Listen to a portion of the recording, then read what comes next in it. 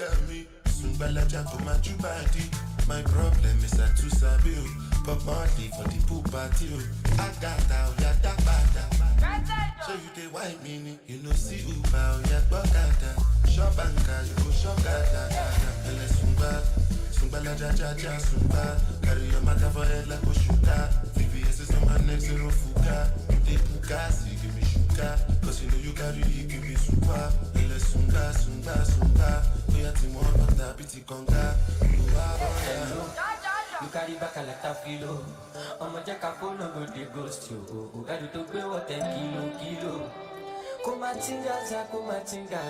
Shina sa inyo falapa. Agata from Osaka funi ulala. Nishe lo japa.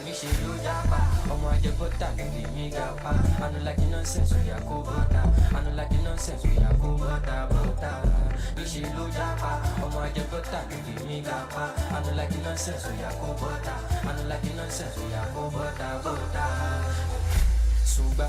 Sunga la ja sunga la ja sunga olu sunga sunga la ja sunga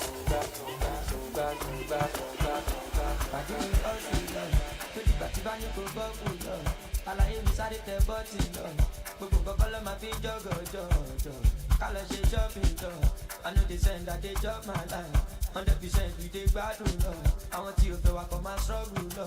The money now cause I don't buy shit. Now everybody want to tear my shirt. I just blow but I know myself. Before them use me, I go use my sense. I'm about to buy shit. Anita go down set. I'm about to do I'm go quiet. Me love my fat. Ain't you got me cheat. You love my jet.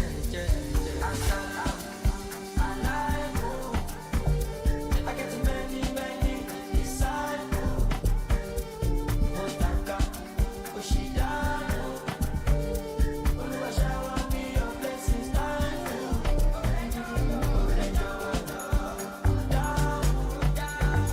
In every situation, make I know you.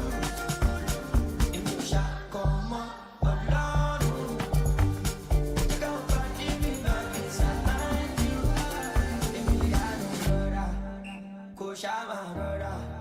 You want to call me corner. Go down, go down. Cause the para pass your mother. Caraca de sala. Il faut caméléon. Motivé, on dit. The money long cause I don't buy shit.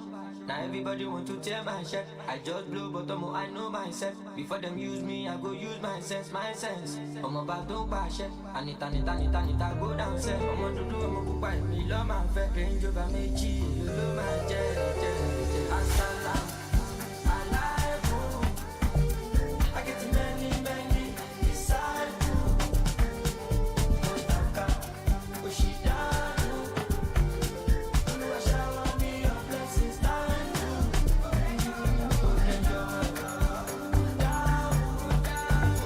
In every situation, make I no lose. If you shall come on, alone. You gon' find me not beside you. I'm a loco, kò ní sófò. Gbogbo ìṣòro rẹ̀ ọ̀tá ní òkò.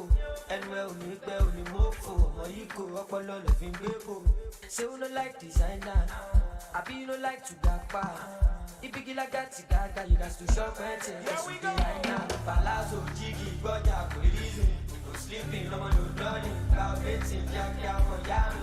Máì jí ló ṣàmọ̀, yá mi. Òtítẹ́ bàtà wọn tá mi. Ẹ bá mi ṣá mi. Ọmọ lọ́mọ láàrin ọ̀tá mi. 1, 2, 3, come on! I don't feel like I'm not my type. If you be God, I for God die.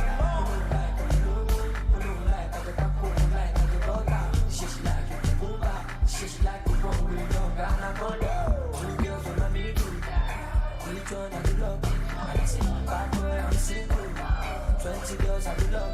In question, girl, massive party, done the start, everybody done the dance. In question, girl, massive party, done the start, everybody done the dance.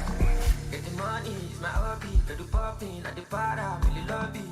As you can see, for overseas, and the fine Mr. Money all over, but the money's going. Cause she, you love me, but what Gucci, Versace, but then you say, ooh, about that group, but you say, ooh, come on, dog, who they love me.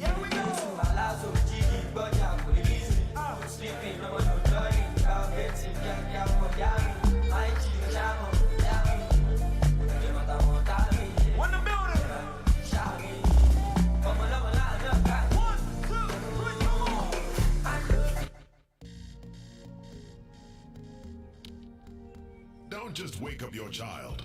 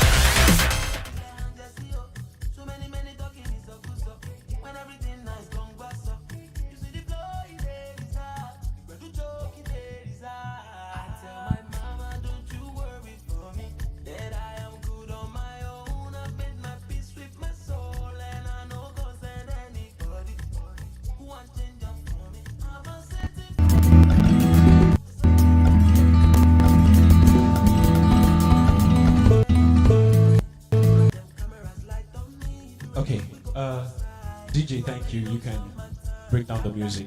Good morning, distinguished guests, ladies and gentlemen. We just want to quickly apologize for the delay. I'm here to just inform all of you that we are going to be starting in 2 minutes. So you can set the time for me, okay? If I don't come back here in 2 minutes, anytime you see me here, make sure you tell me that I should walk out of the stage, okay? Okay, that's just me being serious. All right, let me see smiles on your faces. You have beautiful clothes on. Come on, compliment the dress with your smile. All right, so you give me the confidence. Somebody's shaking his head like this. Don't worry, I know what I'll do for you. I'll take you out. Not on a date anyway, but don't worry. All right, so in 2 minutes, please, we are going to be starting. Make sure you feel at home, even if you're not at home. Relax, chat with a stranger close to you. Sorry, the person sitting next to you, and then you just be yourself. Thank you so much. I'll be back in 2 minutes. Thank you. DJ.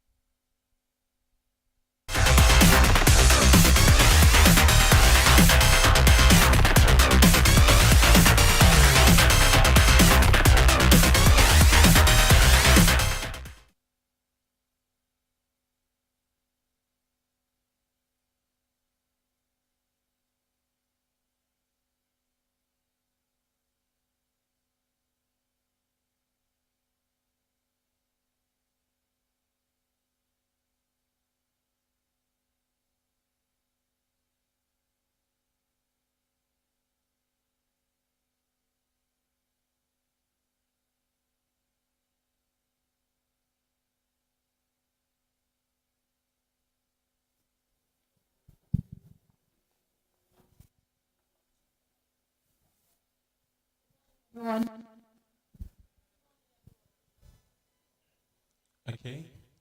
Right. So there's a beautiful lady in front of you greeting, and everyone is staring at her. I feel bad. Let's take that again. Let me give you this microphone so you greet them. I'm sure they'll reply this time around. Good morning, everyone. Thank you so much for being here. I know some of us came from outside Lagos like me.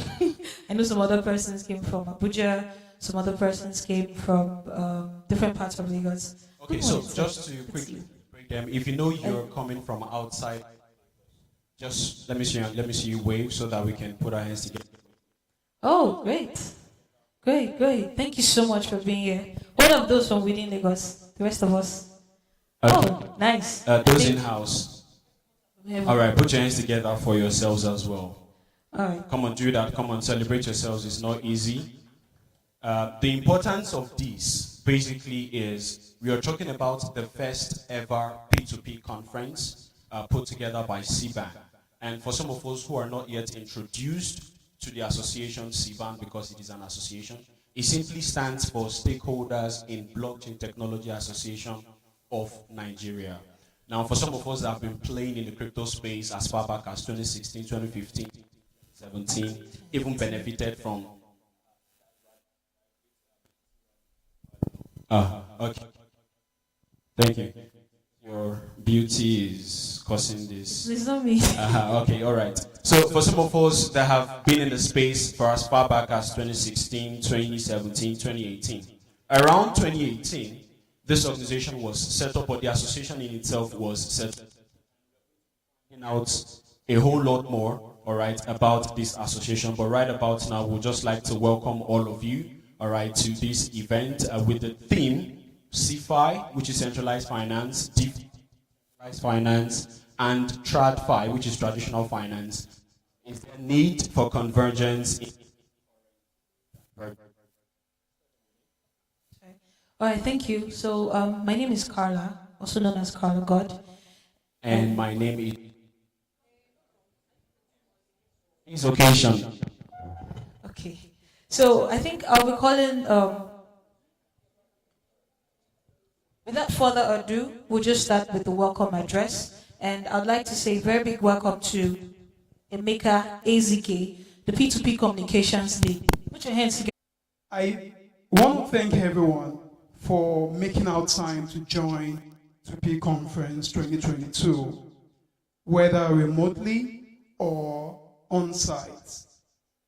SiBAN has come a long way, and the idea of the P2P Conference is to have a platform where we can discuss one-on-one, peer-to-peer, in an open manner, issues that commonly affect us as industry players, whether we are innovators, whether we are the policy makers, the lawmakers, the regulators, the governments. Let's have one-on-one conversations about these issues.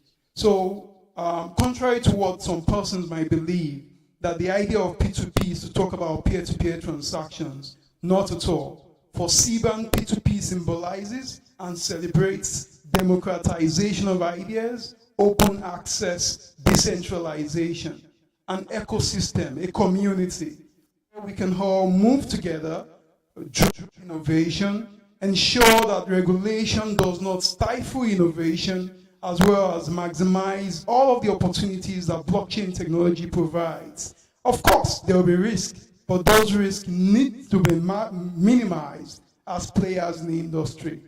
On behalf of the entire Executive Council of SiBAN, I would like to say a big thank you to everyone that has made this possible, especially the chairman, Jude Ozinegbe, who put this event together as the head of the committee and all of the members of the committee. Very quickly, what is this all going to be about? As players, we think that blockchain technology provides a lot of opportunities as well as risk. So in the current divergence, where regulators are shutting down crypto in the banking system, where things are going wrong and we're not seeming to be converging and having a conversation, we want to ask and trade open, peer-to-peer, one-on-one. Is there need for us to converge in the current divergence? Or should we continue to kill the other? That's the question. And I'm sure that before the end of the day, or by the end of this program, we would have had answers to this. Again, I want to thank everyone part of this. I want to thank our sponsors, our ecosystem partners. I want to thank the moderators as well, the panelists, the key note speakers as well. I want to recognize, of course, the presence of Chief Onutoyin Olonisero, who had to make it all the way from Lafayette to be sure that he is here today. So I'll leave the rest for you. I'm sure that we will have a very good time. Please, let's keep it interactive. It's P2P, one-on-one. Thank you. Ladies and gentlemen, please let's put our hands together for the president of SiBAN. Thank you so much.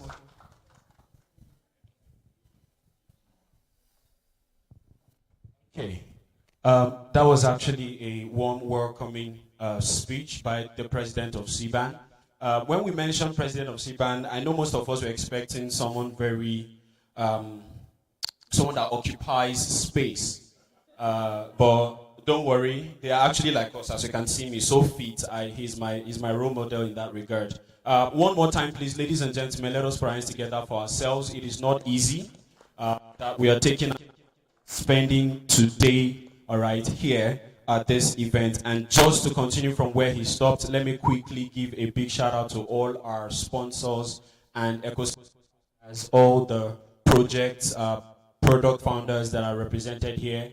I just want to say a big thank you for supporting this event. And we're talking about the maiden edition, so it's not easy. Right about now, I'm going to borrow your eyes, basically. I'm not taking it out, just to have your eyes on the screen. We are going to be taking you through the journey so far of SiBAN, and we would have everybody's concentration to be on the screen.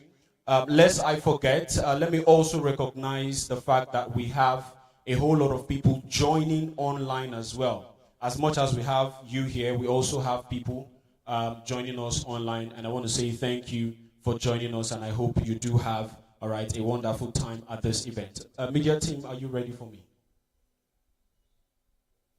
All right, ladies and gentlemen, please let's have our eyes on the screen to look at the journey so far. Audio, please.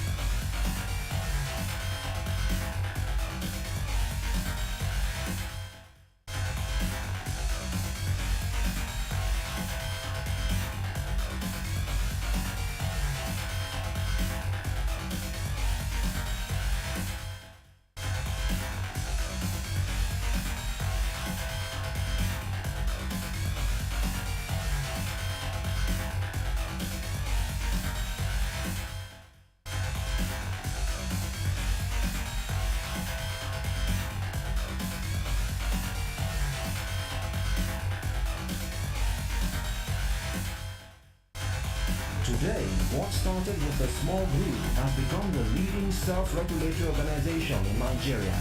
We cannot but recognize and appreciate the contributors to the growth of the SiBAN you see today. Chuta Chimezie, Doris Ojuedere, Tola Fadigbagbe, Gilead Okolonkwo, Emmanuel Babalola, Lucky Wakwe, Ruth Isalema, Franklin Peters, Paul Eziafolukwe, Ifama Ben, and many more.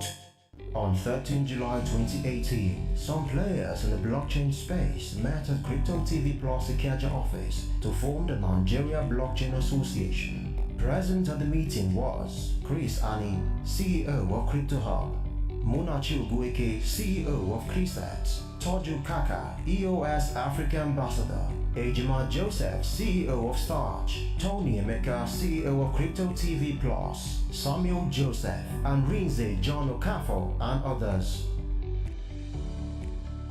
Today, what started with a small group has become the leading self-regulatory organization in Nigeria. We cannot but recognize and appreciate the contributors to the growth of the CBAN you see today. Chuta Chimezie, Doris Ojuedere, Tola Fadigbagbe, Gilead Okolonkwo, Emmanuel Babalola, Lucky Wakwe, Ruth Isalema, Franklin Peters, Paul Eziafolukwe, Ifama Ben, and many more too numerous to mention.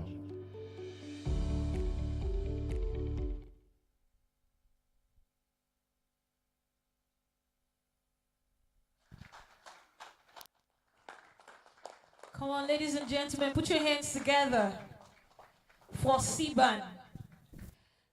When we first started, okay, I wasn't there yet when SiBAN started, but I understood. I came to meet the structure, and that structure helped me, grow in this ecosystem.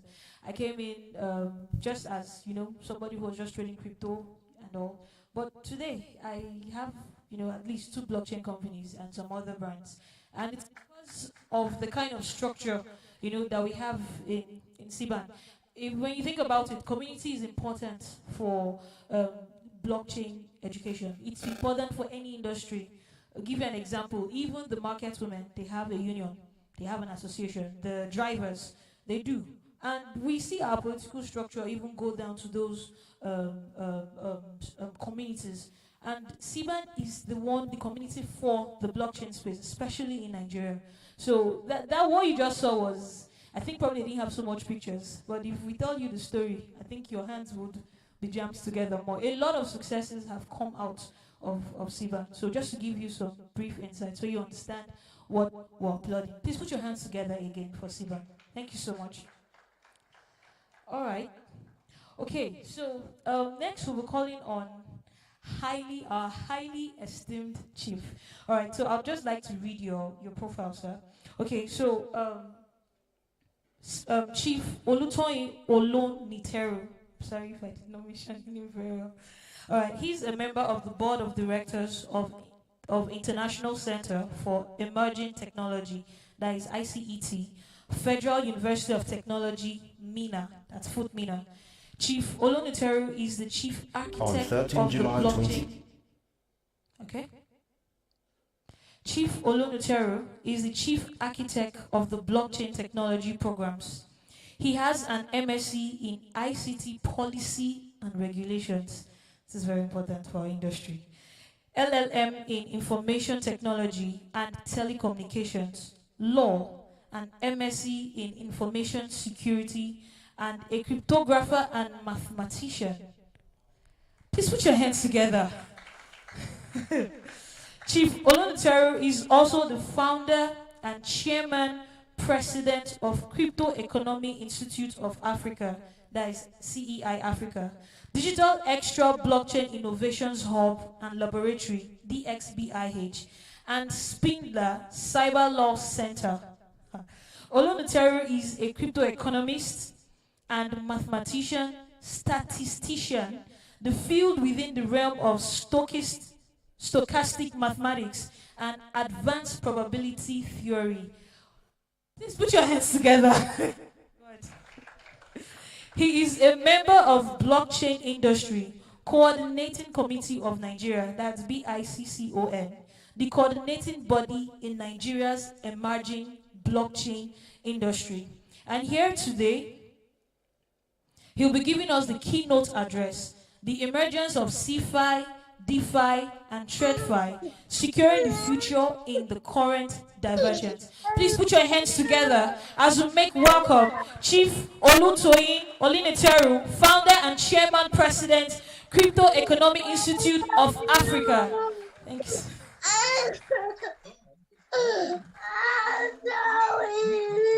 Put your hands together till he comes on stage, please. Okay.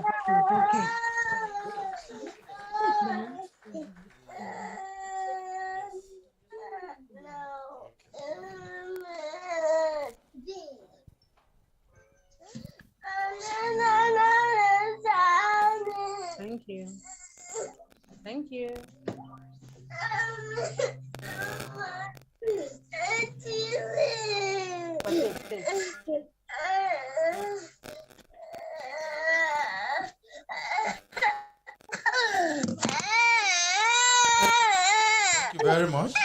It's my pleasure to be in your midst. I would like to appreciate the effort that has been put in place by the stakeholders in Blockchain Technology Association of Nigeria, because what the organization is doing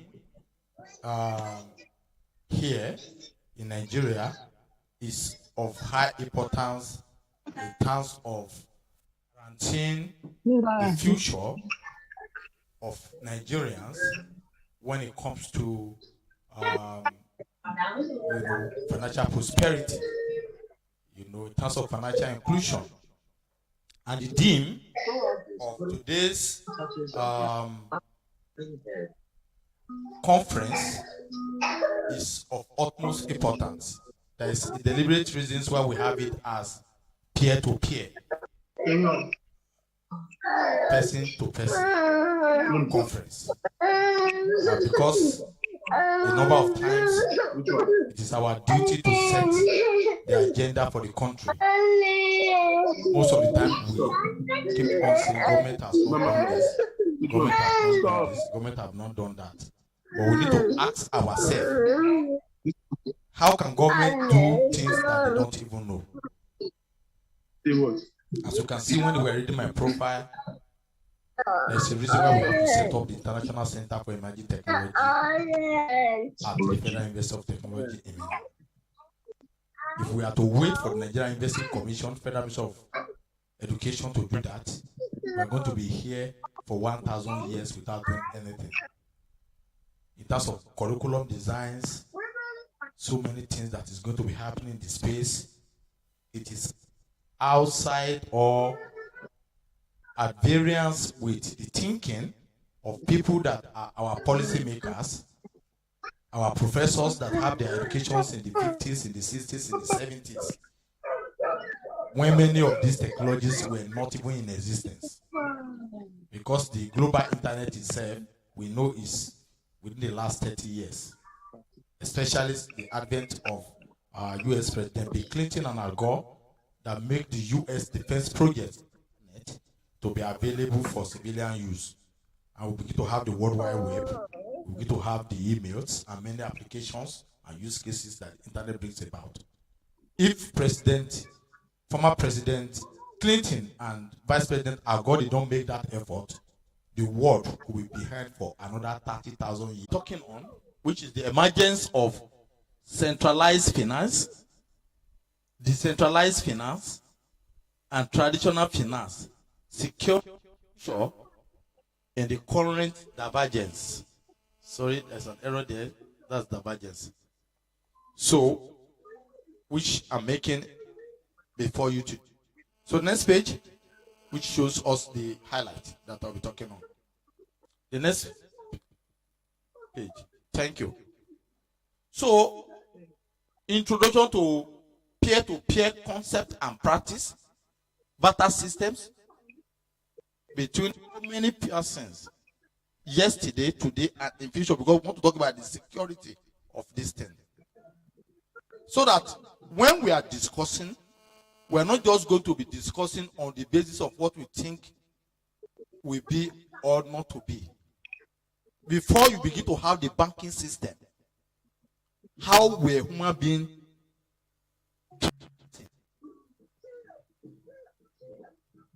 because many of the things that happens today, like we have the World Bank, we have IMF, like we have Central Bank of Nigeria, and similar institutions all over the world. The question I will ask you is, were they in existence 200 years ago? Were they in existence 100 years ago? Is CBN up to 100 years? Is Nigeria as a state up to 100 years? In the last 200 years, we don't even have states the way we have them today. We have empires, different kind of monarchies, all kinds of things. Before we now get to League of Nations, before we have First World War, and after the Second World War, we now have United Nations, where things now begin to be structured. And during that process, we now had the US and Europe, that the Allied forces that won that war became dominant. And we now have the petrodollar based on the agreement the US has with Saudi Arabia, which makes the US dollar to become the international convertible currency. But at the beginning, people were doing things through barter system in isolated form all over the world. The way we do it in Africa, maybe we use cowries, maybe we use wood, maybe some people use some other things there, which is not fair enough in terms of how many keg of palm wine do I give to you that I need oil from you. Well, at least there was a solution, even though it is not optimal. So, in that regard, we see that the barter systems in its manual form was in existence before we begin to talk about monetary policies. So, that tells us that in terms of peer-to-peer concept, it has been in existence before our current regulators that are now managing things. If you ask our grandfathers, our great-grandfathers, they were keeping their money in their cocoa farm or in their plantain farm or in their palm kernel farm, and with security, whether national security or artificial security. Because if you enter into those people's farm in an authorized manner, you will go to the hut, take a cutlass, and begin to clear the whole farm. Because you are not authorized. Unless you have a means to counter that approach and still go there and do what you want to do. So they have their own solutions. You cannot go there and take their money. So when he gets there, if it is cowrie or whatever, he protects the money is under protection. So it was when regulation came that government began to say, bring your money into the banking system so that it is safer on those things. And in the process, bank begin to put on charges. They begin to put on a whole lot of things. So when you put your 1,000 naira there, the money will start going down. These charges, ATM charges, card charges. Before you know, it's no longer 100 naira. You don't know. And they are the ones that dictated the whole thing. No, how much they used to maintain your account, they dictated it, did not seek your consent. How much the card, they are the one that dictated it. Everything they begin to do. Whereas when our great grandfathers and our grandfathers were keeping their money in their cocoa farm, nothing touched the money. Now that they are brought into the banking system, a whole lot of things begin to happen. In the same way today, we can see the volatility in naira that is artificial. That the worth of your naira last month, this month, or the next day, it can become so worthless. That how are you going to be battling with these things? So these are the issues that the blockchain begin to help us to solve through financial inclusion. So like we talk about the concept that yesterday, which means in the past, barter systems were in operation. So it means today there is also opportunity for online barter systems. That's to tell you that in the future, the person to person, the peer-to-peer way of transactions is effectively secure and guaranteed, irrespective of whatever any government thinks about it. It does not matter.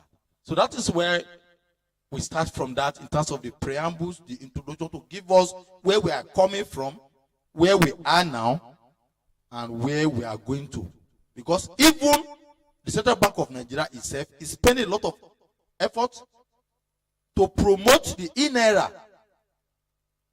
And we need to really adopt the e-naira, because sometimes until you have problem, you will really not grow. If you don't have problem, you will not grow. If you don't want to solve problem of climbing a mountain, you cannot get to the top of the mountain. And you have top of the mountain, you cannot see what is on the ground or see a spatial view of what is on the ground. Take for example in Nigeria today, does it make sense that we use 5,000 naira to produce the 500 naira note? Have we asked ourselves as Nigerians that to produce the 500 naira note, how much does it cost government to produce that 500 naira note? It costs us about 5,000 naira. on the average to produce it. We go and borrow the money to just produce the paper. Whereas if it is not in naira, then it means that expenditure is not necessary. The expenditure itself is not necessary. That's to tell you that in naira, with the new generation, that are crypto generation, becomes the order of the day. So that in itself helps us with the idea of the peer-to-peer transactions where it is going to. Because with the CBN promotion of the e-naira, it means the difficulty that we'll have encountered in producing wallet, in educating people by private wallet, will become the order of the day ab initio, because there's a regulation behind it. So if somebody in primary school or secondary school begin to know that, well, I'm going to send you e-naira and I will send it to your wallet. So there is problem that we'll have faced before, those of us in the blockchain and crypto industry, of trying to be preaching to people about private wallet, your private key, and you have to do this and that. But because CBN have to do it by regulation, and everybody need to have e-naira, they will now be used to private keys, crypto wallets, the digital wallets where the money will be. So which means by extension, it becomes easier to do in the medium to long time crypto transactions, whether it's Bitcoin, Ethereum, Ripple, Zcash, or whatever we want to do here and there. So this gives us the background in terms of that. So dig that better, crypto asset formation, tokenization, and trading. This become very important of what is really going to happen. It means that if I have my cocoa farm, and my cocoa farm, all the information about my cocoa farm, or plantain farm, or palm kernel farm, is put on a blockchain. It is an asset, a real asset. I can tokenize it.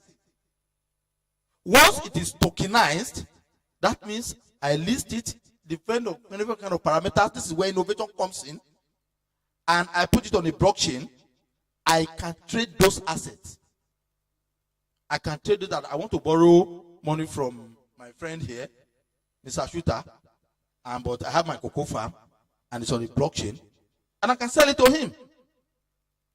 So when I sell it to him, which I will do, then he too can sell it to the other person, because I cannot go back and say I did not sell it to him. So that's why you begin to see the beauty of the blockchain, because there is digital signature, there is smart contract, which where we have to set the schools, where we have to do a whole lot of things. Because when you now want to buy from him, you already know that I cannot lie about it, he cannot lie about it. Then we are creating opportunities for a lot of people. That is just one asset in terms of farm that I have. It could be land. Somebody in Canada can buy land without coming to Nigeria, because the land asset have been tokenized. So he can buy the land, sell the land to another person who is in America, another person sell it to another person who is in Ukraine, another person who is in Ukraine sell to another person who is in Australia. Because the assets have been tokenized.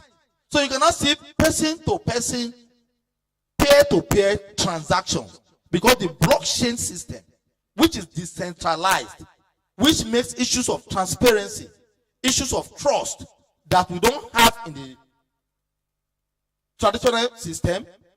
Because if you sell a land, you don't know whether the money there has sold it to 5 people or 10 people.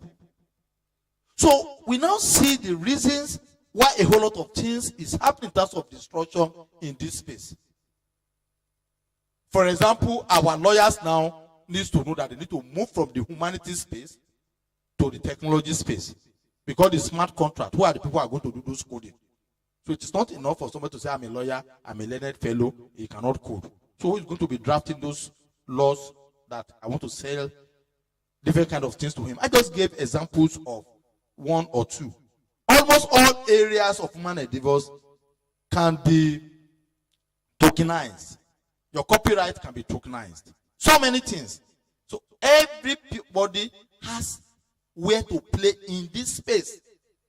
And the peer-to-peer transactions, where we have to look at the security that the futures of peer-to-peer transactions is secure. Is the fact that if I tell Mr. Shooter here that this is my tokenized cocoa farm, I'm giving it to you. That's your car. I like it. Sell it to me. If you sell it to me, both of us agree that I will do Zcard transactions. So amount of Zcard transactions. So amount of Ethereum. So amount of Binance. And he agreed. Both of us agree. Does you have taken place? Does you have taken place? So who is going to challenge the two of us? You give the card to me, and you go and be using the cocoa farm model. You can also sell it to this person, to that person, to this person. That is the future, whether we like it or not. So that is why you can see the emphasis of that the digital beta, the crypto asset formation. I gave an example now of land. I gave an example of cocoa farm. I gave an example of assets, copyright, intellectual properties, different kind of things. When I give that examples, it's crypto asset formation. We talk it, the utilizations, and then the trading. The trading now needs everybody can now begin to have the opportunity, to be included in the world of prosperity.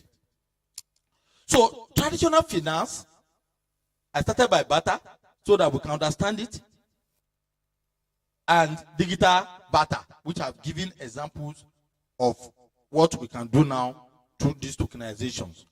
So traditional finance, centralized finance, which is what I also explained to some other people as BlockFi. That is the blockchain, and decentralized finance. To explain it, we need to understand the concept of traditional information systems environment or centralized information systems environment, and blockchain stroke distributed ledger technology environment, or DC, decentralized information systems environment. In the first case, all the nodes talk to the server. All the nodes, your phone, your computer talk to a server. So there's an administrator, a super administrator. Even though there's some element of cryptography happening here and there, the super administrator can commit fraud. So that means if I have certificate of occupancies of lands being sold as the administrator, I can change it. So if today you go to Lagos State government, you can find out that 2-3 people can still have that same land because the administrator is tampering with it here and there, even though there is an information system. That's something that happened in the banking sector. A bank out there who is funny can still be tampering with somebody's account, take a small amount of money to another separate account because he's an administrator. In the challenge centralized system today, that cannot is the proper blockchain or distributed ledger technology environment that is cryptography and security mechanism based end to end. So you now see that the difference between the traditional finance and the centralized finance and the decentralized finance is that in the case of the centralized finance, it makes use of the blockchain and distributed ledger technology, but it is still centralized. In the case of the decentralized finance, it makes use of blockchain technology, but it is decentralized. That means I don't need to know you, you don't need to know me. Both of us can do that transactions without somebody be in between. Just like you have exchanges today that are centralized. Maybe your wallet, the key to where your money is with the exchange. You don't have it, it's not under your control. It is with the exchange. But in the case of the centralized, everything is under your control. The other party, everything is under the other party's control. So, with this understanding of our blockchain technology as compared to our normal computing, where there is an administrator or a central authority working on it, allow us to be able to know that what the banks are doing today and what we are expecting in the centralized finance that is blockchain related and the decentralized finance that is blockchain related facilitates our ability and prosperity when it comes to peer-to-peer transactions.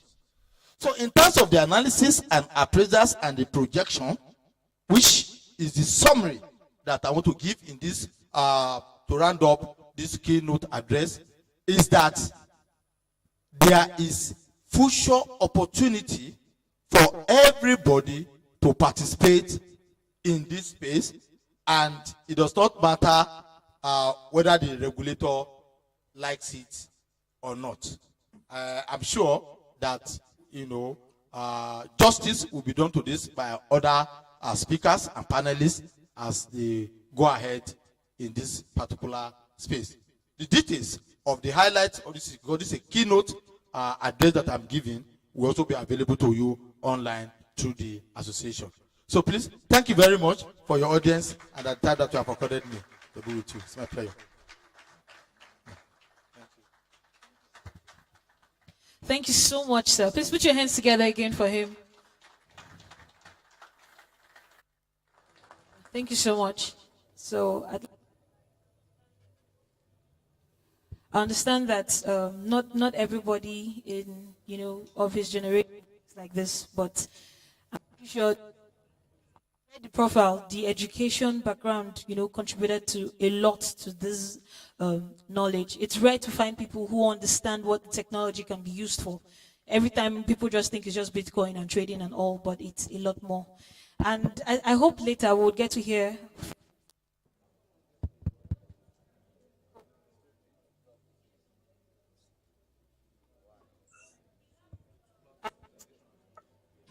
be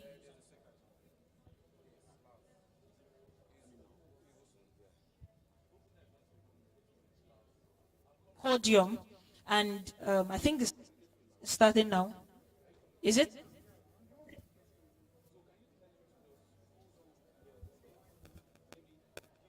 Okay, so just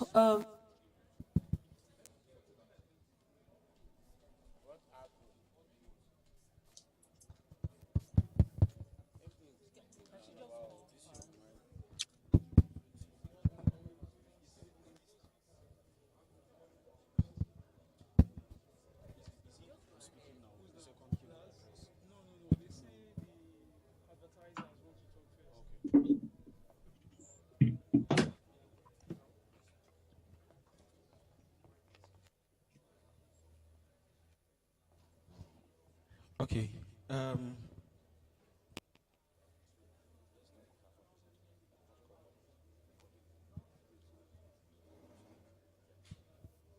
Okay.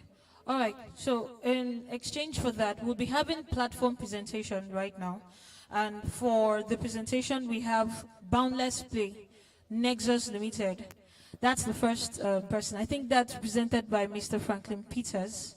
I don't know if he's here.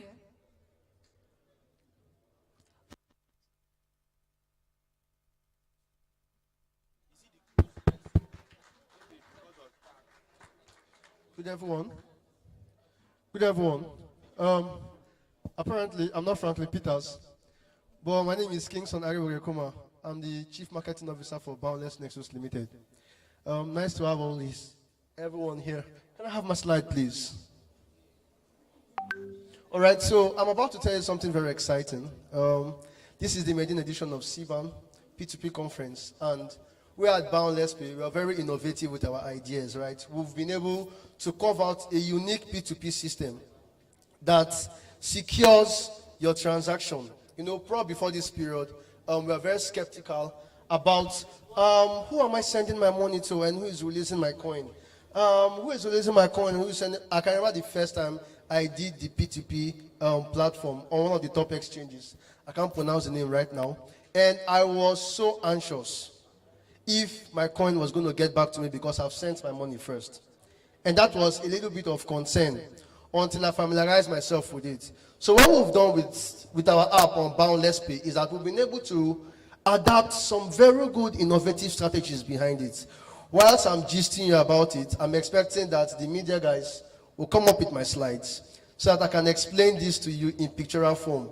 Because some of you are actually looking at me and like, guys, show us this thing. I want to see what you guys are doing. So your Boundless Pay app have the ability for users to on-ramp and off-ramp their cryptocurrency exchanges.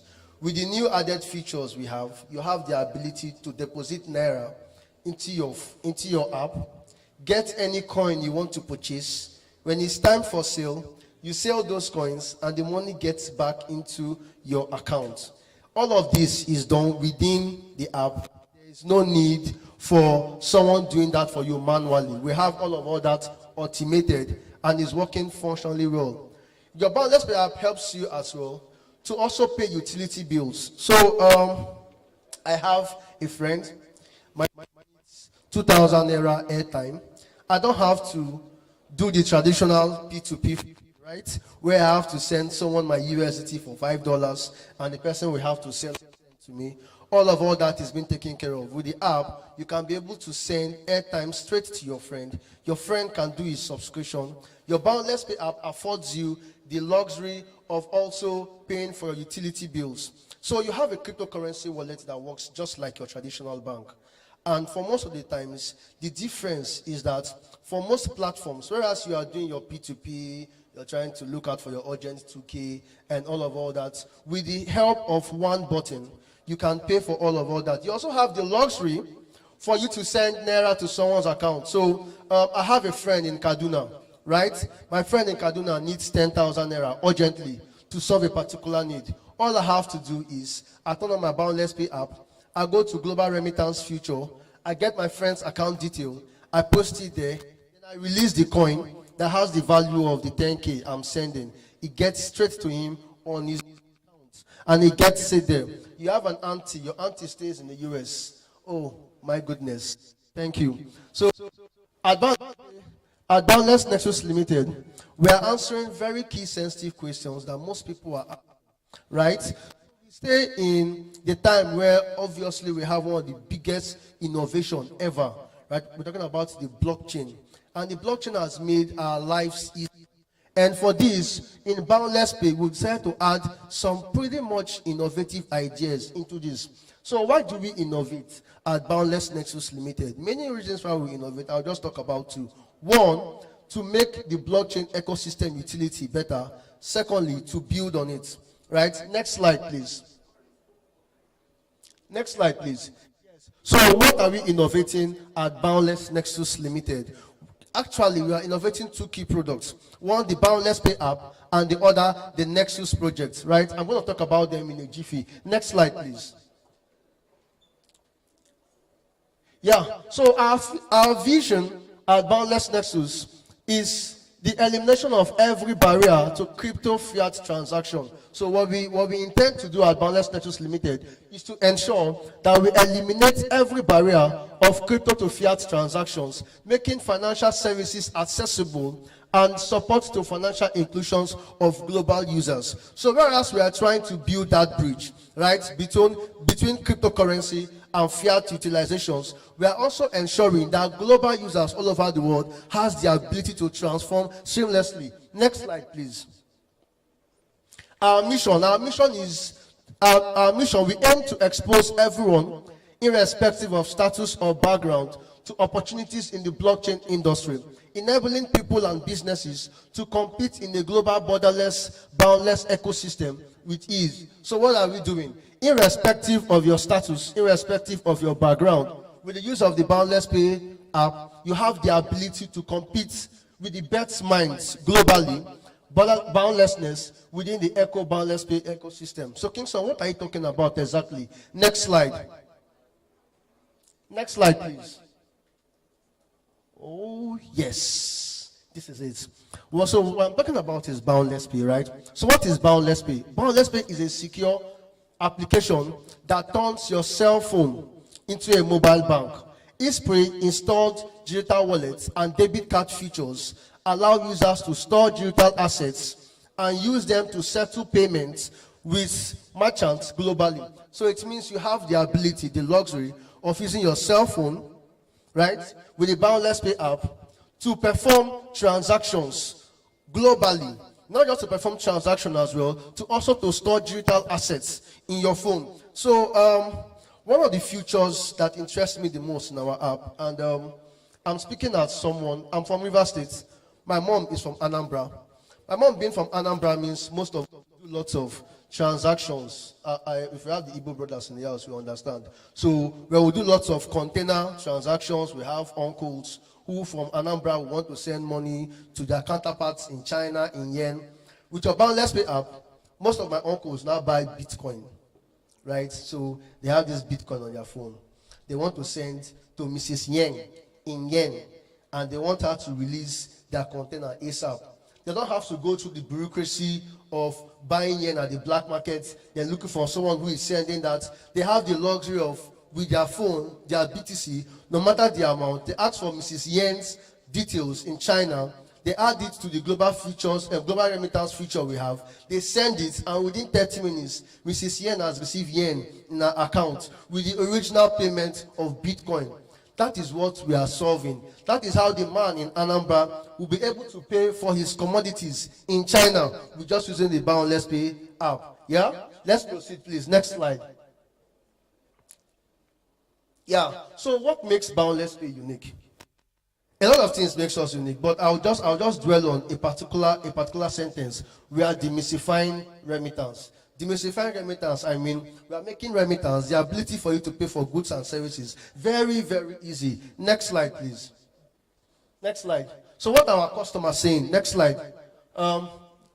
Good. So we have Miss Anointed. Miss Anointed is saying she had her first transaction yesterday on the Boundless Pay app. She used her referral earning to recharge her phone. Yes, when you use the Boundless Pay app, when you refer your friends, for every single transaction they make, yes, you get referral commission for that. Right? Next slide, please. Next slide. So Serena Francis is saying the future of crypto exchange, right? It's getting to a place where the trader, the common man, the merchant, my uncle in Anambra, right? The guy who sells ATM recharge card, the DSTV guy, right, who just comes and fix cable. All of this, the future of blockchain should be where these common men can actually use boundless pay transactions for their everyday life. By everyday life, what do I mean? So on your app, right, you want to pay for your GoTV subscription, you want to pay for your DSTV subscription. I don't have cash, but I'm cool. My USDT, my Bitcoin does that for me. Next slide, please. Next slide. So Mr. Shopee is saying that the Boundless Pay right now has a very, very fast transaction and low transaction fee. Let me just do this. When you have the Boundless Pay ecosystem, he has the Boundless Pay ecosystem. When I'm sending him any cryptocurrency, all I need is just his email address and his phone number. Transaction free. He receives it fast. Next slide, please. I'm racing against time. So Ms. Baker said her favorite part in making transactions in Boundless Pay are very, very, of course, I've said this before, low transaction fee is very fast, right? Also, it's important to know that Boundless Pay can be your go-to app for your daily transactions. Next slide, please. And we've come to the main gist, the Nexus token. The Nexus token is actually the native token of Boundless Pay, right? It is what bridges Boundless Pay and the blockchain space. So, of course, I've made mention of lots of our utilities we use on the Boundless Pay app. But when there is no blockchain presence, right? If there's no blockchain presence, then the app is not fully utilized. So the Nexus token is actually our native token and is currently on pre-sales. So we can all plug in and we can all get in. Thank you very much.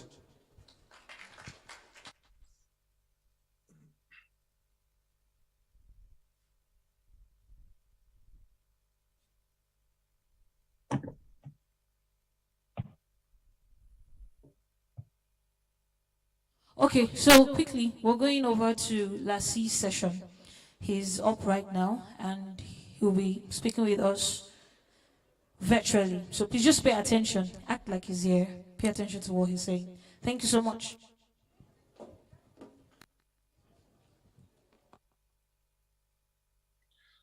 Yes, hello everyone. I really wish I was there. I'm actually in Vegas from time to time. My wife is of Nigerian descent, so I hope to meet some of you in real life someday as well. Just briefly, so I founded something called Saxon Bank.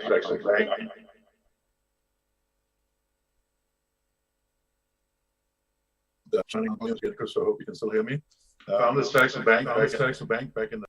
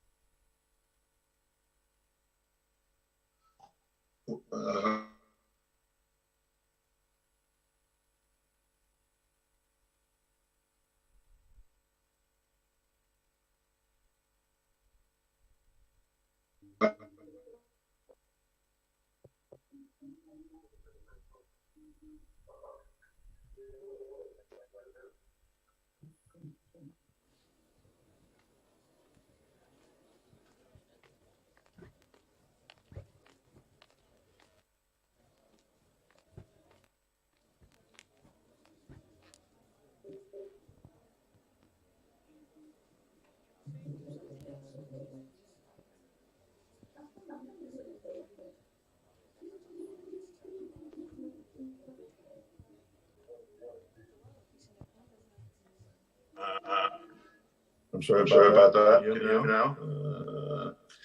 But just setting the stage here, the crypto finance space is about $1 trillion in assets. The global financial assets in total is about 1,500 trillion. So we're less than 10%.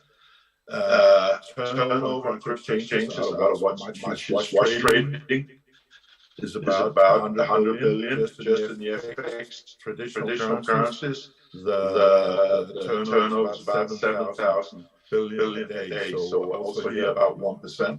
And the total value of DeFi is probably less than the assets. Saxo Bank is not a big bank. So I wouldn't really talk about convergence here. I'm more talk about that we have the ability to give some inspiration to the traditional finance sector. We have a role to play there. But I think we also need to understand that this area is far greater than what we have achieved, although we have achieved a lot in the last 12, 13 years. As crypto for payments, I think that that's unlikely to be a major thing in the long run. I think in some areas, just for example, Bitcoin is very helpful. We have diaspora that is sending money in and out of the country. You have many people excluded from traditional financial systems. But in like Western Europe and the US, it's really more about speculation than practical use. We also have CBDCs coming, central bank cryptocurrencies, and we also have already quite sophisticated electronic payment systems. So I don't think that's our key edge. I think something else. Because if you look at what is the problem with the traditional financial space, well, the number of problems is very expensive to use. It's very slow. It's very exclusive to some participants. Has reliance on decades old computers. It's very dependent on their own databases, which are typically single points of failure. A bank goes down, its database goes down with it. We've seen multiple examples of that. And also something that I think is undervalued in our own space is our ability to deliver finality, meaning that once the deal is done, it's actually done. That kind of requires an additional consensus layer because many of the blockchains can be rolled back. But if you put the right finality layer on top, so in effect you recreate the Genesis block every time you need the new block, well then you have finality, and that means a lot of financial systems. You don't have that in traditional financial system. People think that when they got a deal, it's done, but it's not. It can be rolled back many times, 1 day, 2 days, 3 days. And that requires a lot of capital support with risk that is inherent there. So why is the financial system still 1,000 times bigger than this space? Well, of course, it's something to do with history. We've been around for 12, 13 years realistically.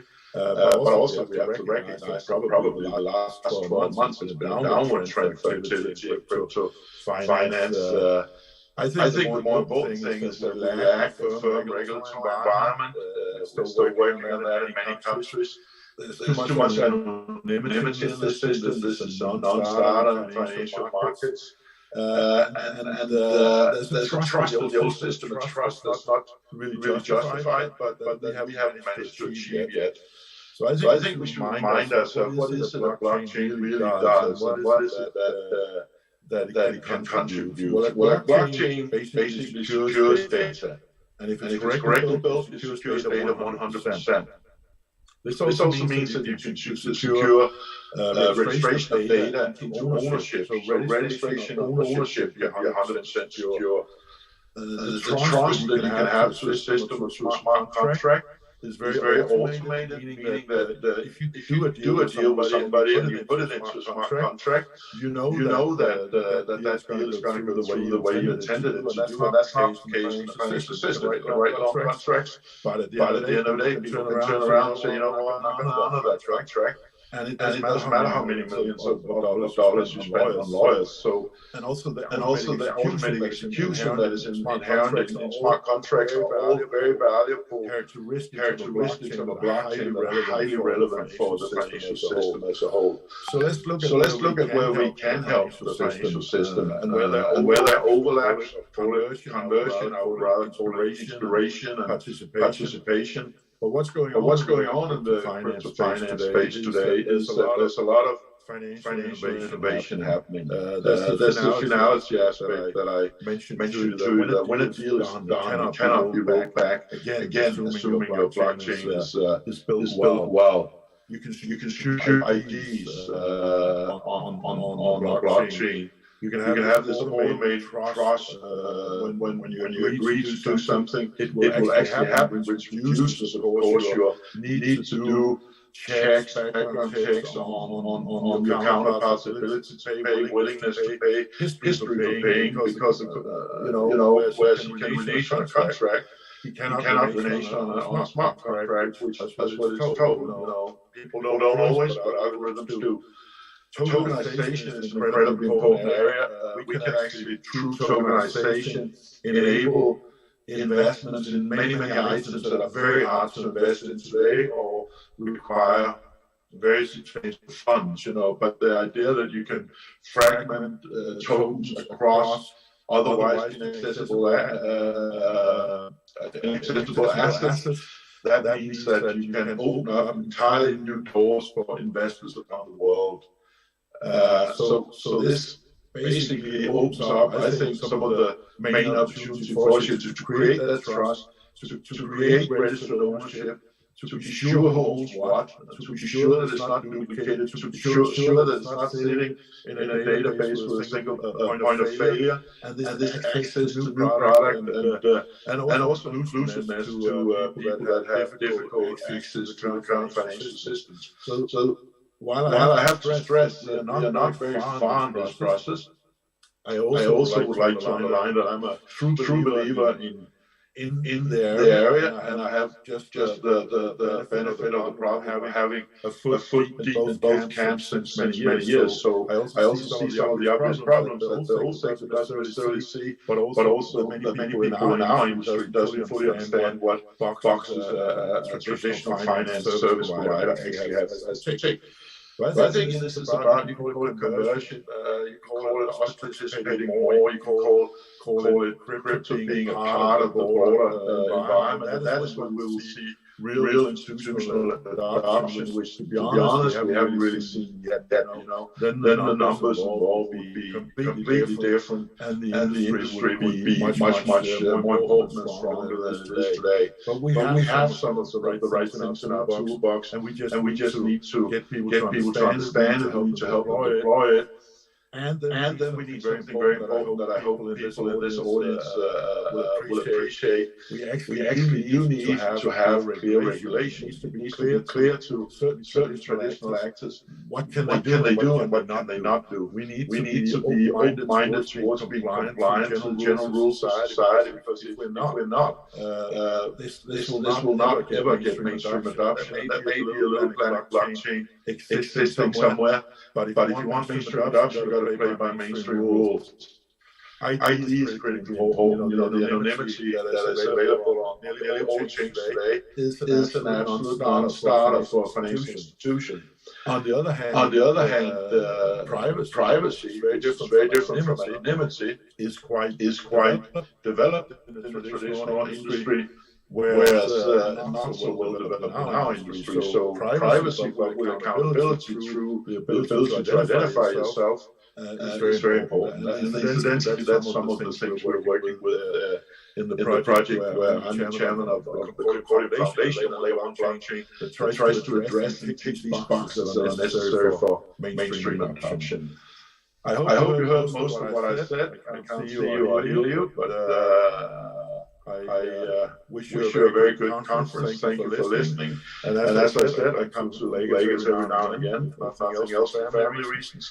But last time I was there in April, I also met lots of interesting people. So next time I'm down there, let's reach out to me and hopefully I can see you in real life. Thank you very much for listening, and have a continued great conference. All right. Thank you so much.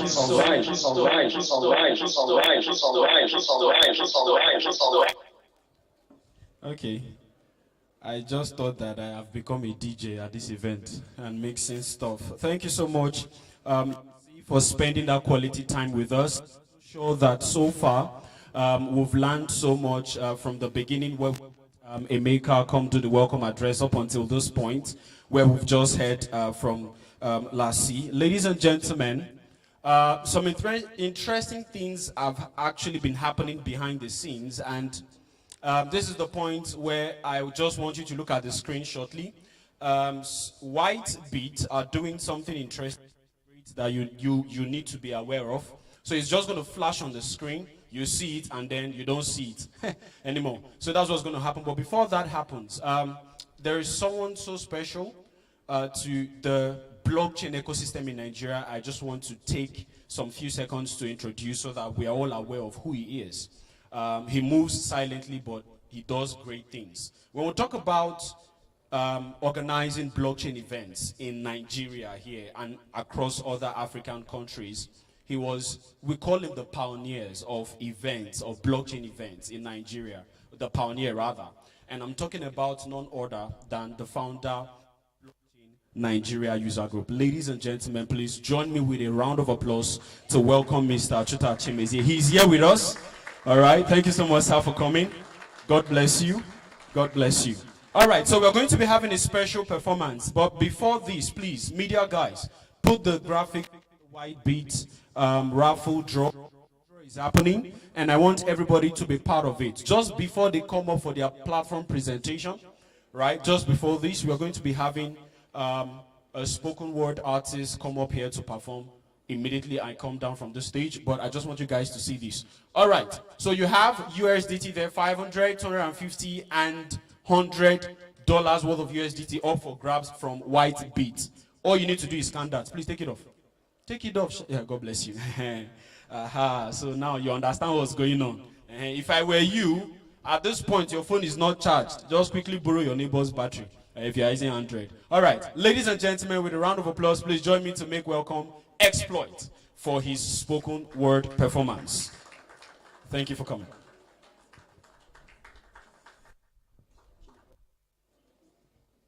Good morning, everybody. It's an honor to be here.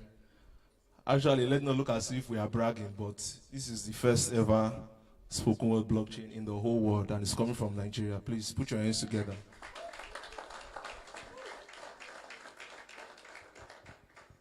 Okay, please.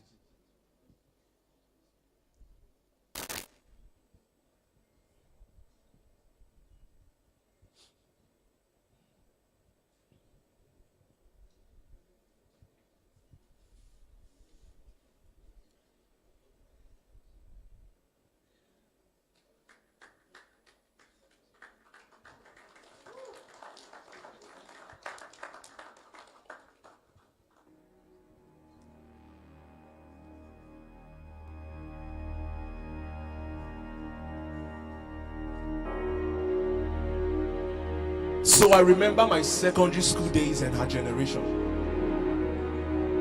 where I had to answer my name when called out during the register session.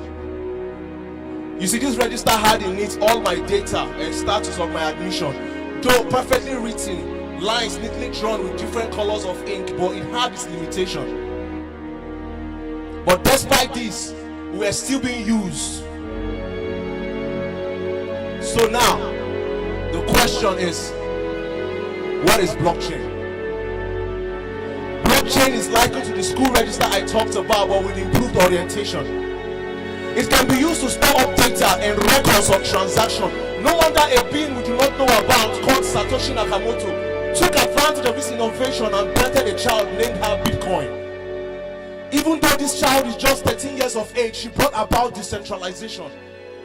Fought by various governments, but she's not moved by their actions. How can a teenager have survived all this? I'll tell you, is strong foundation. Not moved by critics from individuals, yet providing solutions, not concerned when called names because she doesn't pay attention. In the midst of all this, she's getting more popular and getting adoption. See, this Bitcoin is not that corn from a farm, but sometimes she gives nutrition. I'll say it again, this Bitcoin is not that corn from a farm, but sometimes she gives nutrition. This Bitcoin is a form of digital currency that runs on blockchain function. She is protected by strong complex algorithm and encryption. She can never be counterfeited like our paper corruption. She can't just be printed anyhow. No, she fights inflation. In the midst of all this, she's getting more popular and getting adoption. You are scared Bitcoin is highly volatile. No, she's only obeying the law of gravity. You go up, you come down. That's the point of correction. This is me passing a very important information. It is more than a rendition. I wasn't asked to do this by anyone. It came from a place of conviction. Why? Because I'm convinced that blockchain technology can blossom in any sector, even during elections. I'm convinced that cryptocurrencies like Bitcoin can thrive in a better sector. I'm convinced that African startups, especially from Nigeria, can get the world's attention. And I'm convinced I'm speaking to my soon fellow billionaires in dollars. This is my humble submission. Thank you.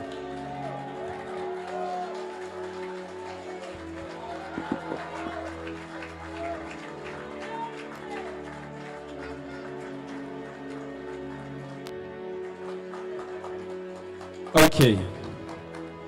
Exploits. Don't move me to do a giveaway I don't want to do. All right, ladies and gentlemen, one more time for that phenomenal performance. Give your hands together, or put them together for exploits. Okay, so right about now, we are going to be going straight into another platform presentation by a project who's here with us, and we're actually talking about, sorry, give me a minute, AAX. Is Emmanuel here with us quickly? Emmanuel Jorian of AAX, is he here? All right, ladies and gentlemen, let us hear from Emmanuel of AAX as he comes to tell us about this amazing project. Thank you. Thank you very much. Exploit. That was one. Good morning, everybody. Okay, my name is Jorian Emmanuel. I'm representing AAX. Somebody may ask, while I was coming, somebody asked me, what is AAX? AAX is a crypto exchange where you buy and sell your cryptocurrencies. It's also a place where you can trade your cryptocurrencies, just like every other exchange, okay? So, in AAX, we have very fast customer service.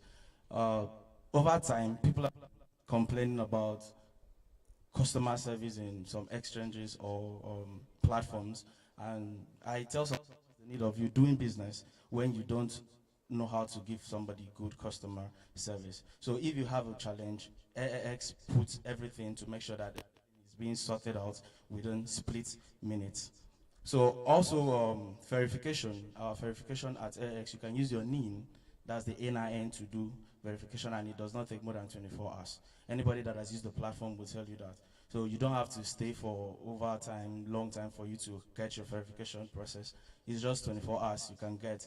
If you don't get it within 24 hours, then the customer on 13 July 2018. Get that done. And also we have special features. Aside from trading, I know most persons are traders, do features, trading sports, but aside from trading, in AAX we have other things that you also do to earn, something like the daily tax, which means you can go to the platform every day and complete few tasks, and with those few tasks you earn. You can earn the native token, which is the AAB, and you can also earn USDT. And it may be small, yes. Someone was saying, oh, it's small, yes. But that can also help you for your transaction fees. There are people that take this as their daily or day-to-day activity. They go on the platform. Even if you are not trading, all you need to do is just to log on to the platform, and you just complete few daily tasks and you're being paid. So it's simple and easy. Also, we have games on AAX platform, yes.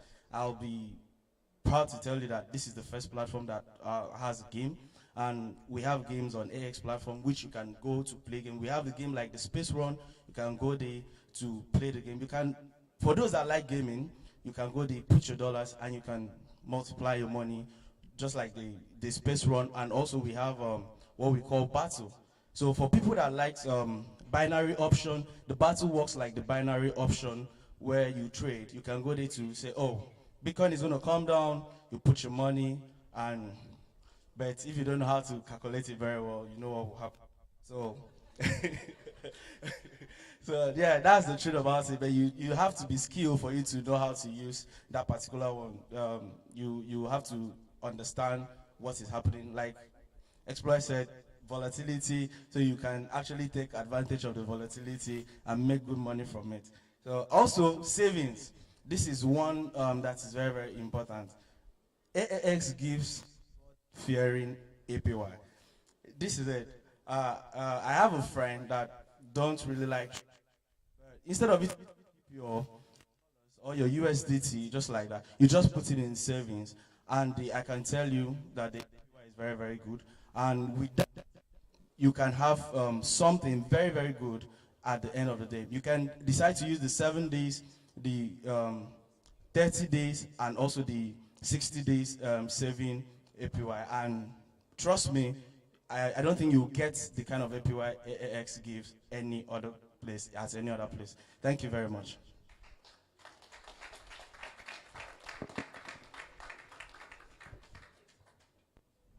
Thank you so much. Please put your hands together again for him, because he kept he kept very well to time.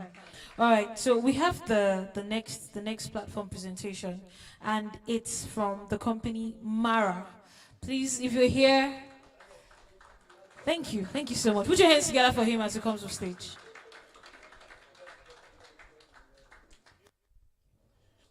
Hi guys, good morning.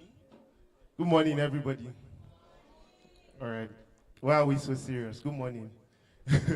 My name is Taiwo Disu. I'm the marketing manager for Mara, West Africa. And first off, shout out to SiBAN for putting this together. Please let's put our hands together for SiBAN. You know, amazing, amazing. Thank you guys for doing this. I'll just quickly talk about Mara and what Mara is about and what we are doing currently at Mara. We are the new guys on the block. That's the story. And we are proud about that because we know, you know, we're taking Mara to the moon. So Mara is the portal to crypto economy. That's what we call ourselves. And we are building, you know, a decentralized platform to, to cover Africa. Currently we're in Nigeria, we're operating in Kenya, we're in Ghana, and gradually we are spreading across Africa, taking the story, you know, everywhere. And at the moment, we just launched the referral phase, which is currently what's everywhere now. So if you don't mind, you can quickly go to the Play Store or the App Store, just search for Mara Wallet and download it. And then there are benefits for doing that. Once you download the wallet, you get $2 instantly, you know, just like that, just for downloading. And then when you download and you register, put your email, your phone number, your regular KYC, you know, you can begin to refer people, and that's the refer stage. So each person has a unique, you know, referral link or referral code that you can share to your friends, to your families, you know, even to your enemies, you know. And then the person, you know, uses your referral link, you get extra $1. So that's $1 per referral. So as much people as you refer, your money in your wallet keeps increasing. Now the sweet part is what you have in your wallet at the moment might not be accessible, you know, but then we're launching the final phase of the app sometime before the end of the year. That's when everything now comes out. That's when you can now access your money, you can trade with it, you can do whatever you want. You can withdraw it if you don't want to do anything. You know, that's allowed as well. And then the blockchain and transactions, you know, can kick off then. So at the moment, onboarding a lot of users, onboarding a lot of people on the platform. And then we are so keen on education and awareness. And that's why we are here today. You know, we've seen that there is a lot of, you know, hanky-panky going on in the crypto space, which everybody knows about, and then a lot of trust issues, a lot of, you know, clampdowns happening everywhere. So what we've tried to do as a brand is to educate people properly. It's not about onboarding people or getting users or come and use our platform, all of that. You know, they need to know why they are using these things. They need to know that crypto is the next big thing. You know, blockchain, whatever you call it, is where the world is actually moving to now, digitally, you know. So we're trying as much as possible to educate people properly so that they know what these platforms or these channels are about. And then it's easy for them to want to trade. It's easy for them to want to come on board. It's easy for them to want to, do anything on the platform. So we are keen on education, like I said. We are keen on awareness. I'm sure you've been seeing a bit of Mara, popping up here and there. We're just starting. We've not even done anything. So when the full app is live, like I said, before the end of the year, sometime Q4, then you'll see Mara more. But again, shout out to SiBAN for bringing us here. We really enjoyed this. We're enjoying it. Our booth is outside. If you want to know more, and you can always see our banners everywhere. Just scan the code. Once you scan the code, you can download, and you will get $2. You can begin to refer, and then once you refer, you'll be on the wait list. There's what we call the wait list. So the benefit of the wait list is if you keep referring people, you keep moving up on the wait list. That means your number keeps changing on the wait list. And the benefit is that once the app is fully live, you'll be part of the early people, early access to all the benefits on the app. There's a lot of benefits, attached to that as well. So you can download, start to refer people, and move up, the wait list. Also, finally, we have what we call the Champions and Super Champions platform.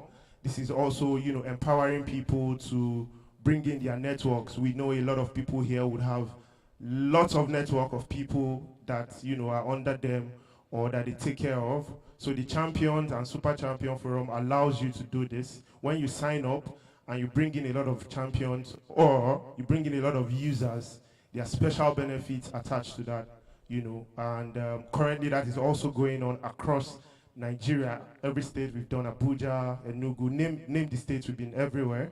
And we're still spreading, as much as we can. And lastly, I'll also say there's the Mara that Mara is currently working on. That is happening in Kenya.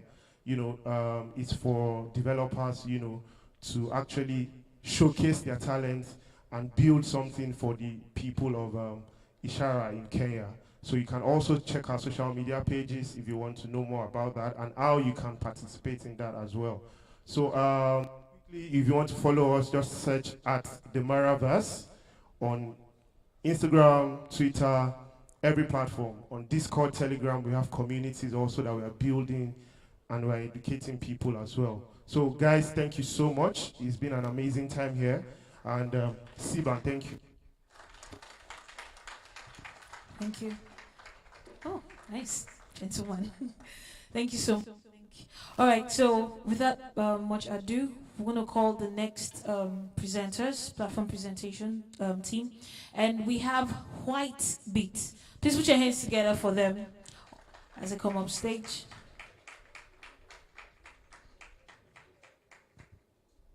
Sir? Yeah, thank you. Put your hands together for him, please. Hi, everyone. I'm so happy to come into this conference, and thank you, SiBAN, for organizing P2P Conference 2022.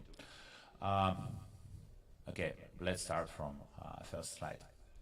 Maybe, but let's open in slide mode. No.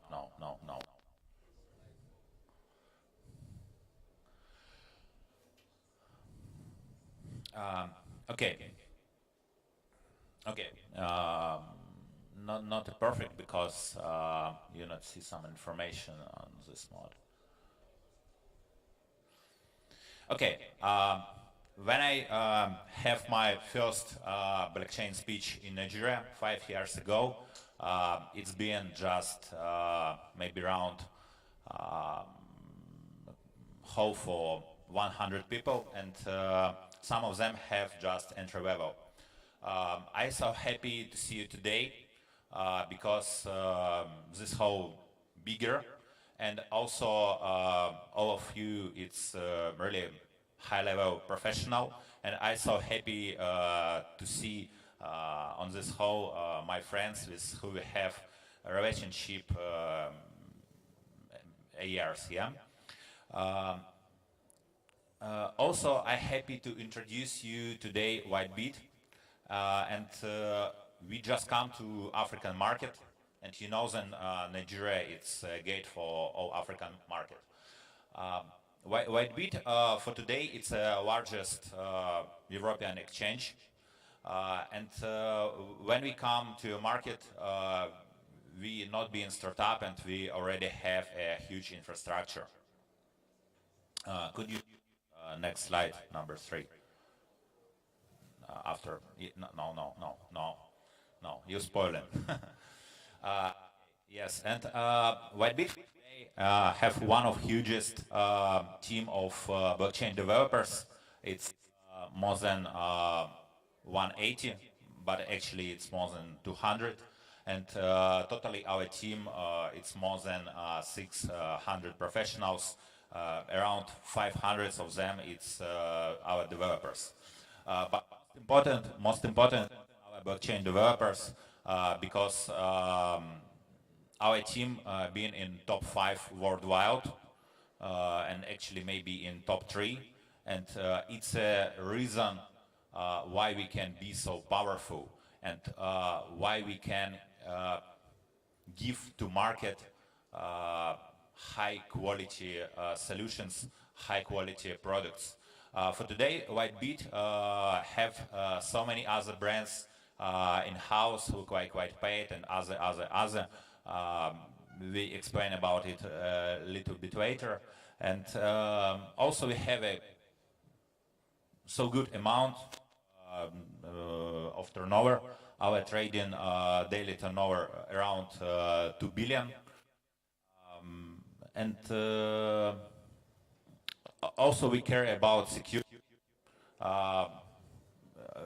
We care about it, and we're trying to give the best solutions for our clients. Okay, let's show next one. And also, mostly, could you show next slide?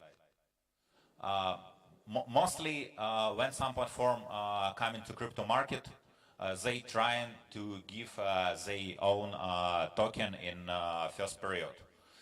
It's not our way, and so many our customers ask from our side about our own token, and we will have our own token in a few weeks time. It's around maybe 14, 18 August.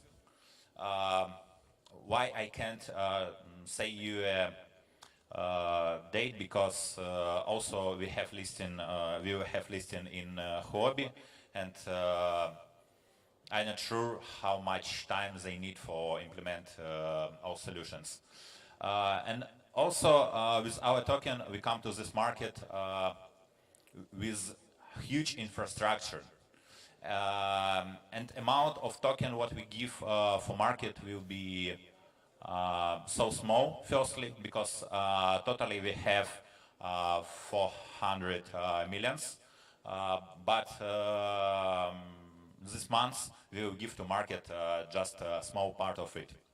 And it's can be a good solutions for you to earn good money, because you can analyze token of exchangers, and you can analyze how they growing, and also our infrastructure will help us growing faster. Okay, please next slide. And I know then, and also I want to invite my colleague, Mr. Emeka Stanley Hills. Yes, I know that Nigerians love money so much. Yeah, and for this reason, we analyze what we can give for our customers, for our partners, for our friends. We analyze and we understand then, okay, we will give for them some drinks on our stand. Mr. Mecca also tell a little bit more about it for you. And we have solutions will be good when we create some lottery, and we start from 100 USDT from Whitebit. Next one it's 250. And we think about how to organize this lottery because you can see on territory QR code for registration. Also, we remembering then this conference also online conference. And for this reason, we have solutions then this two first certificate. Also, winner can be somebody from online. But biggest price is 500 USDT. It's available only for person who been there in the hall because we want to give transparency, yeah, and we will make this lottery in service random.org. It's so huge service, and I hope you can trust to this service. Okay, next part of our presentation I will give for my colleague.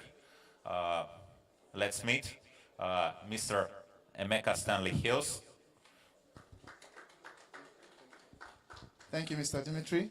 Yeah, good day, everybody. Okay, I will bring it, but you will win it. All right, so that's for the lottery. I'll just go straight into Whitebit very quickly. I don't have enough time again. But thank you very much, SiBAN, for what you're doing. We are very happy to be doing this together with you. Please, let's go to the next slide quickly, please. Quickly. Let's go to the next, please.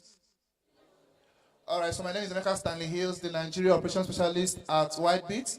Please, let's continue. Let's continue. Okay, so I want to look at just a few parts of our exchange before I talk about our products, and that will be all from me. Okay, so on our exchange, let's go ahead. We have the spot trading. You can do your spot trading on Whitebit app. You can do, yes, you do everything you need for the spot trading, the markets, the stop limit, the limit order, everything about spot trading can be done on Whitebit. And of course, that is what virtually most of us do. You buy when it is low and sell when it is high. So we have the margin trading, and recently we launched the futures trading. All right, but you know, of course, this is for people that are good with the trading. All right. So you know what we do let's go back to the margin trading, please. In margin trading, of course, Whitebit will give a leverage to traders, okay, where you can multiply your entry level, your entry capital, and you get more profit as you trade. Okay, so let's go quickly into some other products we have. Let's scroll up quickly, please. Yes, next slide, next slide, next slide. Yes, just go up, go up. All right, our products, apart from the trading platforms, I want to talk about some other products we have. Can you scroll up a bit? No, continue, all right, thank you. Smart staking. Now in Whitebit are about, look at it that, you know, most of the times we lose money in crypto trading. That's a fact. So Whitebit now came up with this investment platform where you can invest your money, you can stake your cryptocurrency with Whitebit, and you make a whooping 30% on your investment. If you do USDT investment, you get 30% annually. But if you do BTC, you can get up to 28% annually. Now, this particular product is for both individuals and corporate entities. Whitebit is out for corporations with corporate entities. You know, some of us, we do, some of the local exchanges will also do staking, we'll give out percentage profits. No, you can work with Whitebit, get 30%, and also give to your clients a little below that amount. Thank you. Next slide.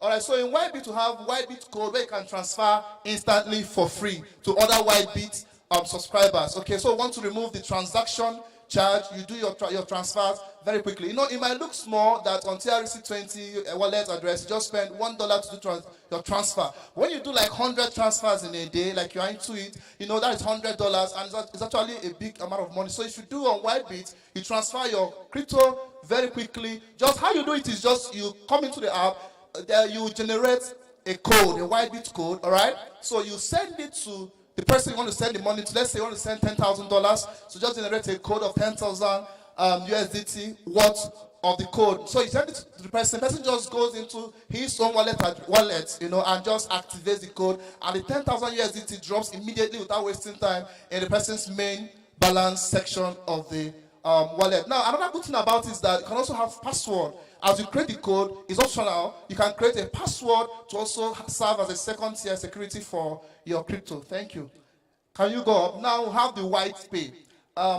He mentioned it, but this is it. The physical product Whitebit also has. Now with this WhitePay, you can quickly, securely withdraw your money, okay, or deposit into your wallet very quickly. Now this particular machine is coming into Nigeria, and you can just, with a card, scan your card into it, or using a QR code, you simply deposit money for cash. Now, this also can also serve as a business opportunity for some of us here, where you can come in as a merchant on Whitebit and you just get this app, just like we have POS stands everywhere. This one, people can just come to you, give you their coins, and you give them cash in exchange, or vice versa. Now, but this also, you can do it from anywhere using the internet. You must not be physically present. You can serve people from different places. I'm just trying to be fast to beat time, but we can go deep into it. We have our stand downstairs. As we continue, you can go deep into some of these things. Thank you. Now have a referral package. You can invite your friends and get 40% on their transaction fees. All right. So, like we said, we are doing a lottery, a raffle draw today. My boss talked about we liking money. Fine. Of course, most of us are in crypto trading for the money, some are for the tech. Fine. But today we are doing a raffle draw. So you follow the QR code, register, follow our page, join our Telegram group, and then you register. And today, by the end of the event, 3 people will be walking out from here with 100 USDT, 250 USDT, and the grand prize is 500 USDT. Like he said, the 100 and 250 is open to both the virtual participants and the live participants. But the first prize, somebody in this hall must go with the 500 USDT grand prize. So just fill up the form, register, and I will use random.org to do the lottery for everybody to see how it will go. Thank you very much for listening. We are open to questions. Thank you. Okay, so we are talking about, please, can you scroll back to the giveaway graphics and just leave it there so that we can have as many people participate in this. Thank you. Ladies and gentlemen, one more, let's put our hands together. Whitebit, all right, and their contribution to the ecosystem so you can be part of it. So right now, we are going to be going on about 5 to 10 minutes break, which will usher us into the first panel session that is going to see some of the industry leaders, and I'm talking about pioneers, people that have gone far before us. We started engaging blockchain and hearing about what it can do and the use cases and all of that. We are going to be having these personalities on this stage here, all right, ask them questions, and they are going to be speaking extensively on navigating the opportunities and risk in centralized finance, decentralized finance, and as well exploring possible collaboration with traditional finance. So you don't want to miss that part, all right, of this event. That's like very, very much important for all of us. So you have about 5 minutes to do this. Get yourself, all right, in a better position to walk away with 500, all right, USDT and all of that. So I wish you all the best, and immediately you get your own. Just make sure you see me before you leave here today. Thank you. Media, please.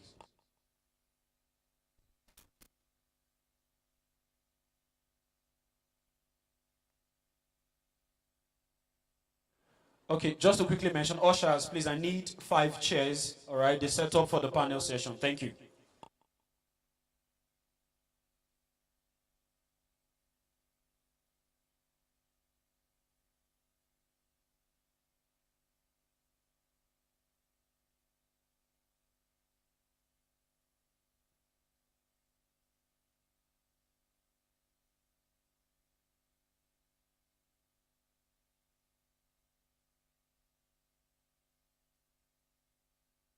On 13 July 2018, some players in the blockchain space met at Crypto TV Plus Ikeja office to form the Nigeria Blockchain Association.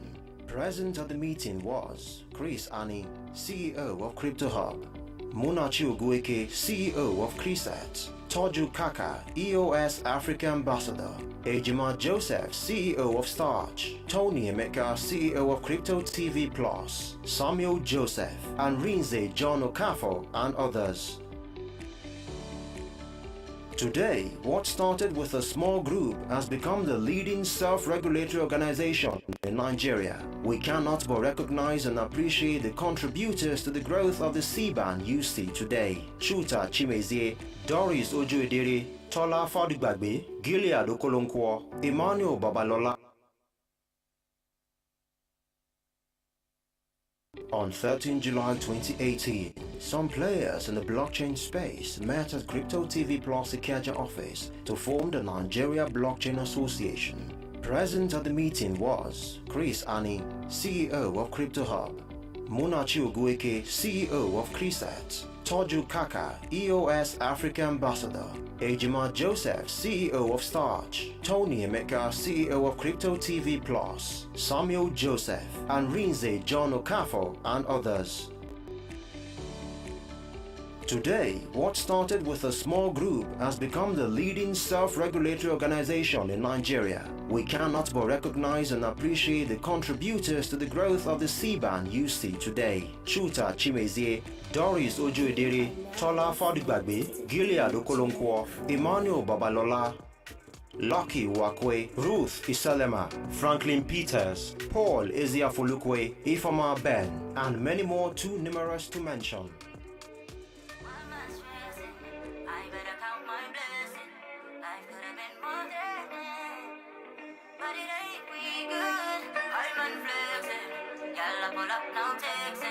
I never sleep, no resting. I'm still awake, I'm good. Oh, oh, oh, I. Oh, oh, oh. Oh, oh, oh, I. Oh, oh, oh. Think I found the right karma. I don't wanna lose your love. Friendships are love, but what love hasn't found it. I'm trying to change my ways, cause I keep hiding.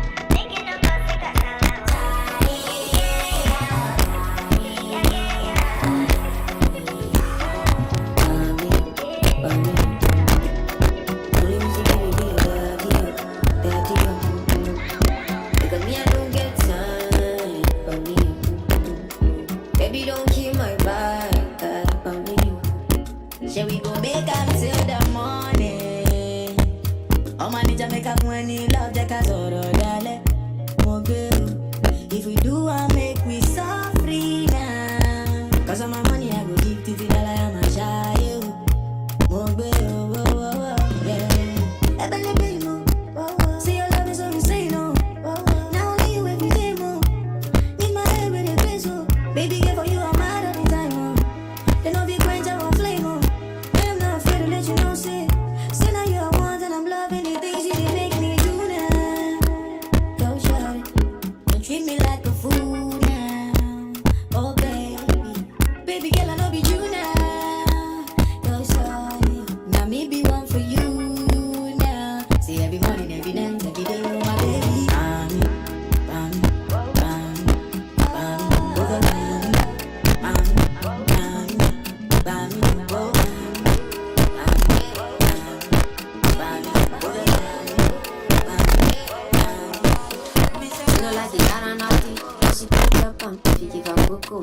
Waka from Transamadi, till I like making shaka with a local. Baby, make I give you solid. Make I even mix some Italian. I walk out. Let me tell you. They feel and they feel and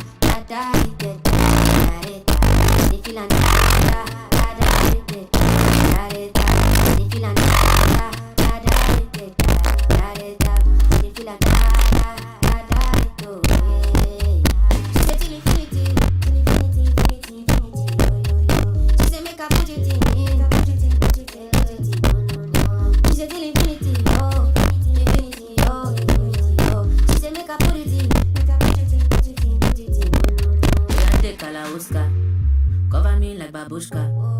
Would you like to get my kiwa? And your body a different animal. Sangalo me like a JJ. Every time like I'm Sonny Ricky. It's what you do with the banana. With the time if you go get us for banana. Very much show yourself, do what you do. Use Kayamata, you feel this juju. They don't play me or take for artillery. You they use for the salary. Make I put firewood for the fire. Send you the wire. Now you go am I and I don't go retire. Bedroom voice be like say you day for the choir. Don't mean so that you do me la la.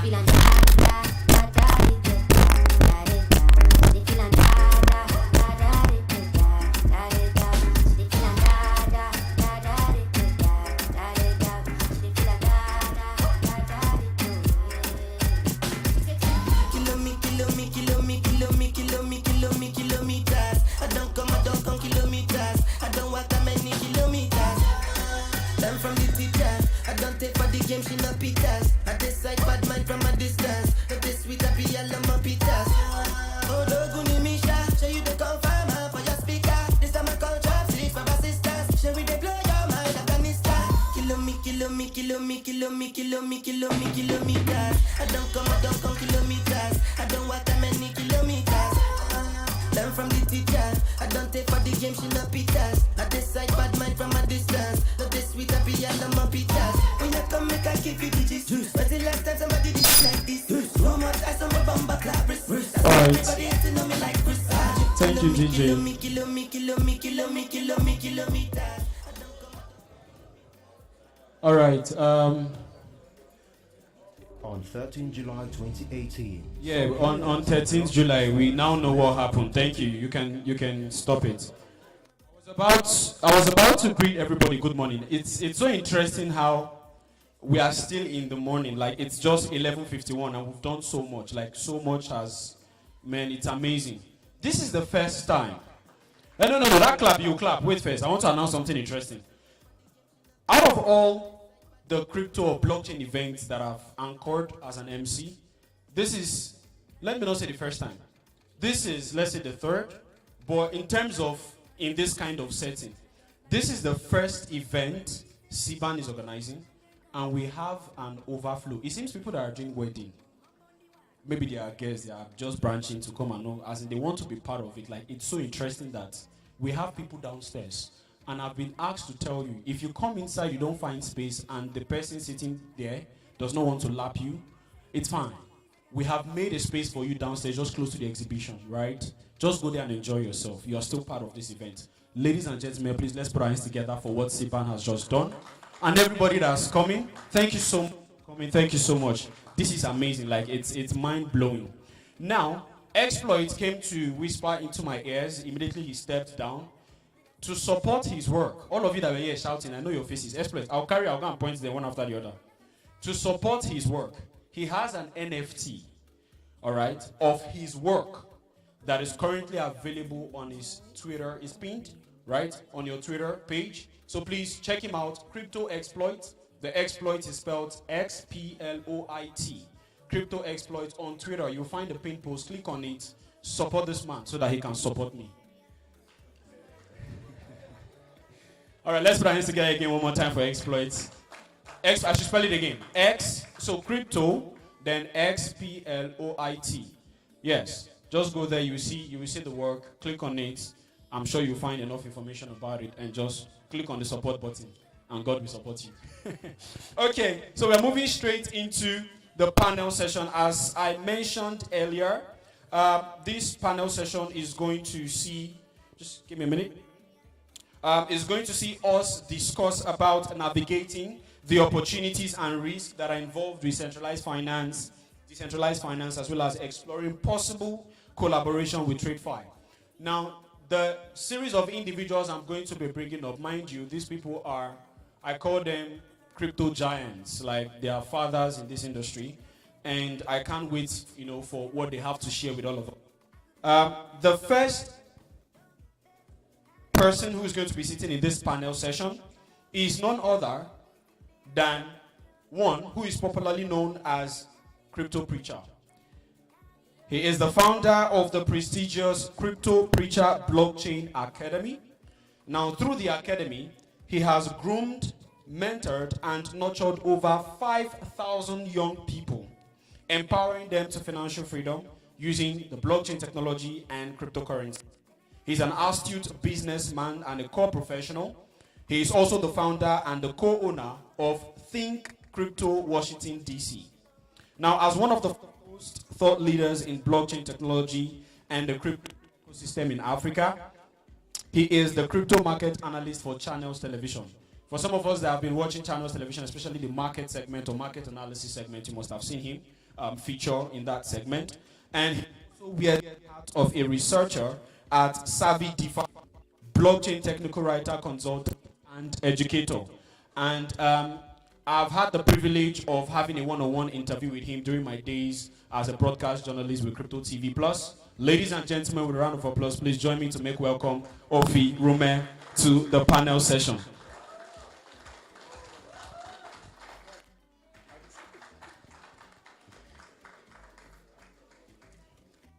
It's interesting how this, you gave us the profile. We'll read it. You will now come and form. I don't know who you read about, that kind of stuff. I love that. I love that. I love that. All right. Don't mind me. Don't mind me. Okay. Now, the next person who I'm going to be welcoming to this panel session is also a giant.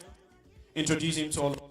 He's a blockchain expert, a crypto trader, a business developer, an agropreneur, and a real estate developer. He is the co-founder and CEO of FarmChain Finance and the president of FarmChain Finance Multipurpose Cooperative Society Limited. He is also the founder of Geese Digital Assets Limited and CeFi Project Limited. He is a member as well of SiBAN. Ladies and gentlemen, a round of applause for Stanley Golomo. You're welcome, sir. All right. I need to take a very long breath to introduce this next person. Ushers, I'm not seeing him sit where I just saw him now. Please, I'm not sure he's here. You can help me get him? Okay, I've seen him. Thank you so much. Now, for those of you that paid attention to the video that displayed, we were talking about the founding fathers or the people who engineered the conversation around the creation of what SiBAN is today. There is one constant face there. And let me just quickly apologize. I did not mention this earlier. He's actually the former president of the association that is organizing this event today. So that alone deserves his own clap. Now let's get to meet him. He started his training as a trade partner with Econet Wireless and was the highest growing partner when it became V-Mobile Networks of Northwest region. There is so much to him, I might not be able to read everything. All right. Now, he was highly instrumental to the success of Project Rose in the Northeast, Northwest, and North Central Nigeria. He later joined Globalcom, Starcoms, Multilinks, and Intercellular as trade partner. Now, whilst with them, he won many awards for best performing trade partner, Northern Region, for years. Then he ventured into the blockchain industry in 2015, just to fast track that. He is well versed in blockchain and cryptocurrency matters and has garnered experience providing advisory services to a lot of startups in the space. Startups like DexAge, VenHub, Crypto TV Plus, BitFXT, and so on and so forth. He was the president and co-promoter with a host of others of stakeholders in Blockchain Technology Association of Nigeria, which is SiBAN.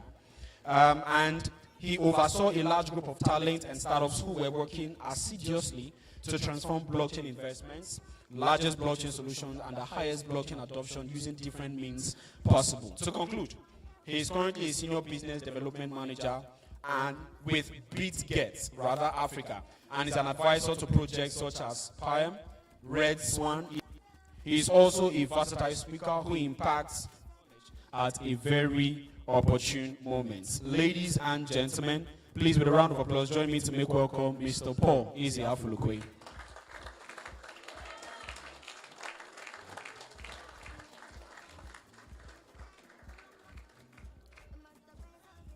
Okay. Interesting. Let me just quickly go through this. 1, 2. All right. The next panelist who is going to be joining us. I'm just trying to scroll to get, Ladies and gentlemen, he's a FinTech Connector Partner for Nigeria, Advisory Board Member of Bantu Blockchain Foundation, and House Africa Projects. He is also an Advisory Board Member representing West Africa at Kinesis.money and Adavas Partner for Nigeria. Okay, so there's a whole lot to this man. We've met him before. I'm just going to skip a few just to save time. He served Nigeria as a member of the FinTech Roadmap Committee of the Nigeria Capital Market, set up by SEC Nigeria, Blockchain, Virtual Financial Assets, and Regulations Working Group, also set up by SEC Nigeria. CBN's Nigeria FinTech Strategy Group, and NITDA's National Blockchain Strategy Team. Also, these assignments hover around policy, regulations, biz intel, and research. He is a member of Government Blockchain Association, which is GBA, member of Blockchain Group Africa Progress Group, which is APG, member to Information Security Society of Africa, Nigeria, which is ISAN, and FinTech Association of Nigeria Blockchain Research Institutes. Okay. To conclude, he regularly features as a tech commentator and innovator subject matter expert on multiple television and radio, including Africa, IT Channel, and BBC, to mention just a few. Ladies and gentlemen, the founder of Blockchain Nigeria User Group, Mr. Chimezie Chuta.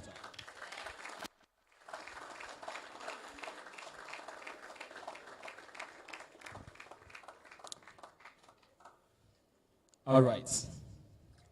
Now, so you don't forget, this session is going to be discussing and navigating the opportunities and risks in CeFi, DeFi, and exploring possible collaboration with TradFi.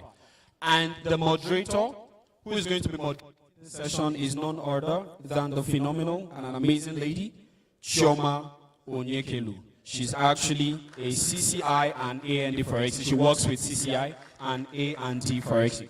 Ladies and gentlemen, please let's put our hands together for Chioma. Thank you. Thank you so much.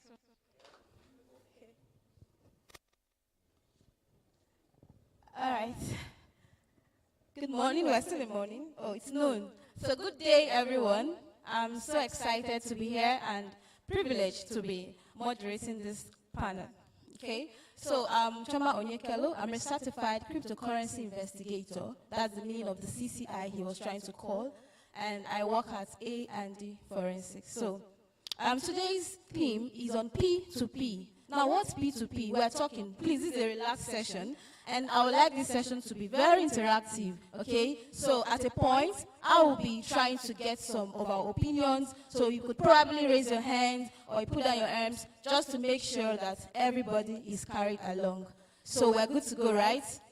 All right, so going back to the theme again, just for those that missed it out, you're free to take notes. It's interactive and educative as well, okay? And in case you have questions, you could pass it to the compere. He or she, because there are two, is going to bring it over to me to either throw it up to the panelists, okay? So our theme or our topic is navigating the opportunities and risk. I'm very interested in risk, okay? In CeFi and DeFi, and exploring possible collaboration with TradFi. Now, this is the first poll for the audience before we go over to the speakers. At this point, if you understand the meaning of CeFi, DeFi, TradFi, can you just raise your hand? If you understand the meaning, CeFi, DeFi, TradFi, can you Oh, okay. So now, it's very important that we understand the meaning of CeFi, all right, DeFi, and TradFi. So at this point, I'll be going straight to our panelists So, Mr. Tegar, you'll be our first speaker for today, and I would like to understand what is your understanding of centralized finance, that's CeFi, decentralized finance, that's DeFi, and traditional finance. What's your own understanding? Could you please explain it to the audience? Thank you.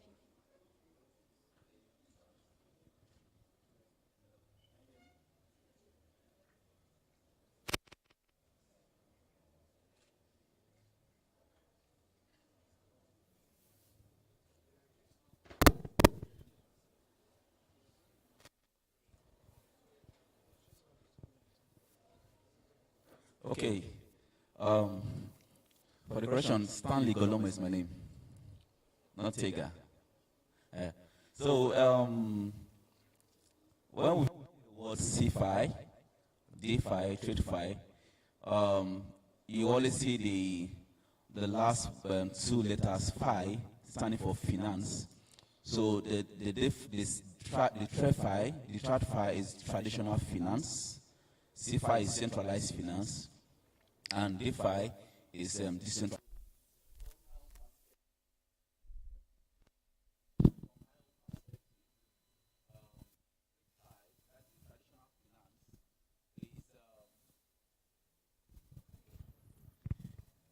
It is when we have the traditional financial players, that is the governments, regulators, and other top players who set the standards on how financial services are to be carried out.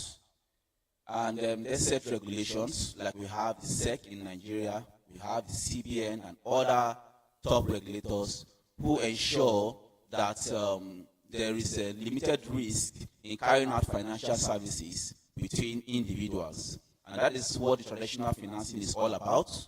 Then the CeFi, it still has to do with almost the same model, but this time they have to bring in technology into the process whereby people can carry out transactions. Yes, even if there's in CeFi, these regulators still play a major role in ensuring that risks are also limited in these transactions. So even if they try to the space, come up with products, they still have to go through these regulatory processes to ensure that still this third-party involvement in this form of transaction. And there's this issue of barrier of entry for people to participate in these forms of transactions. You have to go through some very rigorous processes, regulatory processes, for you to carry out various forms of transactions. So there's a bottleneck along the way. You remember the first speaker that gave the keynote address, and he talked about the barter system back then. Before all of this system came in, people used to carry out transactions P2P. And the truth of the matter is that as the world keeps evolving from the barter system to the CeFi that we know today, there's one unique thing you need to understand about nature. What nature has started from the very beginning, even if we try to bring in modern technology, we still see ourselves going back to nature. That is just the fact. We go through all of this process and we still go back to nature. So DeFi is taking us back to nature. DeFi is taking us back to where we can carry out transactions between two parties without the need of a third party involved in the transaction process. But this round, it is going through a process of technology, which is the blockchain technology that makes this process possible. During the barter time, it's either we must see face to face to carry out this transaction. But this time around, we don't need to see face to face to carry out this P2P transaction. I don't need to see you, I don't need to know you. But we can carry out transactions one-on-one, pay-to-pay, without a third party. So that DeFi does. We're going to see through the conversation to see how there's going to be a convergence between the traditional finance, the centralized finance, and DeFi.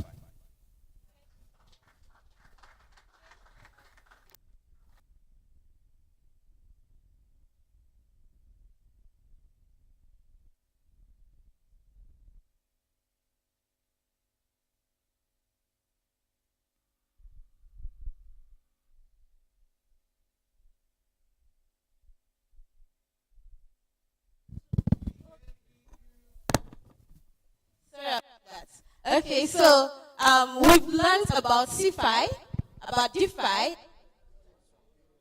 Even if majority of us now what CeFi, DeFi. I'm going forward to the DeFi, all right?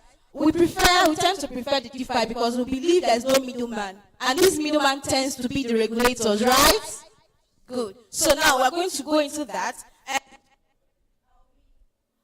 I'll be giving this question to Mr. Chuta, okay? So is DeFi built to defy regulations, right? If yes, does DeFi have a place in the highly regulated financial system? Okay, so thank you so much for the Choma, and thanks again for SiBAN for putting this event today. Word DeFi is a little bit too strong to use as against other acceptable words, because the intention here is to create an alternative financial system, not necessarily completely additional finance or okay, so it's primarily so I still believe that there is need for proper regulation, because decentralized finance technology that are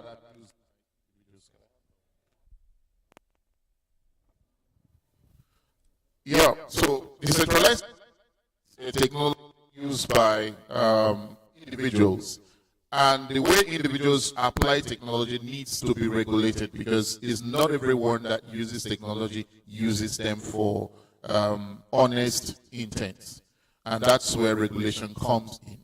So if you allow people to continue the wild west type of environment, then you are not going to really have mass adoption, because it's not everyone that will be comfortable playing in an unregulated market.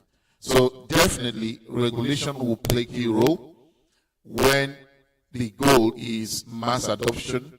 The goal is to bring in probably institutional investors. You want to bring people who want to play in a legally conducive environment. Okay, so this is why regulation cannot be wished away.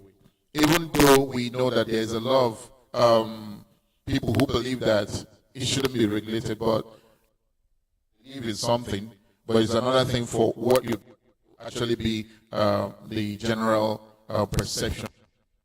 So whether regulation or not, there's also opportunity for people who don't want to be involved in regulation to still use decentralized finance technology applications, and they will not be affected. But when you want to move away from that P2P environment and you want to bring in mass adoption, you want to bring in institutional investors, you want to get this thing into the marketplace of humans, then regulation is a must. Thank you. All right, sir. So he's for mass adoption, okay? If we want the system, the regulation is important. Thank you, sir.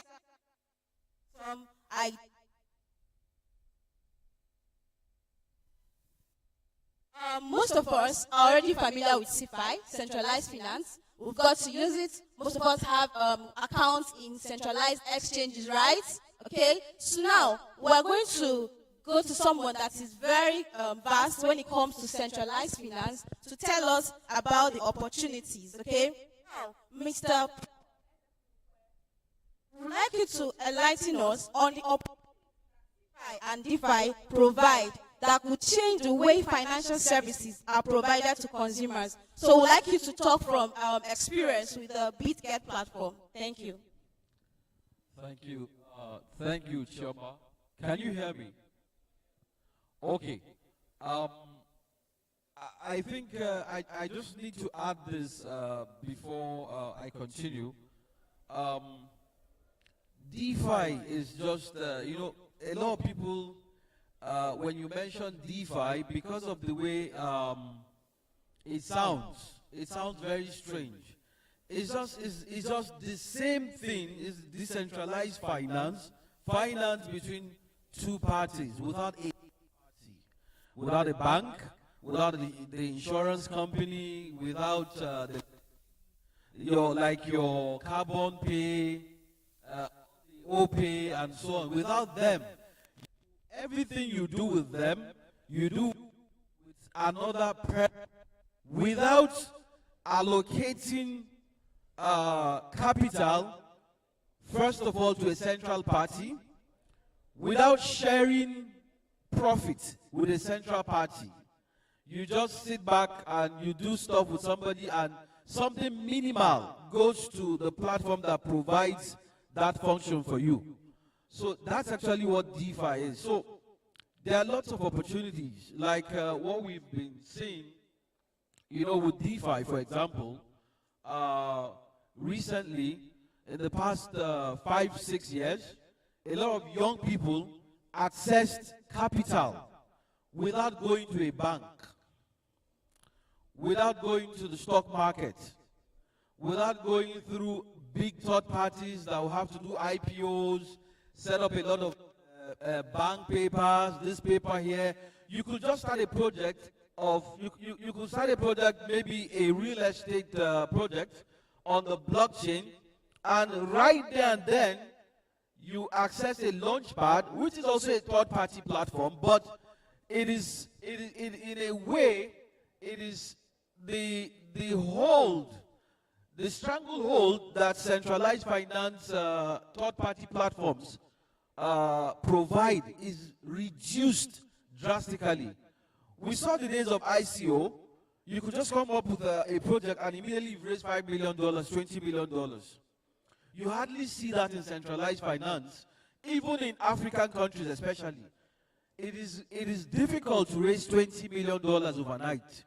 But with DeFi, if your project is good, we have even seen cases where people who had no white paper, no blue paper, no yellow paper, raised millions of dollars. And that's part of what maybe somebody will talk about, that the challenges with DeFi, the rug pulls and other things that come with it. But there are lots of opportunities. Number one is easy access to quick cheap capital. You can access cheap capital with DeFi, and also for participants, they'll get to share and participate in profits of that company through appreciation of the tokens that were allocated, through if you stake the tokens, some particular project will share their profits with you when you stake the tokens on their platform or any other platform, which you don't get in centralized finance. We have had a lot of cases where not IPOs, and at the end of the day, there's a particular TV station in Nigeria, if you know them. Some of us bought their, placement. Date, no single dividend. Those are part of the challenges with centralized finance. Somebody is laughing. I think the person knows the particular company I'm talking about. And we have a lot of them. For example, I bought, when we were in Starcoms, I bought Starcoms. And Starcoms has folded up. No dividends, no shares. The company has even disappeared. Rug pull in the centralized finance. So, all of this from time to time. But when you see the centralized finance is what is in DeFi. I remember somebody asked me recently that what's really the work of an exchange? And I said, it's simple. Exchange is just like a supermarket. It is a supermarket of financial services. The exchange owns nothing. They just own the platform. They don't own the tokens on the platform. Ethereum is not theirs. Bitcoin is not theirs. Every other thing on the platform is not their own. It's just like most supermarkets that we have today. They own basically nothing. Most of them own the structure. So what you do is, if you have a project, or you have rice you're selling, you have beans you're selling, you go to them, hey, let me showcase my wares here. I know that people will come and buy. And when they buy, there is an increment, which is called profit, or in whatever you tend to put it, that they have made, which is theirs. You come, you take yours. So also is with the exchange. If you listen to what the guy from Whitebit said, he said 40% of their trading fees will be shared back to the users. And that's the same thing all around, both with the insurance in DeFi. We have lending protocols in DeFi. People who just come the way Carbon borrows you money. You can't stake your money there, and they too will in turn borrow their users the money. So we have quite a number of them, but just limited to these ones. Thank you. Thank you so much, Mr. Paul. It seems you're a lecturer. Like you just drove us off. So thank you so much. And so let's continue. I was reading an article that said, if you want crypto to survive, or if you don't want it to have effects on TradFi, just separate it, leave it on its own. And I was wondering, is it possible that TradFi, CeFi, and DeFi can work? Is it possible to work, especially in our country, Nigeria? And I don't think there's any other person to answer that question apart from Crypto Preacher. Thank you. Thank you very much. It's possible for CeFi, DeFi, and TradFi to work together if we get to educate ourselves effectively. When I mean educate ourselves, I mean even educating government. It's quite unfortunate that we have a government that doesn't listen. Peradventure, they feel that if the power goes back to the people, which the blockchain is going to do, they are going to lose a lot, but they don't have any choice. One would want to expect those in government to be in platforms like this, but here we are.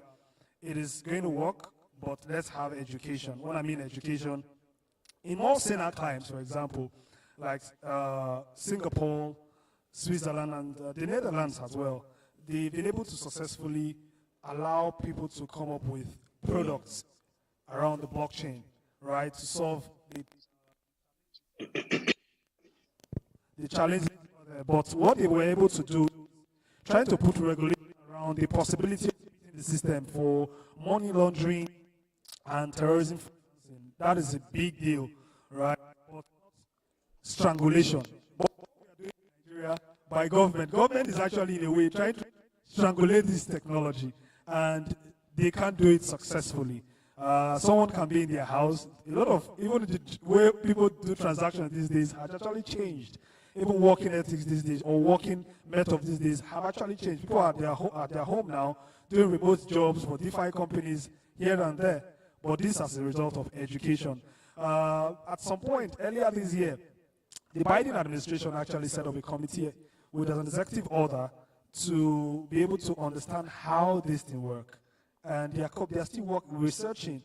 The Congress actually did one at some point where they invited FTX Bankman-Fried and the lady from Circle and a few other persons to discuss how we can be able to push this in their own time. But I don't know why in Nigeria this had not happened.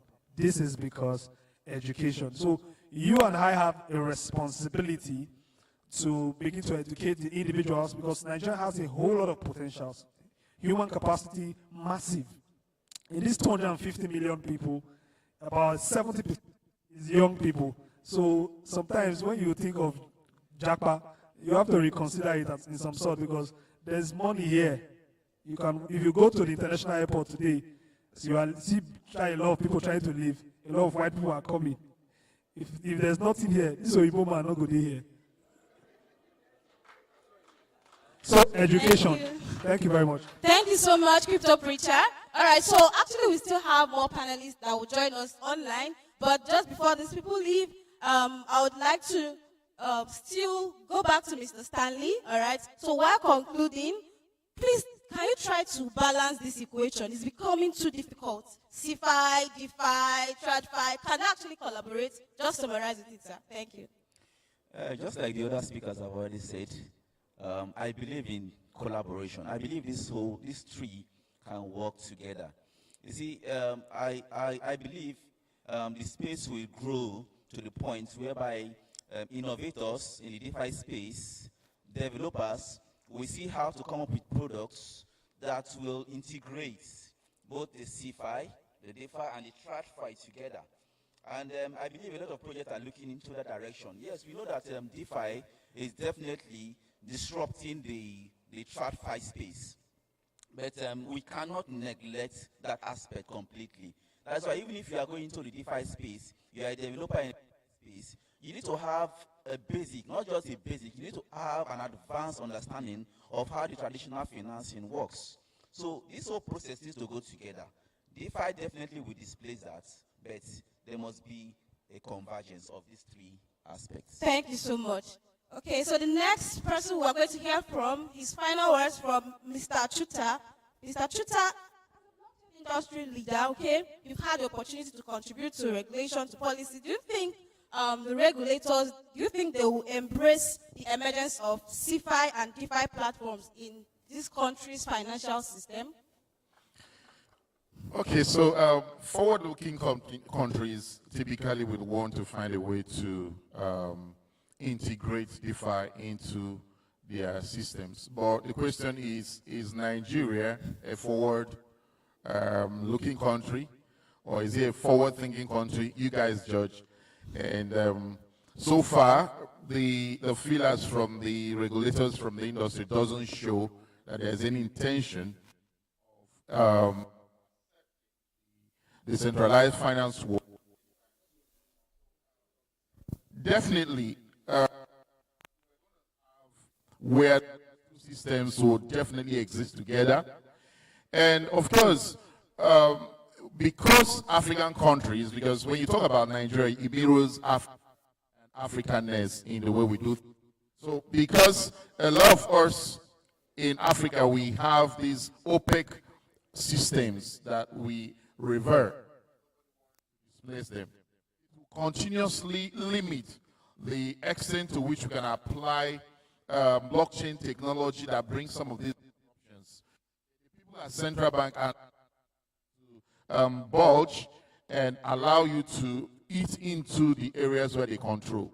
Okay, so it will take a long time, and probably if it might take, let's say, 25 years for developed countries like you and other places to absorb, but for Nigeria, maybe 100 years or more.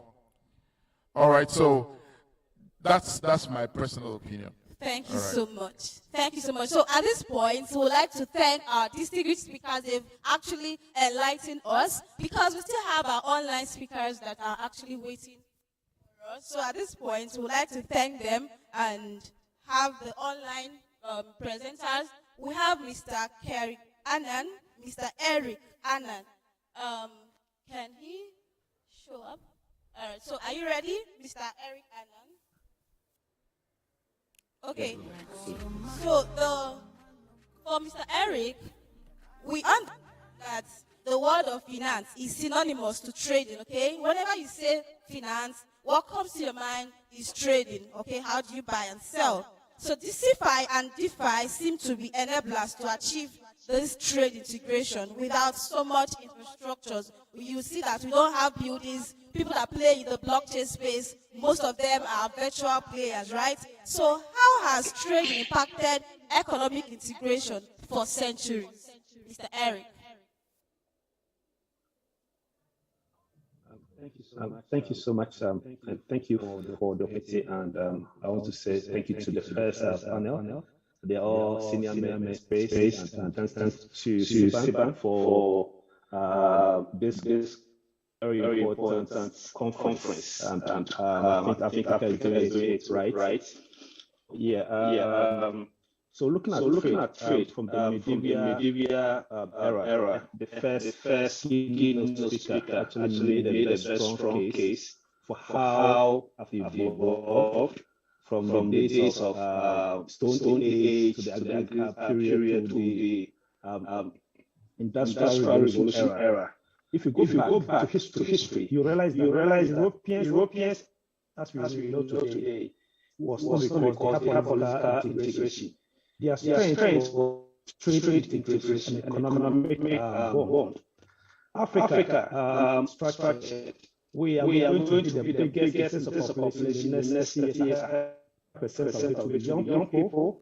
The point is, you do not need to travel from here to say Zimbabwe or from Zambia to Egypt to be able to have economic going on. And I strongly believe that blockchain has brought us the barter trade in a more fashionable to suit that we have today, the Gen Z. And therefore, I call it that the first start of Africa, and we have African continental area. The PDP Africa progress is inability to have trade integration.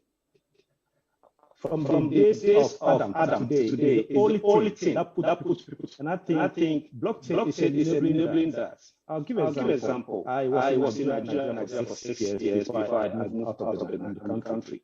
I was in Nigeria. I was one of those first people that set up a notice platform and build more credible trust across 70 African countries. When I left Nigeria, there was a young man I only met him about two times, and it's Nigerian. What I did was connect him with some friends of mine in Uganda, Tanzania, Zimbabwe. Today, this young Nigerian guy has never been to Uganda. Never been to Tanzania. Pay over 200 million naira in cryptocurrencies with these guys. Would not and would never be possible. So for me, I think that we have opportunity to have trade and economic integration necessarily. Waiting for a train to be built from Ethiopia to Lagos, or waiting for a highway to be built from Accra to Lagos before we can trade. I think what we need to be thinking of is that the blockchain for the first time, and I want to place emphasis, first time, the blockchain is the only technology that and minus. And what do I mean by so? Plasma was protocol. We keep on adding on. We saw Ethereum, which has become the enabler, or if you like, the infrastructure that connects every other thing to the smart contract. So Ethereum, we have DeFi, NFT, ICO era, and we add. It is the only innovation adding. What do I mean by multiplication? The blockchain innovation for the first time brings us a history of Ubuntu collaboration.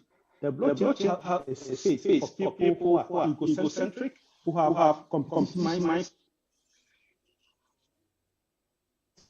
build a low profit, and give us opportunity to have sharing economies. It multiplies. Different mindsets, skill sets, and tool sets for individual talent across the world.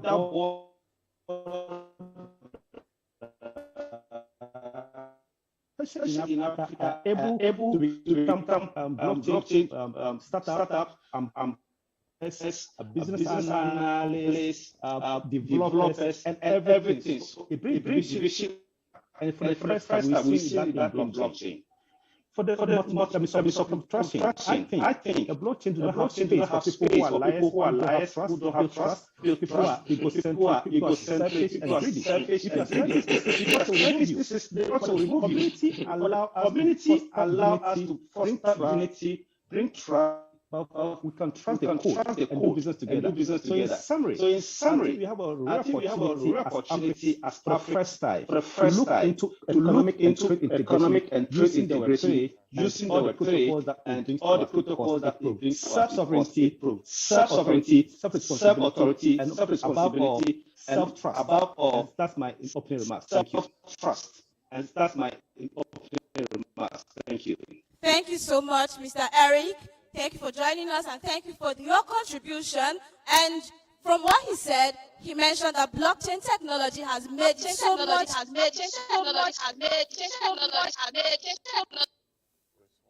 Sorry about that. Has made it possible for businesses to thrive virtually, even without physical infrastructure. Okay, so now I would like to have the audience either show by a raise of hand if you have actually been involved with, let's say, hacks, scams, if you've had vulnerabilities, being a victim of any vulnerabilities that has to do with CeFi and DeFi, because that's actually where we're going into. Do we have people that have suffered from such, or you know someone? Can we raise our hands so we'll make sure that we're on the same page? Okay, so all right. So it means that it's actually something that we need to look into, and we'll have Miss Gabriel Cruz that is going to help us look at that. Okay. Now, the question is, okay, so Gabriela is joining us on site. So I'm going to be asking, what are some of the risks involved in the emergence of CeFi and particularly DeFi in the financial system, and how is CeFi and DeFi addressing them? How is CeFi and DeFi addressing these risks? Yeah, so I think it's an excellent question. One of the things that we've seen in terms of helping to identify and to mitigate some of the risks has been the product or the development or innovation around products that help people understand the nature of decentralized finance and decentralized financial products. So for example, there are services like DeFi that go through and rank and provide insight for those who are looking to trade or to invest in these types of products, give some type of indication around the nature of the products and some level of insight with regards to the risk. I think in addition to some of the creation of, what we would call kind of third-party tools to help navigate that. In terms of engaging on an AML or anti-money laundering, know your customer, KYC compliant perspective, you also see a number of different tools that are being developed. These include those that relate to digital identity, as well as to assisting companies and individuals participate in the process in a compliant way. I think further, if you're looking at broader risks, these are all areas that continue to develop. And it is normal and natural for there to be growing pains in the system, for there to be evolution. This is still so early in all of the development of what we're seeing. When we talk about Web3, when we talk about the development of cryptocurrencies, digital assets, and then as you can mention, like DeFi and next wave.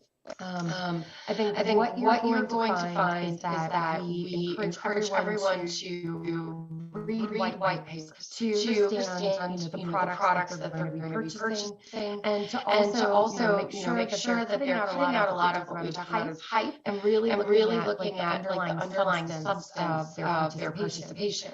The smart contracts and systems and platforms that exist to facilitate DeFi, these also continue to develop. And so customers looking at the variety of options that they have to participate and understanding some of the benefits or advantages of one platform over another, this can also be very helpful. I think the last piece that we're going to talk about when we talk about some of the hacks that are happening or the risks, understand that a lot of these things that are happening, they are that we see happen also around traditional finance.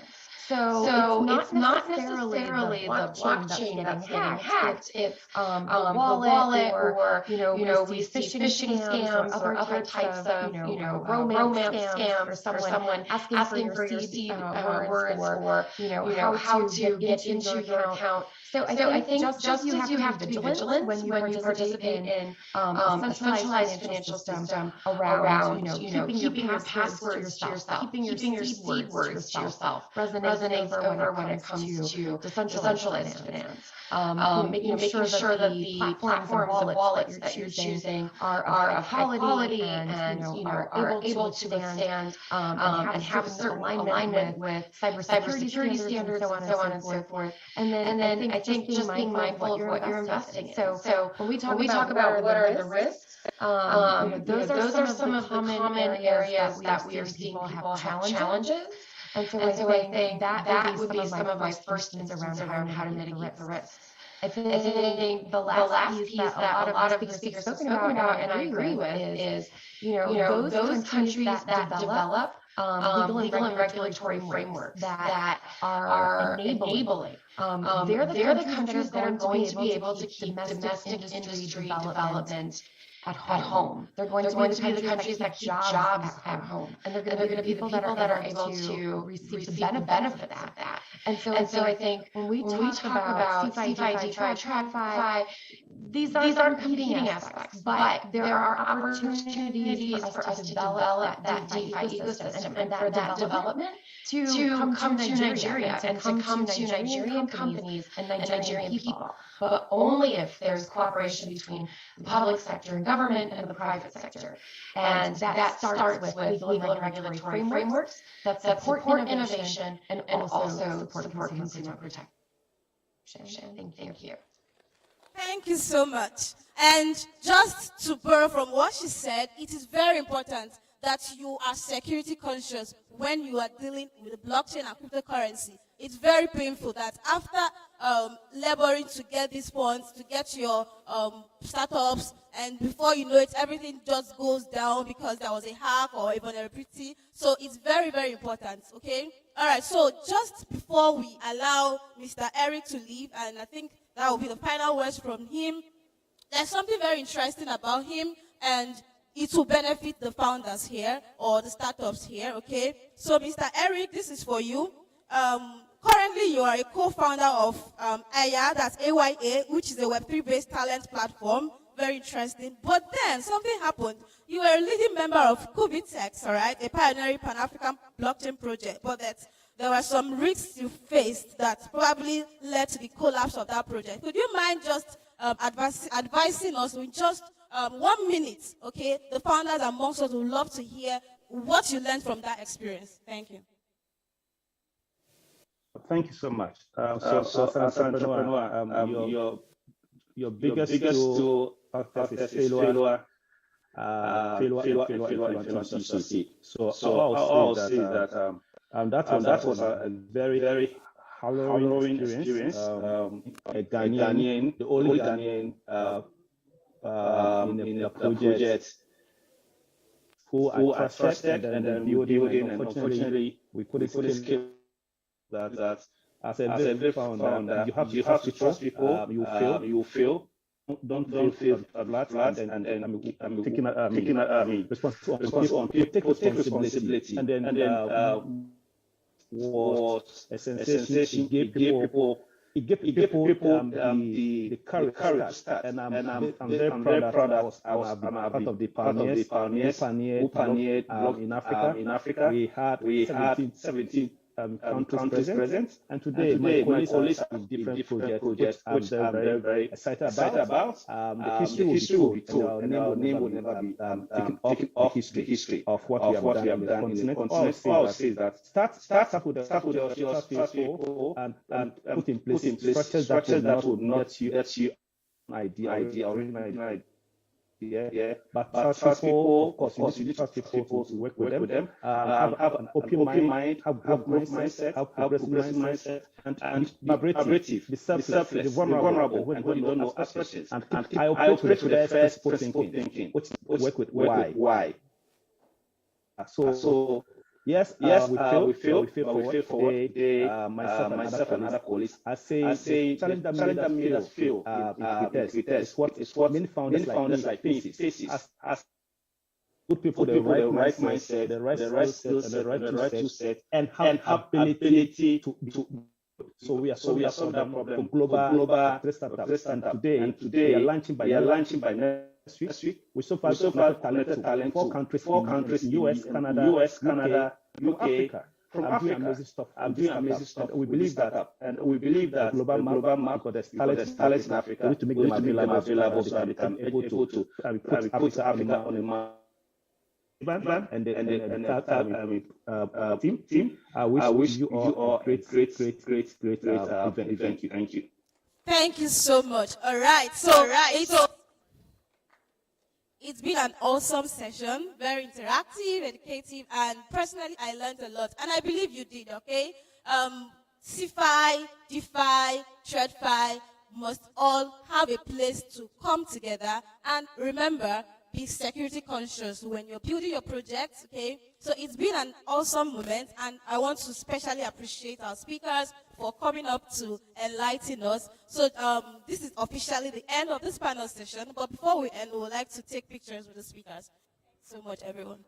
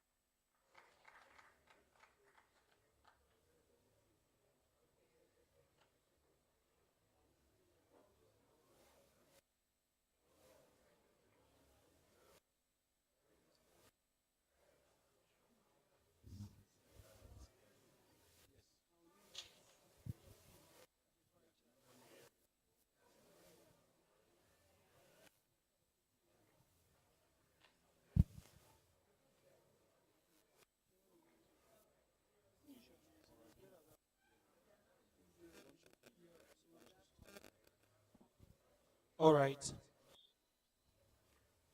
Okay. Good afternoon, everyone. No, talk to me now. Good afternoon, everybody. We enter the crowd, though. If I'll give microphone, you answer me. Good afternoon, everybody. Okay. Good afternoon, everybody. People don't want microphone. And camera, you follow me. So, all right. So we are moving into another segment for today, trying to see if we can finish. All right, as quick as possible. Ladies and gentlemen, we're going to be having the launch of the new SiBAN ecosystem. You might be wondering what's that. I'm also wondering what's that. Well, we're all going to find out shortly. And permit me to welcome the president of stakeholders in Blockchain Technology Association of Nigeria, Mr. Senator Ihenye. Please, let's put our hands together for him as he comes to phone about the launch of the new SiBAN ecosystem. Thank you.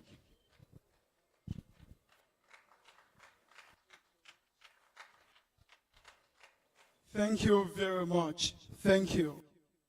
For a while, we have waited for a moment like this, and very grateful that we have a golden opportunity to present SiBAN's new ecosystem. But just before I do that, we have a very special guest who is a leading player in the blockchain space. One that some of you in the fintech space or in the TradFi space also know. He was supposed to be here in person as a special guest of honor, but due to certain aviation issues, he couldn't make it here. He has been participating online since the word go. His name is Mohammed Ibrahim Jega. The co-founder of Dominion Blockchain, and also someone that we have a lot of respect for. Just before we launch the new SiBAN ecosystem, please, I would like you to welcome the special honor, Mohammed Ibrahim Jega, speaking to us for a few minutes. Thank you very much. Thank you so much, Mr. President. Everyone, ladies and gentlemen. It's so excited to be here. I feel very honored to be among you, to learn and connect with you. My spirit is there with you. I tried as much as possible to be with you this morning. And unfortunately, due to aviation reasons, I couldn't get myself here. I don't know the private jet, but I believe with some of the join us there very soon. We'll have a private jet. Once this issue happens, you've raised and take me out. So congratulations to CeFi for this amazing event. This is actually a very good convergence that bring together critical stakeholders and to understand how do we currently look at the divergence around CeFi and TradFi. For some people who are not in the blockchain and crypto space, it sounds so great to you, but however, the concept is rapidly changing on how business and economy transactions are being done worldwide. We need to know that because the current economy is based on trusts, and we all have a centralized banking, and regardless of the institution of your choice, we give your money to them and store them in account trading. But we need to also understand how do we in terms of the economic technologies, what are the kind of system that can be done to utilize traditional banking services and taking them to more places for people. Because these services are not part of the conventional economy, but we continue to be making sure to see how centralized methods regulated by monetary state entities can use fiat currencies and also traditional economies known into the crypto world of TradFi and traditional finances. So I don't want to because there's a lot of speakers that have spoken a lot in terms of different metrics and different industry specializing and making about that. I was glued to my screen and listening carefully. I've learned a lot from them, but we still need to delve into understanding how decentralized financial economy is the economy of the future. Transactions actually will be made directly from person to person, and banks and monetary entities will exist because there will be no third parties. I need to understand this because the issue of third parties has to be a little way beyond that because this centralized transaction is going to allow greater freedom because it will offer higher interest to be much faster since we need to do more KYC for permission. And as much because the economy of the future is B1, DeFi and CeFi. And basically CeFi regulates crypto markets in the same way that banks are regulated, as even because government entities and central banks different countries are using those watches to see how they can be able to access the world of cryptocurrencies, two stable tokens, and also digital economy.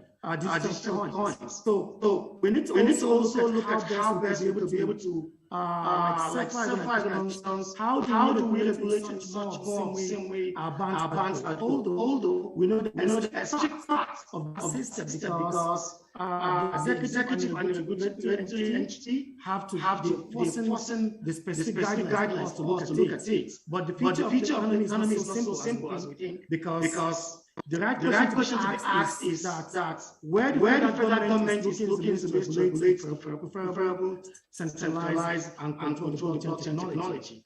The new digital ecosystem cannot be governed by the laws of the fiat system because we're trying to impose new parameters on a total unknown space, and we have to find a way both DeFi and CeFi to coexist in the new digital economy.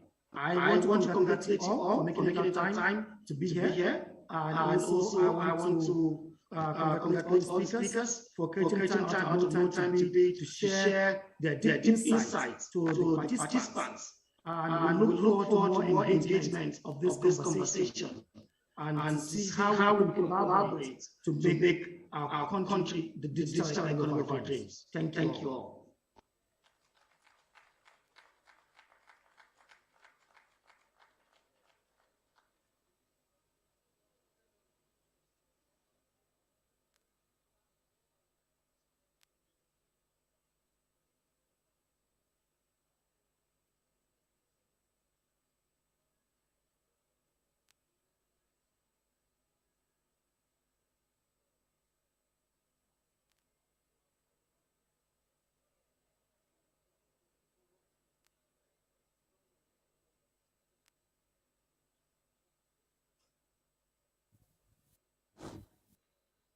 Thank you very much. Another round of applause for the guest of honor.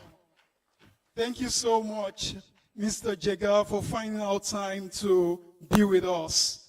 We look forward to off with you in the blockchain space. Thank you so much. Thank you for your support. Now, very briefly, I'm going to be talking about SiBAN ecosystem. What is the idea of the SiBAN ecosystem? SiBAN was founded in June 2018. When it started, it was known as Nigeria Blockchain Association. At some point, it became Stakeholders in Blockchain Technology Association of Nigeria. I had the rare privilege of giving it that name. And since then, we've been growing step by step, one step after the other. We have been building for ourselves a community of innovators, people building products in the blockchain and crypto space. We also have people who play in other sectors. For instance, you have people like CyberChain play in the cybersecurity space as well. There are those like AI forensics that look at cryptocurrency analysis and investigations and all of that. Of course, we also have lawyers like me in SiBAN. Over the years, SiBAN has grown from strength to strength, not based on what SiBAN is as a standing entity, but because of the community of communities that SiBAN has become today.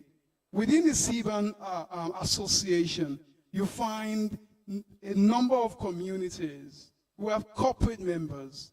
As we speak today, we have over 280 individual members registered with SiBAN, playing in different sectors of the economy. And we have about 35 corporate bodies registered with SiBAN, spanning from both local and global or foreign entities, including crypto exchanges and other platforms that you guys must have come across. Now, the idea of launching the SiBAN ecosystem, what is it really all about? At SiBAN, we have always felt that what makes SiBAN tick is not me and it's not you. It's us together. That way, building a community, being an ecosystem, we think that we can grow together better. That's why we always like to call ourselves the most decentralized association you can find in the country. Decentralized because our powers are pretty much devolved. We work with everybody in the community. In the SiBAN community, we call ourselves nodes, because everyone is part of a network. Now, the SiBAN ecosystem, apologies, this is not very clear. In the SiBAN ecosystem, what you will find is we are having up to 7 blocks. One focuses on education. From now on, we're going to be having what is called the blockchain and cryptocurrency train. What the train is going to be doing is that in partnership with all of our sponsors and partners, we will be driving blockchain and crypto education across the country.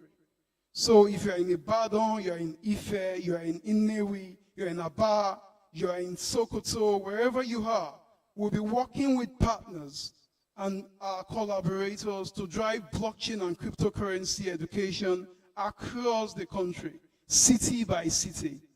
Other things you'll find in the blockchain and crypto education train will be ideas around how we want to also sanitize the blockchain and crypto education space. Today we see a lot of people coming up, train blockchain and crypto education courses out there. A bit of them come with investment schemes and all that. And the reports we're getting is that sometimes the education part is a disguise for other things that happen. As a self-regulatory body in Nigeria's blockchain space, we want to take it as our responsibility to sanitize that space and ensure standards. We'll be working with guys like the Nigerian Universities Commission and other stakeholders in the education sector to ensure that we have the right standards, have education curriculum for schools, from the secondary schools to the universities, so that we can have blockchain and crypto education introduced at that level. That's what the blockchain education train is about. And guess what? I'm not the one in charge. We're going to be having a project manager manage that. I'm happy that there is already a project manager for this blockchain train. So I'm training open for all of the entities out there, brands. If you want to partner with SiBAN on that first ecosystem on blockchain and crypto education, let's ride the train together. The other one says policy and regulation.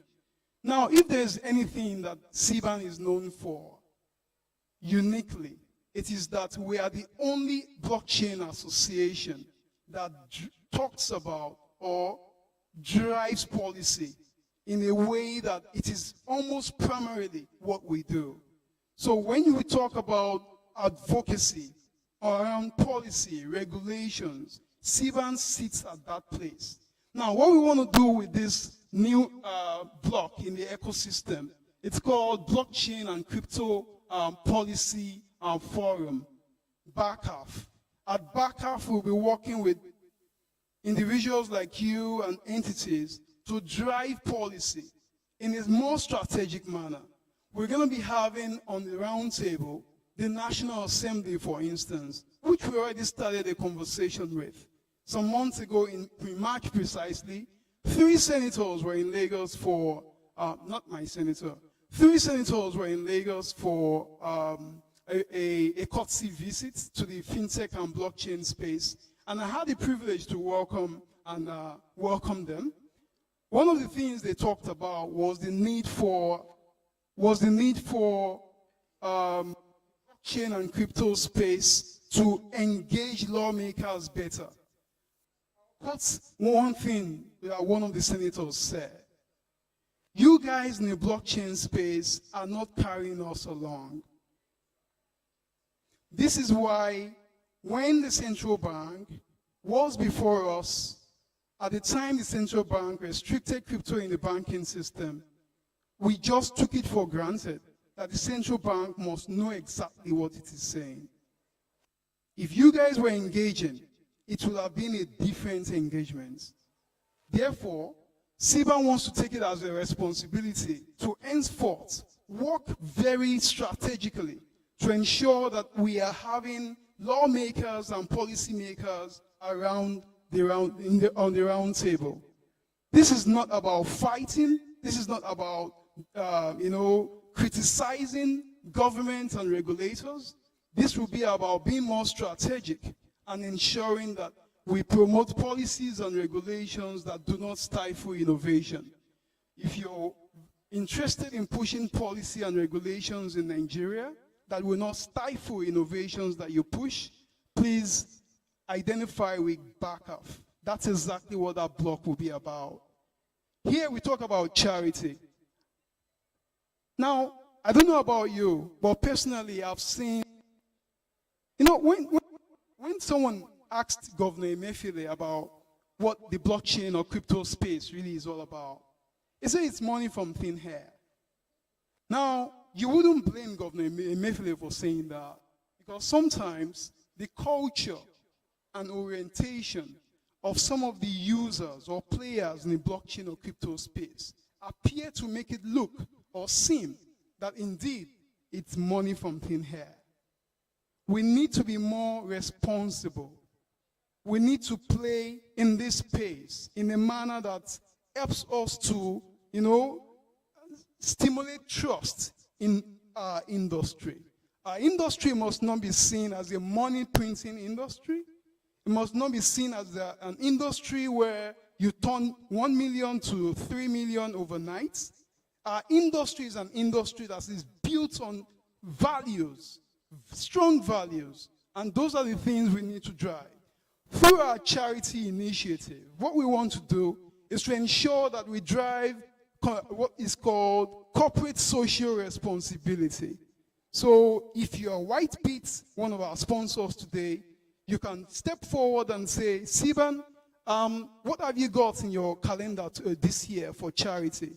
Oh, good. Whitebit, thanks for coming. We have been looking at the slum area around Makoko in Yaba of Lagos State. There are children there that don't have access to primary education or healthcare. We want you to, come behind us. Let's get to Makoko and do something there. These are the stuff we are looking at. So we need those in the blockchain and crypto space to be more socially responsible, corporate social responsibility. And this is not about giveaways and all those things we talk about. What's it called? Airdrops. This time we need to have key programs that really touch the lives of people. Someone in his SEC told me recently that you guys are just floating. And I asked, how do you mean?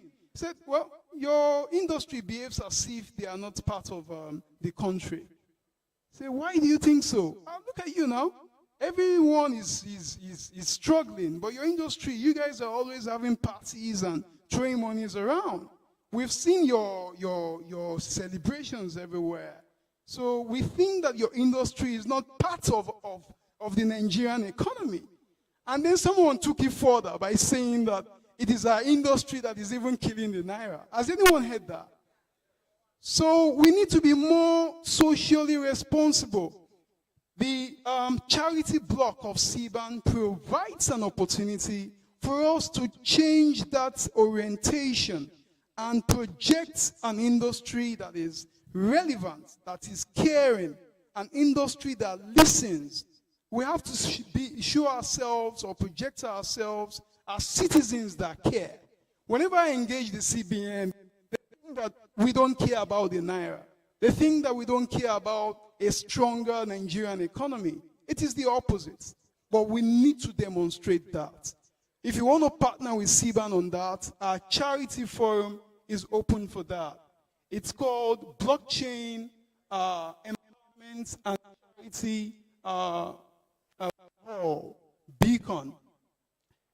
I've already talked about education. Now, this is innovation. I'll wrap up in 5 minutes. This is innovation. Now, someone said here, I think it was the moderator, Chioma Onyekelo from A&D Forensics. She said that people think about trading in the crypto space without products or economic value. A coin goes up, maybe Shiba Inu, a meme coin, or Dogecoin. You buy when it's maybe 0 point something cents. You buy so many of it. It goes up, you cash out. You just cash out. They think that there is no economic value behind all that. It's just pumps and dumps. Pumps and dumps. With innovation, what we want to ensure is that we have sustainable projects in this space. Eric Annan from Aya, who was founder at QubitX, was saying it just now. That, hey, they put so much in that project, but painfully he had to die. Now, these are guys trying to build real value. And that's why I respect some of our members, like, what's his name? Stanley Golomo, Farm Chain Finance. With blockchain, Stanley Golomo wants to make access to funding for farmers easier. These are the kind of things we should be looking at. Sustainable products. We'll be happy to partner with Farm Chain Finance to drive cooperative farming systems. That's what we'll be looking at. So in blockchain innovation, this is what it's called. Innovation, blockchain and crypto funding and innovation and development, backfeed. We will be having partners, venture capitalists as well, who will be ready to bring funding to projects SiBAN has checked. So they come to us and say, SiBAN, what are the projects you propose? Those partnerships are already happening. So we'll be identifying together who these beneficiary projects will be so that we can keep encouraging people to build real stuff. Carla Obakpolo is in the house today. She is one of our MCs today. Surprisingly, you might not know this. Carla is building one of Africa's biggest NFT marketplace. Why? When we asked her, it wasn't about pumps and dumps. It was about how can we use blockchain and NFTs to enable creators, collectors, musicians, content creators to have access to a global economy and build generational wealth. That's what it is about. These are the kind of projects that we want to keep projecting in the space. And we welcome all of the partners in the house. Again, we're very, very proud of our sponsors, of our ecosystem partners, and we encourage you that as soon as we launch the SiBAN ecosystem today, please begin to give us a call. We will also give you a call if you don't anyway. Research. One of the things that we face in this space is that a lot of the research are driven by interests from the Western, community. We need African content, Nigerian content. We need to understand, for instance, the role that MMM played in the initial adoption of Bitcoin in Nigeria. We need those things well documented, researched, in numbers. We don't want anything from some blog. I'm talking about a full-scale research. These guys who will be joining the research section will be people who will be involved in different aspects. The economy aspect, the tech aspect, the policy aspect. And they are all going to be funded. No one is doing research free.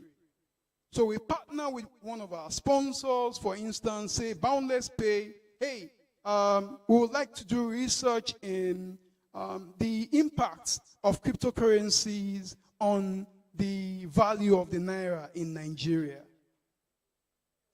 And then we go to university, get the economists. They should come around. They are all going to collaborate and write that paper together. When that paper is published, what are we going to get? Of course, all of the partners will be well projected in the work. For instance, if Boundless Pay becomes the sole partner or sponsor, you should expect that the branding will come in blue and all that stuff. This is what research is about. Why we decide to do this? We can't keep waiting for media houses to do it for us. We can't keep waiting for CBN to do it for us. We need to tell our own stories and get these things right. All right? And I hope that you guys will partner with us on this as well. I think I'll wrap up with partnerships. So the idea of partnership is this. We think that it is high time SiBAN started taking strategic partnerships very seriously. We've been partnering before now, of course. As a matter of fact, this is a result of partnership. But when I say partnership now, we are also now looking at partnering with not just players in our space, but also players from outside our industry. We think that there's a whole lot that this industry can gain if we look outwards. We think that sometimes we are too preoccupied with ourselves. Sometimes we imagine that we are the biggest thing that has happened. We need to understand that we are only part of an evolution. And this is the time which has come to ensure that we are building sustainable value projects, partnerships from there. That is what will sustain the future of this industry. Whether Bitcoin will become $1 million or $1 by 2025, it wouldn't matter, because what we will be focusing on is value. I want to encourage everyone here in the house, whether you're a founder, a project manager, a community manager, ambassador, venture capitalist, investor, policymaker, lawmaker, government representative, we need to start focusing on value. And as the president of SiBAN, who heads the Executive Council, on behalf of the SiBAN Executive Council, I'd like to say that we are putting our commitments to this 100%. We want to partner with you to secure the future of this industry, because we know that when it comes to disruption, innovation, we are just the third part of the evolution. It might not last forever. If it lasts forever, it will be part of something else coming. It will not always be like this. I'll tell you why. Back in 1959, there's something I call 3Ds. 3Ds of disruption. Digitization, moving from paper to paperless. Started in 1959. Next one, digitalization. Started in the late 90s. Business model. Google could become your bank. That's digitalization. And guess where we are now? Decentralization. That's why we talk about Web3, blockchain, and all that. It's not going to be the end of the evolution. Another D is coming. How prepared are we for the future? Partner so that we can prepare that future together. Thank you very much. On 13 July 2018, some players in the blockchain space met at Crypto TV Plus Ikeja office to form the Nigeria Blockchain Association. Present at the meeting was Chris Ani, CEO of Crypto Hub, Munachi Ogueke, CEO of Criset, Toju Kaka, EOS Africa Ambassador, Ejima Joseph, CEO of Starch, Tony Emeka, CEO of Crypto TV Plus, Samuel Joseph, and Rinze John Okafo, and others. Today, what started with a small group has become the leading self-regulatory organization in Nigeria. We cannot but recognize and appreciate the contributors to the growth of the CBAN you see today. Chuta Chimezie, Doris Ojuedere, Tola Fadigbagbe, Gilead Okolonkwo, Emmanuel Babalola, Lucky Wakwe, Ruth Isalema, Franklin Peters, Paul Eziafolukwe, Ifama Ben, and many more too numerous to mention. Put your hands together again for our president. Okay, so we're going to the last panel session for today. And the topic is on crypto exchanges and VASPs. VASP means Virtual Asset Service Providers. Crypto exchanges and VASPs as partners to regulators and the government. This is where innovation meets regulation. So the topic that we'll be talking about are things that relate to why SEC gave, those kind of regulations, and the things that make our CBN governor, act quite not so cool with the blockchain ecosystem. So please pay attention. So the moderator for this, okay, I'm supposed to call the panelists first. So we have the first person who will be on set, Mr. Chiagoze Iwu. He's the founder and CEO of Naija Crypto. Put your hands together for him as he comes on stage. And next, we have Mr. Franklin Peters, founder and CEO of Boundless Pay. Please put your hands together for him as he comes on stage. And next, we have Beverly Onyejiana. Next, we have Beverly Onyejiana Abokoba. She's the partner. Is it? Okay, sorry. Partner Olisa Abokoba Legal. Put your hands together. Okay, and next we have Oyewole Joledi. Sorry, I'm so sorry. Oyewole Joledo. I'm sorry, I'm not Yoruba. Senior Manager Paxful.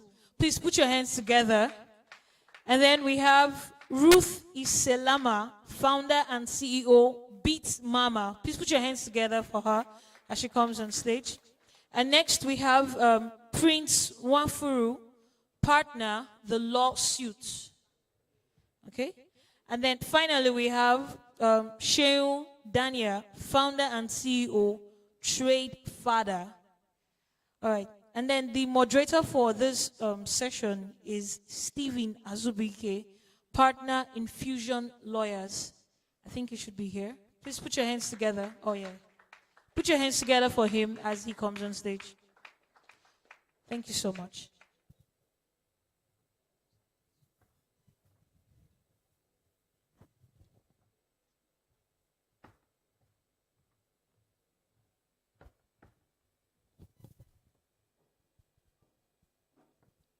Good afternoon, ladies and gentlemen. Yeah, it's been a long day. I know we've heard a lot already, but I can assure you, just like the comparer just said, where it is important that we also take a quick look at the issues around regulation in this industry, and particularly sometime in February, we all know that the CBN restricted access to banking services to virtual asset service providers, as well as to crypto exchanges. But when that news was up in the air, I took a particular look, I paid a particular attention to the CBN circular. And one of the things that I found it difficult to stop thinking about was what the CBN said about the cryptocurrency industry.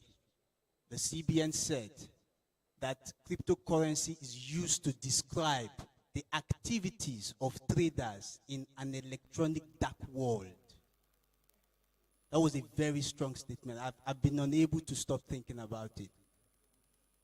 And when we look at what is going on, what the SEC, Securities and Exchange Commission, has tried to do with the new SEC rules, and other events in the system, today we are seated to try to interrogate these issues. And I have before you eminent personalities. Some of our panel members will be joining us virtually, but I trust that even the ones we have seated with us, Chair Goze, Ruth, and Franklin, are going to drive the conversation. So you just pay attention and let's see how it goes. Of course, at some point, if you feel free to share some of your questions. I believe they are capable to deal with them. Moving on quickly, I want to ask Mr. What are crypto exchanges and why are they so popular in this country right now? All right, thank you so much. Hello, can you guys hear me? All right, so I want to ask for the AC to be turned off when I'm freezing. All right, so what are cryptocurrencies? I think Mr. Paul, when he was here, he did justice to that. He talked about crypto exchanges and what they have. And line of, right? Cryptocurrency exchanges is more like a marketplace, a central place where buyers and sellers of cryptocurrencies come together to transact. Of course, you know that cryptocurrencies are digital assets, and as assets, it's something that people need to have for one reason or the other. You can either want to hold it, for, should I say, for trading, right? You may want to use it to make payments. You may want to use it as it's a form of a token to enable one or two things for what you're doing digitally. And so you would always have a need to have it, right? So there is need for a trusted middleman who would facilitate the trade. More like ensure that there's a safe environment where you can buy or sell. And so cryptocurrency exchanges perform multiple taxes, one of which is provide a platform for buyers and sellers to meet. Secondly, to regulate the activities to ensure that the buyers are not cheating the sellers and the sellers are not cheating the buyers. Thirdly, to ensure that there is proper accounting that is done. So if you make a trade, you should be able to know that what you put in is equivalent to what you get out. In some cases, there are exchanges that offer what we call futures trading, binary options, and the rest of it. And that is more like the high-end aspect of it for those who want to trade to make profits, right? But primarily, it's basically for you to be able to change from one currency or one digital asset to another digital asset. Thank you. Thank you very much. So, Ruth, are you able to please tell us why are crypto exchanges so popular in the country? They're gaining lots of popularity. Yeah. Okay. Hello. All right. So I'm going to go with first of all why crypto exchanges are gaining popularity is the economy.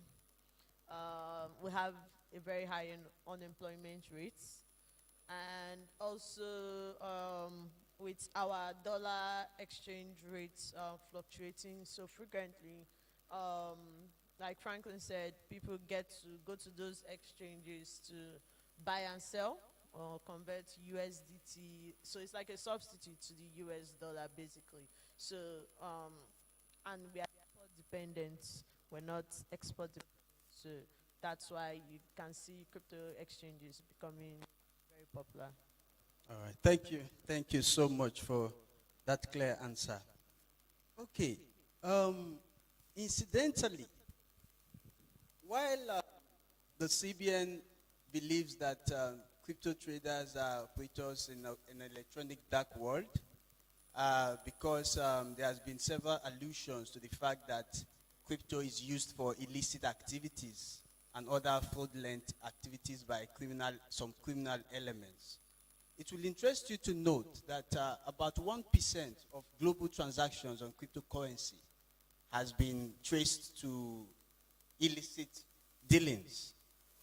So that brings to my mind, Chair Gozie, why is the CB, the government, showing the kind of seemingly negative disposition towards cryptocurrency? Are there things we don't know that perhaps you would like to tell us? Okay, so this is actually multifaceted, right? In this particular, like you said, 1% of transactions done through cryptocurrencies are illicit, right? The USD, that's the US dollar, right, is used to do way more illicit activity in Nigeria, where our currency is not the US dollar, than what the Naira is used, and even any cryptocurrency is used, right? So there is usually this I call it fear of the unknown, right? Something that you, like Senator said, we've not engaged them. They do not have proper understanding of what we're talking about. So they'll see it, they'll relate it to Silk Road, right? I don't know if you remember the Silk Road event and a couple of just minor events that happened years ago, right? That this is what is giving cryptocurrency its popularity and things like that. But like I said, the information is out there for them. So sometimes I don't think it comes from a place of just fear of the unknown. It also comes from a place of, when I am failing, I need an excuse for why I am failing. And I would look for the nearest person to pinpoint. It's normal human behavior and is more prevalent in Africa, sorry to say, right? We have the tendency to like, okay, I am failing. Why am I failing? Is it because of these kids here? Or is it because I have failed in the monetary policy aspects of what is my primary purview, right? I tell people, we're all familiar with Wall Street. We're all familiar with Silicon Valley. I ask people, Silicon Valley exists without Wall Street? It's a very interesting question, which if you look at it, you know is no. Silicon Valley, which gave us all the tech innovations we're using today, right, would not exist without Wall Street. Would agriculture be where it is today without Wall Street? If you dig deep, you will know that no. Would manufacturing, would the industrial revolution have happened without Wall Street? The answer is no. So you cannot rule out these financial innovations of the blockchain because this value we're talking about needs a place where financial aspects of it needs to be integrated. This is a very broad topic. Let me not go too deep into it, but it's pretty straightforward. Thank you. Please don't go too deep. We are already. So I also had considered the fact that if crypto exchanges, all right, are truly gateways for economic freedom, all right, I would like to ask, how are crypto exchanges trying to manage the situation about illicit transactions using cryptocurrency? Franklin, please. All right, thank you so much. I'm of the opinion that cryptocurrencies is a more ideal form of money, and I bet that you agree with me. Do you agree with me? It's a better ideal form of money in the sense that it's traceable. You can't go off the grid with it. I mean, if I want to do some crazy stuff, and I'll give a popular example that most of you here might have experienced. If someone in black attire wants to take bribe from you, is it going to allow you to do money transfer to his bank account? What is he going to say? Why does he want to do cash? And when you come tomorrow, he's going to do what? Deny you. Some people in Abada, you know, that make us promises that they're going to water us and fire us. How do they take their backhand payment? Okay, and in some cases we see some, what do you call it, armored cars drive into their houses, right? Bullion vans. So, but can you carry Bitcoin in bullion vans? And you can trace back transactions back to the Genesis block. So it's a more transparent, honest form of money. And so for me, I think that's what it is. You can't really beat that. And I believe in the future of this technology, and that's the reason why I'm hell-bent on making it work for myself. And that's why we are here today. Is if everybody put their hands together, you know, drive this education and help other people get on board, in the nearest future, we are going to see a healthier economy globally that is thriving on blockchain and cryptocurrencies. Thank you. Thank you, Franklin. Ruth, how safe are crypto exchanges, you know, as a marketplace, considering the need for KYC controls and other very important safeguards? How safe can we say crypto exchanges are in Nigeria? In Nigeria, of course. we are safe. We can. Yeah. Okay. So I would say us in Nigeria, we always kind of learn from what has happened in the past, and we try to build more security parameters or put them in place to make sure that things are secure. So like even with your previous questions, right, with banks or CBN being kind of overly cautious with us, I would say exchanges perform more KYC than even banks. That's the truth, and that's what happens. I think there's an article going around even on Twitter currently on how banks will take people's data and open accounts for them. We can't do that in crypto. So we try to onboard people because first of all, you need to even understand what you're trying to do in the first place before the person is actually trading this crypto. So, but in terms of security, I would say exchanges in Nigeria have been trying their best. At least so far, I think it was only one incident we had in the past. I've not heard of any exchange being hacked. So far in Africa. Some people say it's because, oh, they are not big exchanges, but somehow you know what's going to happen, so you're always prepared for it. This is Africa. We're kind of in the jungle, so you always know how to prepare for it. But in the case of security, I would also say maybe we still have more to learn. We still have, I wouldn't say a long way, but we still need to put in more parameters for security, because there is this thing which is a bad habit, but like when Nigerians come on your platform, they want to look for a way to hack or to, like, how can I pass here, or how can I pass these corners to get something done, especially in the case of P2P. Like, it's really, really sad that that's the reality of things, but you also have to prepare for those people, because they are just coming on your platform to find, oh, where is the mistake, where the mistake is, so that we go manipulate this one, so that we go take money from here or from there. So you see those instances a lot running a platform.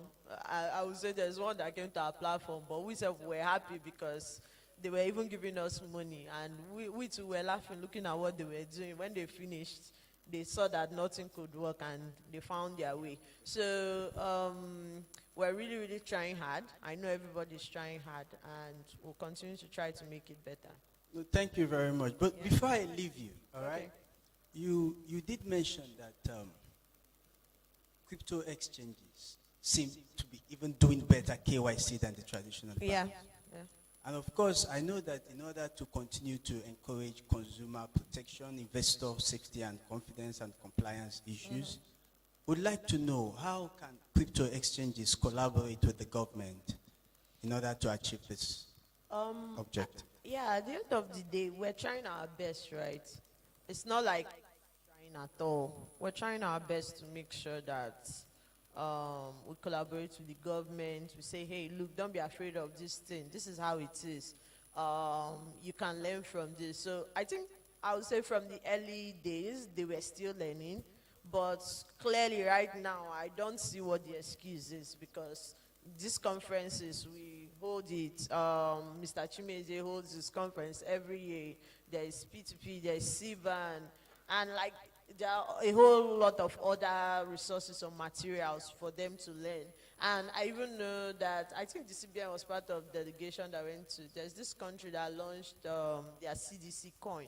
And CBN went there, El Salvador, that is doing Bitcoin and giving their citizens. CBN went there to get some learnings and know how it's happening, how it's helping their economy. So like, clearly at this point, like, there's excuse for anybody to say, oh, we still don't know what crypto is, we don't know what blockchain is, or we don't know the difference between blockchain and crypto at the end of the day. So I think it's just for them to with the regulations and try not to also stifle innovation.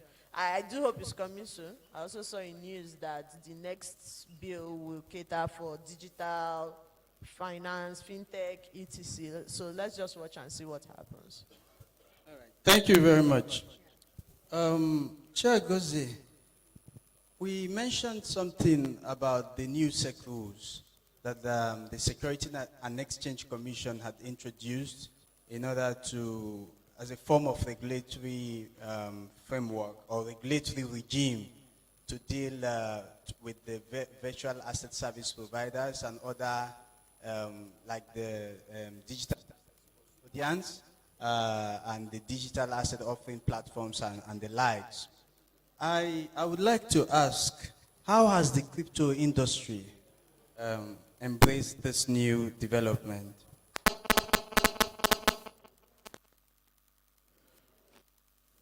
I don't think I can speak for the entire crypto industry, but I believe it's going to be a similar experience, because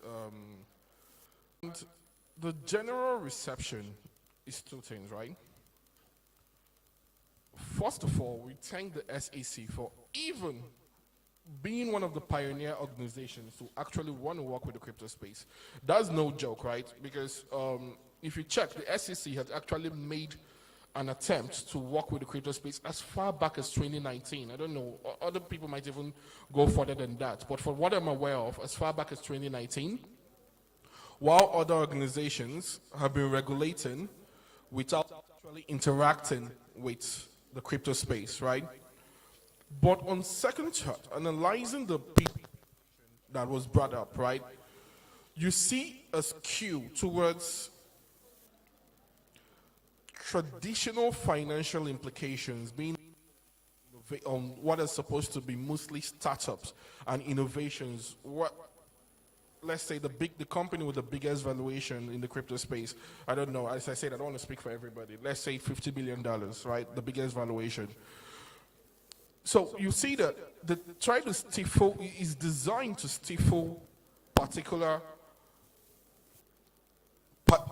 pioneers, local-based pioneers, right, within this, and more or less embrace the people with more cash, right? So I understand that organizations, like see the case of Cyprus, Malta, Estonia, right? They try to bring in more companies to come and pay them, fees, registration fees, and all that, right? But when it comes to their local startups, Estonia would charge a foreign company, let's say $250,000 to register. But a company that is originating from Estonia will pay just 2,000 euros for a particular type of registration fee. So you see that while they're encouraging the foreign players to please come on, they're also protecting their local players who might have lower access to capital than those foreign players. There was this bias, like these things were not considered. A lot of things, a lot of realities in the space. I can confidently tell you that even with this bill, there are projects that were out there to steal people's money, that this would not fight against them. I don't know if you understand what I mean. It would not kick against them. You would not see the MMMs of this world and the rest of them, right? We all know them, right? It would not fight against them. So it begs me to say, like, what are we actually trying to achieve? Are we trying to regulate, or are we looking for government financing? You understand?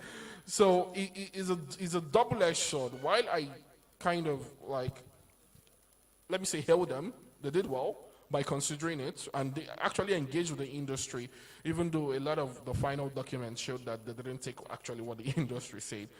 But also on the other side, you can't regulate to kill. You are not, the work of a referee is not to destroy the flow of the football match. It's to make sure that people don't go insane on the football field, right? The referee will not come and start playing or come and start like, you understand? That's how regulation should be. It's to allow the flow of the industry to move forward with the primary aim of economic growth. That's what everybody is looking at. Thank you. Yeah, Franklin, you want to say something? Okay. Yeah, I just want to add a few things to what he just said now.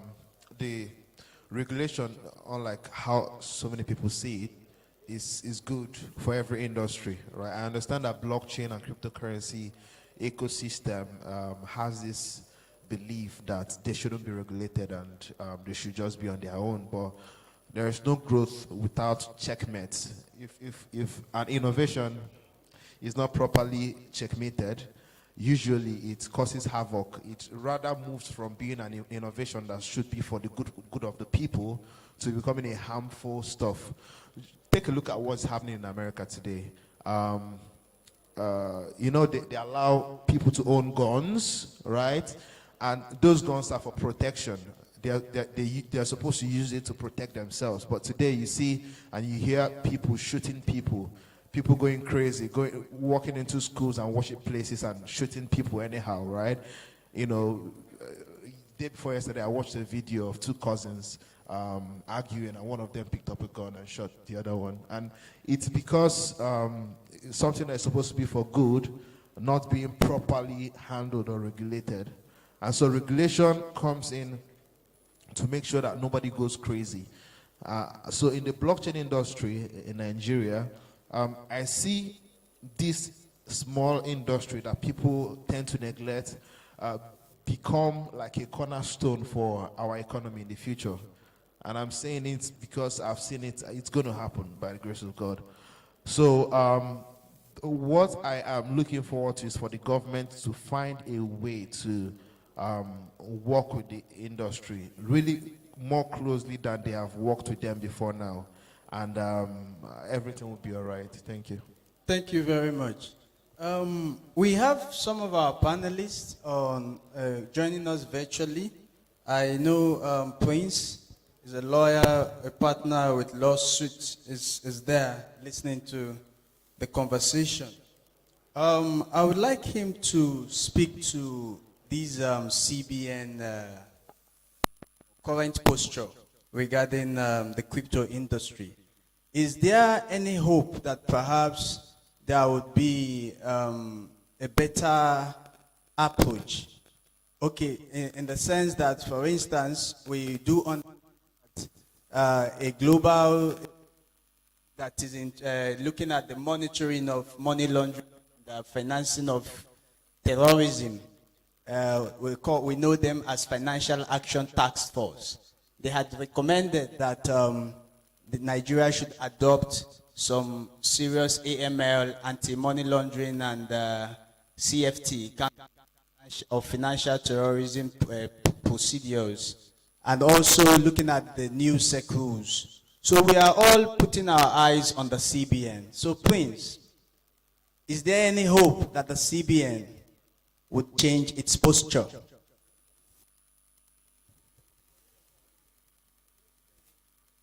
Good morning or good afternoon, everyone. Can you all hear me? Yes, I can hear you, Prince. I think we... Can you hear me? Yes, we can hear you.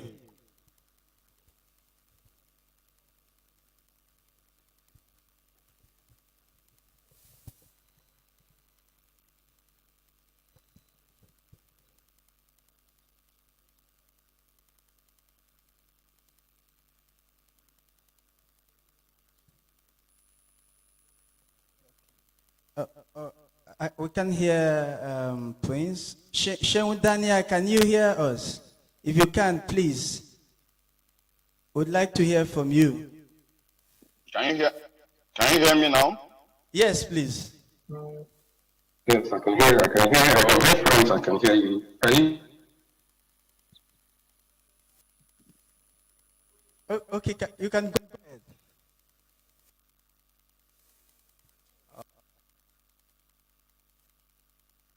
That's some technical glitches there. We can hear both of you. I can hear Shenwu, I can hear Prince.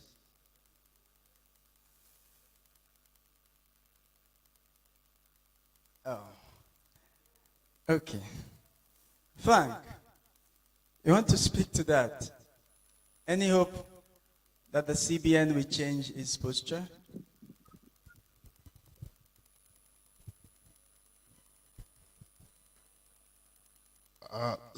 Read out the question again. I think it was part of the questions that I was supposed to answer.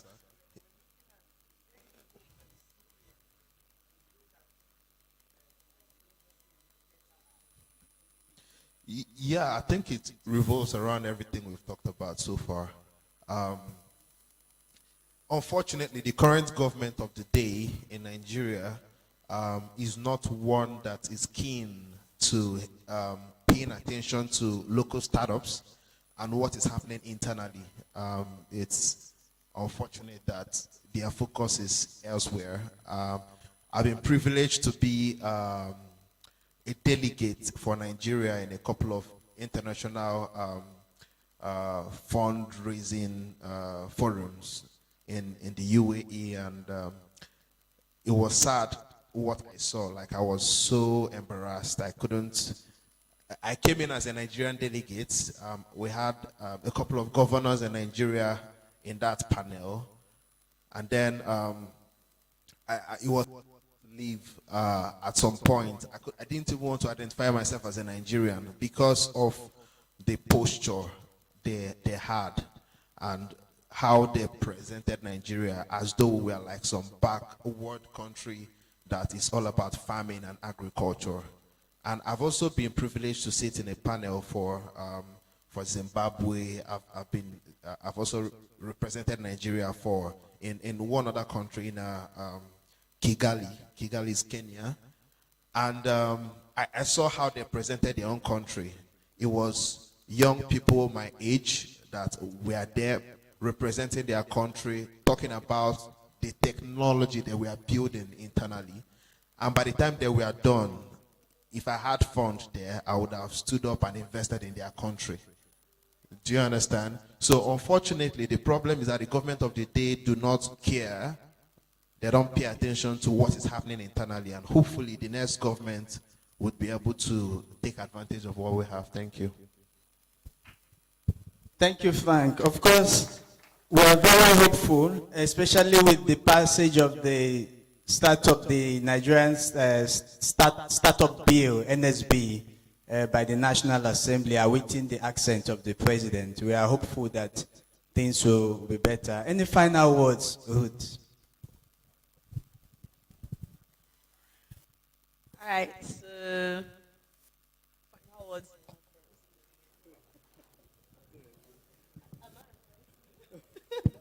Okay. So I don't really have final words, but seeing everybody here just reminded me of how most of us started and everything, seeing some other projects trying to come up. So I guess the only advice I'll just basically give is just be focused on what you're doing. If you know if it's viable, be very, very focused. Try to also get the community, talk to people in the ecosystem, see who can help you, who can direct you. Truth is, we all don't know everything, even us sitting here. Thank you. Yeah. No, I'm not done now. Hold on. Yeah. So I'm saying try to be focused. Yesterday I was even telling another group of people that we started in 2017. It was just like meetups, like groups smaller than this. And at the end of the meetup, the first time when we hosted it, we saw people stop coming because we're not sharing food. So after then, we started like contributing money to buy small shops to make sure that the blockchain events were more interesting and everything. So it just a little like that, and I can see a couple of people upcoming here. So just focus, don't pivot too much. Thank you. Reach out Thank to you. others. I appreciate that. Frank? All right, thank you so much. You know, what you just said now reminded me of when we started in this space and how much it has advanced until now, and it gives me hope for the future. My final words would be that you are in the right place, right? You are in the right place. And stay in the space, participate, be part of communities, do your own bit, educate the next person, and let's see how far we can take this. Thank you. Thank you, Frank.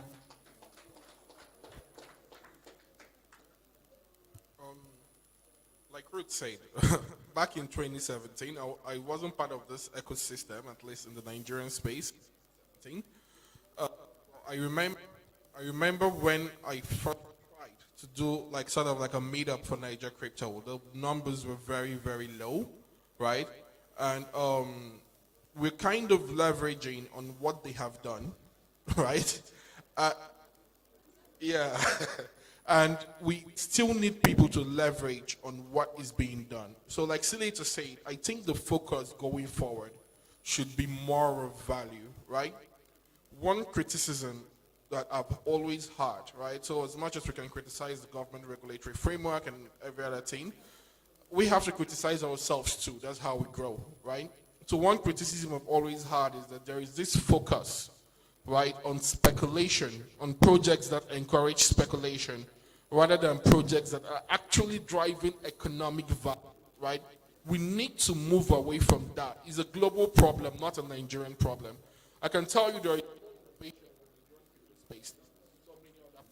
Thank you. Value should be the focus going. Thank you so much. I really do appreciate our panelists. We do not pretend to say that all the questions might have been answered, but at this point, I believe that we can also use the opportunities presented by other online platforms to throw in questions, and we continue the conversation. Thank you so much.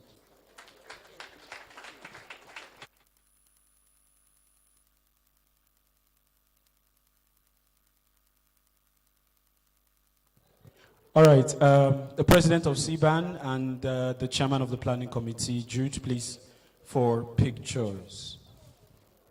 Thank you.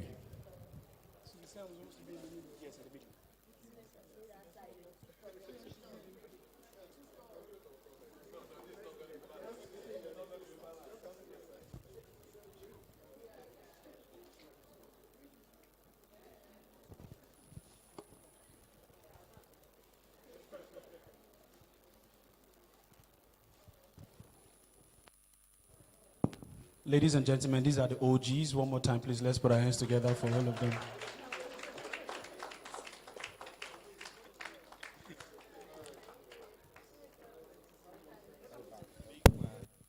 All right, so we have an interesting giveaway to put out there. Representative of L Bank, quickly, you have just 2 minutes. Join me on stage right now. All right, so we can do this ASAP.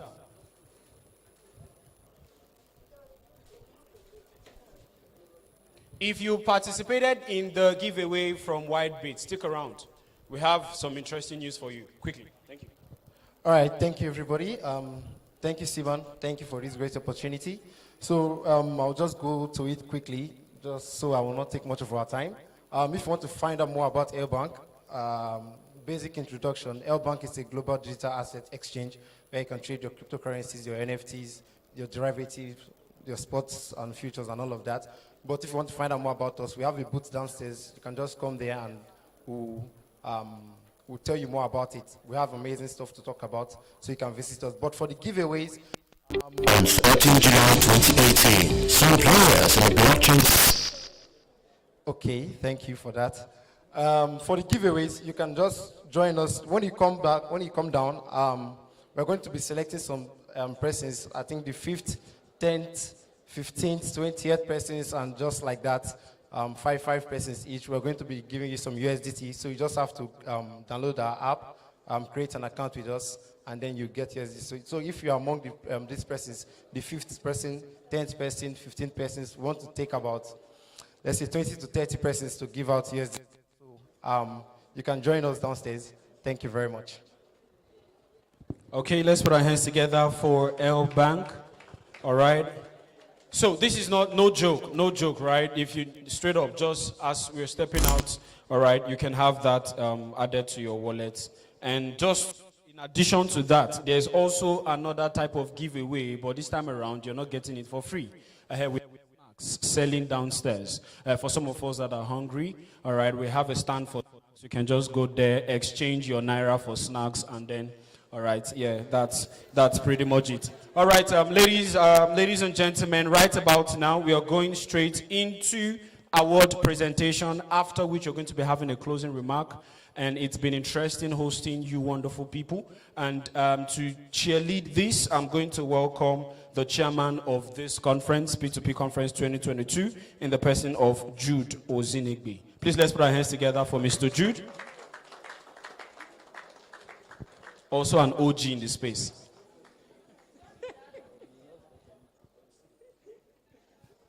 All right, ladies and gentlemen, thank you for your time spending this Saturday with us.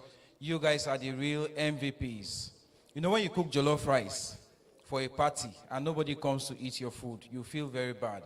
So the jollof we cooked, you know, the Nigerian jollof, let me not go into that discussion today. You know, it's everywhere. But we really want to appreciate you for your time.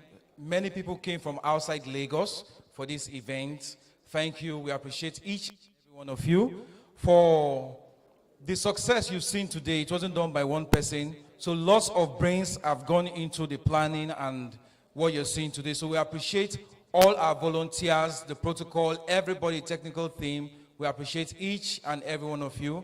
This is the first ever event of SiBAN. So we're going to be having this every year. And what you're seeing here also is going to be bigger than this next year. The Hall of Fame you saw was also a virtual appreciation. So you'll be seeing more of that in our subsequent events. We want to appreciate everyone that has contributed to the growth of the blockchain space in Nigeria. Please, if you are building, keep building. If you are teaching, keep teaching. If you are criticizing, say something to yourself. But please, whatever it is you are doing that is good, that is going to make the digital economy in Nigeria to grow, please keep doing it. Engage with people. There are lots of people that have gotten jobs and gigs. Developers are here by coming for physical events. There's a touch. So I've gone downstairs and upstairs like over 50 times. I'm not joking because I was counting from the beginning. And I know what I've gathered from meeting different people, very intelligent people in the space. Nigerians are some of the best and most hardworking people in this world. I've been opportune to go to some places and I give it to Nigerians. Against the challenges, we work. Ask yourself, what do these investors see that make them come here? Until you see what they see, you will keep complaining that this land is not good. There's something good that some of us have not discovered, but they have seen it. They are rushing here to invest in projects. Do not complain about the government. Look for what you can do and keep at it.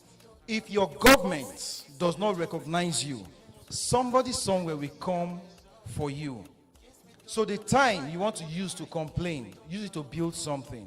If you are a builder, posterity will come for you. So please, want to appreciate a few people that have been building in the space at different categories. If they have their representatives here, they can come up, else somebody can just represent them. So here we have Paxful. Paxful is a P2P exchange. So we're appreciating Paxful for establishing Blockchain Education Center in Abuja, FCT, Nigeria. So this appreciation goes to Paxful. Please, this beautiful lady, can you just come and receive this on behalf of Paxful? And you never can tell if after this Paxful says, represent us globally. Miracles happen in different ways. So please just guide her, let her come up and receive this of Paxful.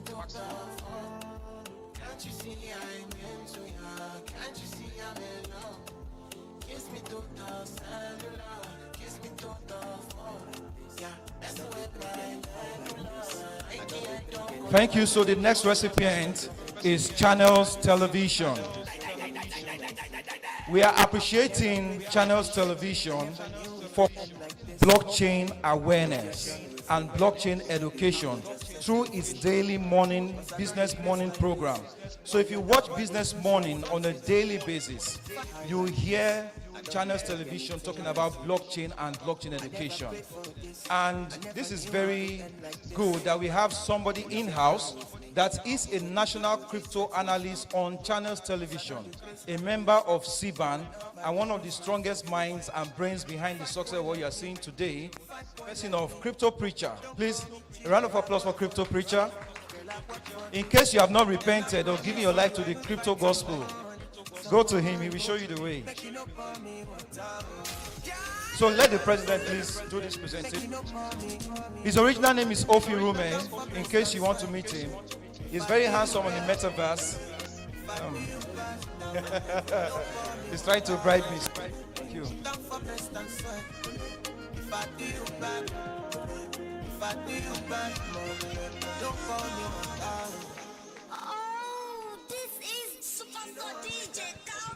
Thank you. One more, and the president will do the last three. So this award recognition goes to Convexity. I think we have someone from Convexity here. Convexity is in Abuja. We are recognizing them for establishing the first Nigerian blockchain hub and supporting blockchain development. So if you're a developer in this space and you need a hub to help you grow, please kindly contact Chioma. Convexity also have another arm which is called A&D Forensics. She is the female certified cryptocurrency investigator in Nigeria. It's not small. Please, ladies, celebrate her. She's also running her masters in blockchain and currency. So this is a whale in her own right. Celebrate. See her somewhere, charge her very well. She's loaded. Thank you.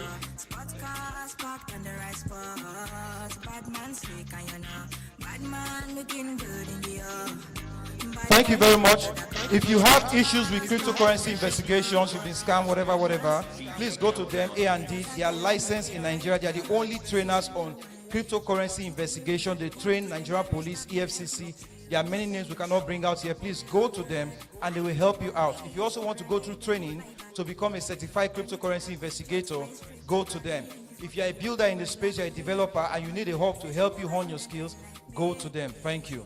I'll hand over to my president. I have done my appreciation and I've done my bit. Thank you very much. As you came safely, we also pray and hope that you go home safely. Do not argue with anybody in the space or on the road.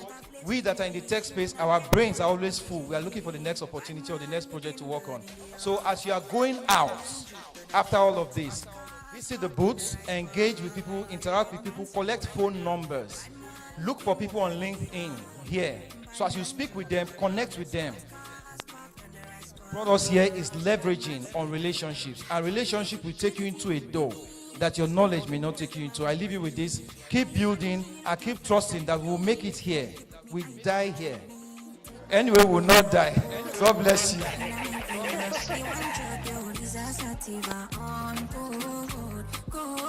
Oh, thank you very much. Having died here, to be reborn again.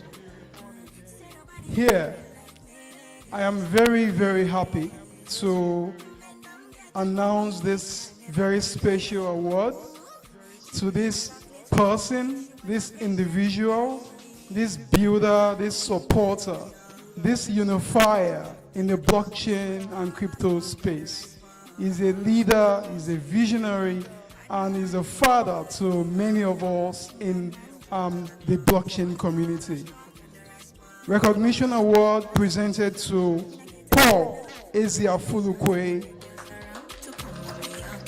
for selfless service to Nigeria blockchain industry as two-time chairman of SiBAN.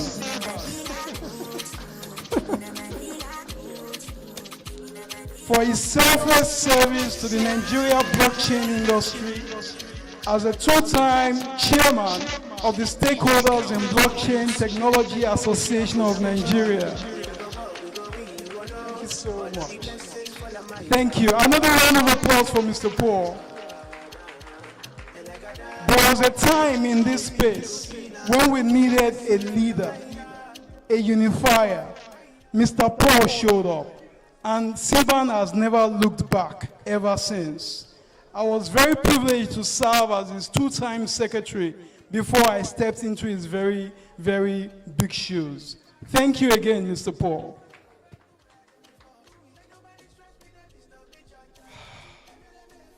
All right. Sometimes we talk about the need for regulation in the blockchain and crypto space.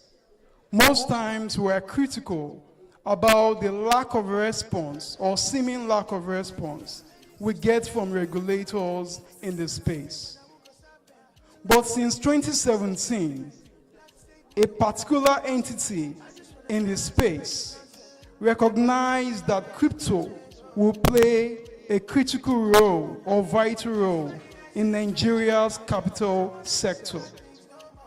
They formed a FinTech Roadmap Committee and invited one of our people to join that committee. Fast forward to May 2022, that entity came up with the first regulatory framework for virtual asset service providers as far as securities and investment is concerned. Ladies and gentlemen, join me in recognizing the Securities and Exchange Commission for being the first Nigerian government agency to officially recognize digital assets and virtual asset service providers in Nigeria's capital markets. The SEC. Any representative of the SEC in the house? I'll be very happy to take this home.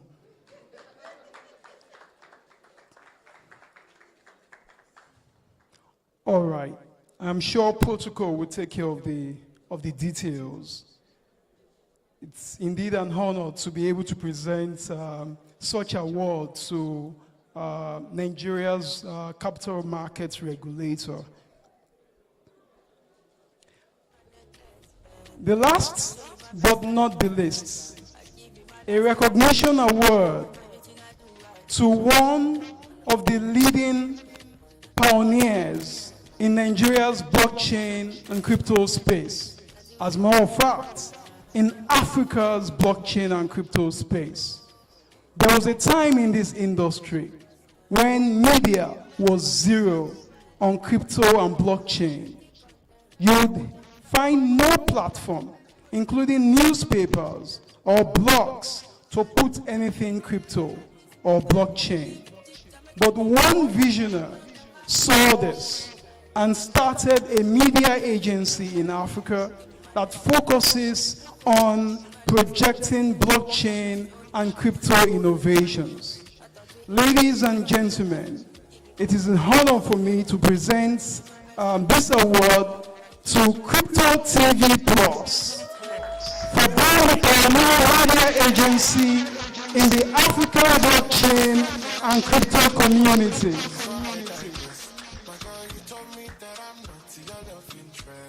Congratulations to you.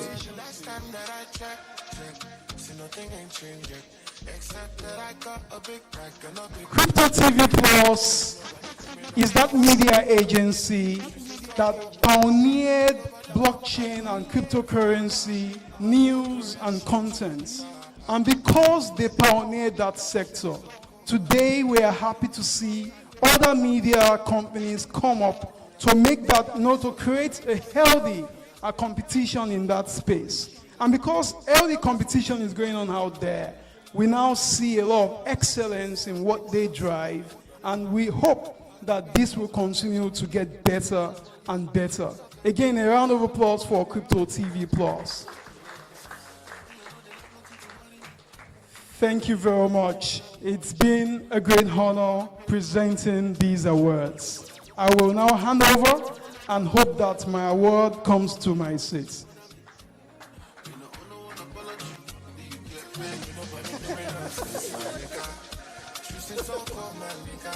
All right, ladies and gentlemen, please let us celebrate the president with a round of applause. Okay. Yeah, we're done. Okay, so closing remark, but I know some of you come after me if we close this event without me delivering white beats on this stage. So, white beats, where are my people? Quickly, let's do the raffle draw live. And let's find out those who are taking this away. But before they come, we have an interesting story. Color God, yesterday, so we're preparing for this event basically, and then we're supposed to have sort of like a Google Meet or something like that. And as an OG in the space, because that's my new word now. So I didn't know that my video camera was on, right? And then she saw my face. And she was like, I know this guy. And she was like, wait, Tony, did you at any point during the past, sometime in 2018, 2019, anchor or MC BCATS, that's Blockchain and Cryptocurrency Awareness Store, University of what? Port Harcourt. And I smiled. And I said, oh, yes, that was me as as an OG in the space. So I said, yes, that was me, I remember. So, if I should paint that picture very clear, I remember when we got to Port Harcourt, my brother is here. First of all, he was not this fine. I was not this fine. There was no cheek. Clap for me now, it's not easy. See chocolate, that was charcoal.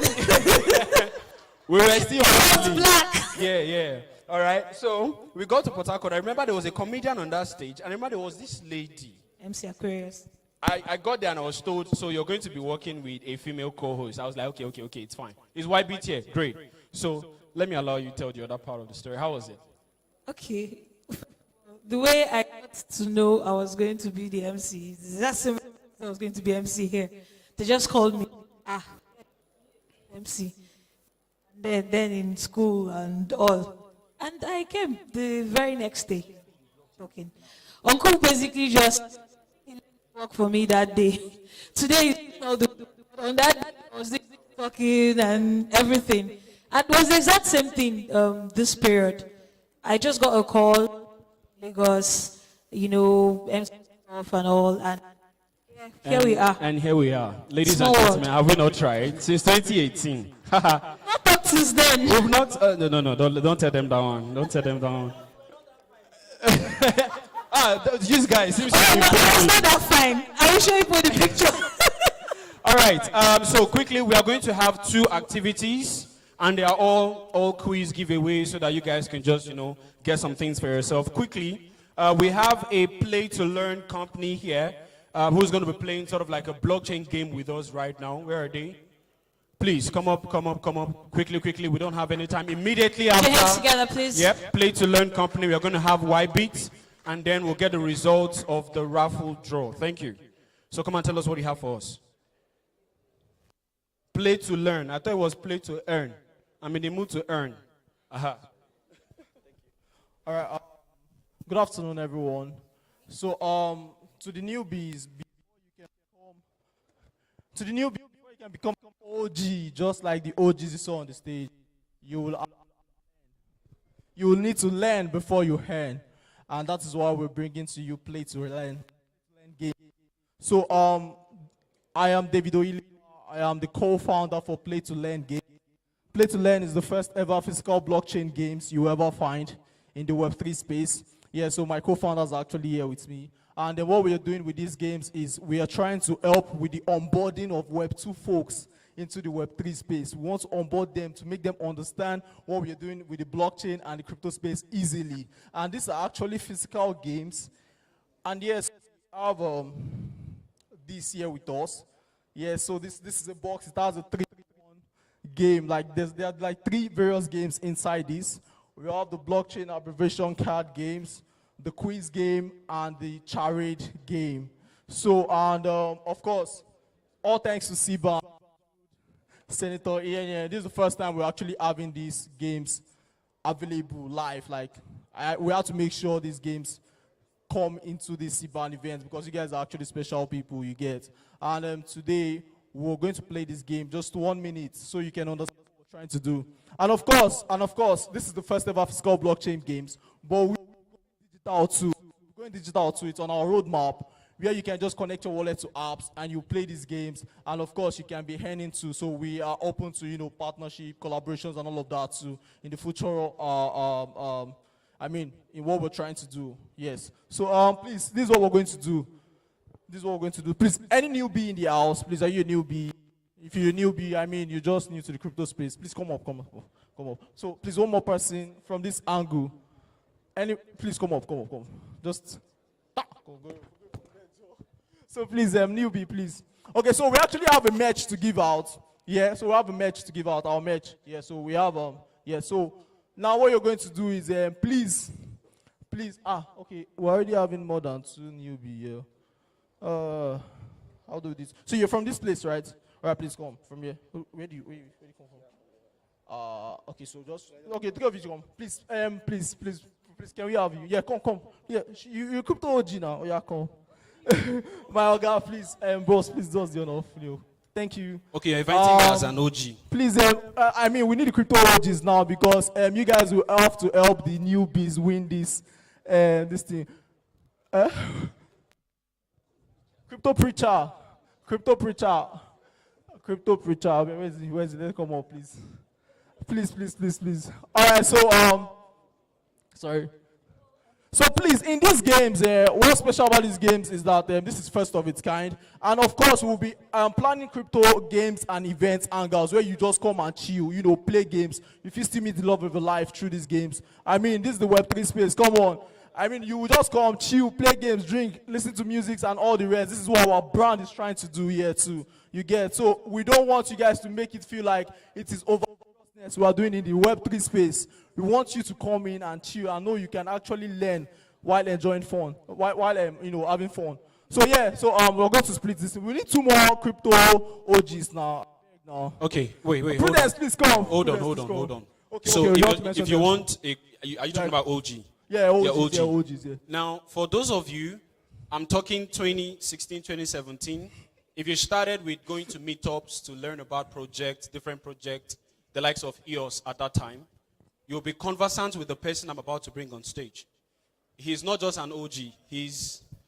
Permit me to use the word, a godfather. He moves again silently, but he does big stuff.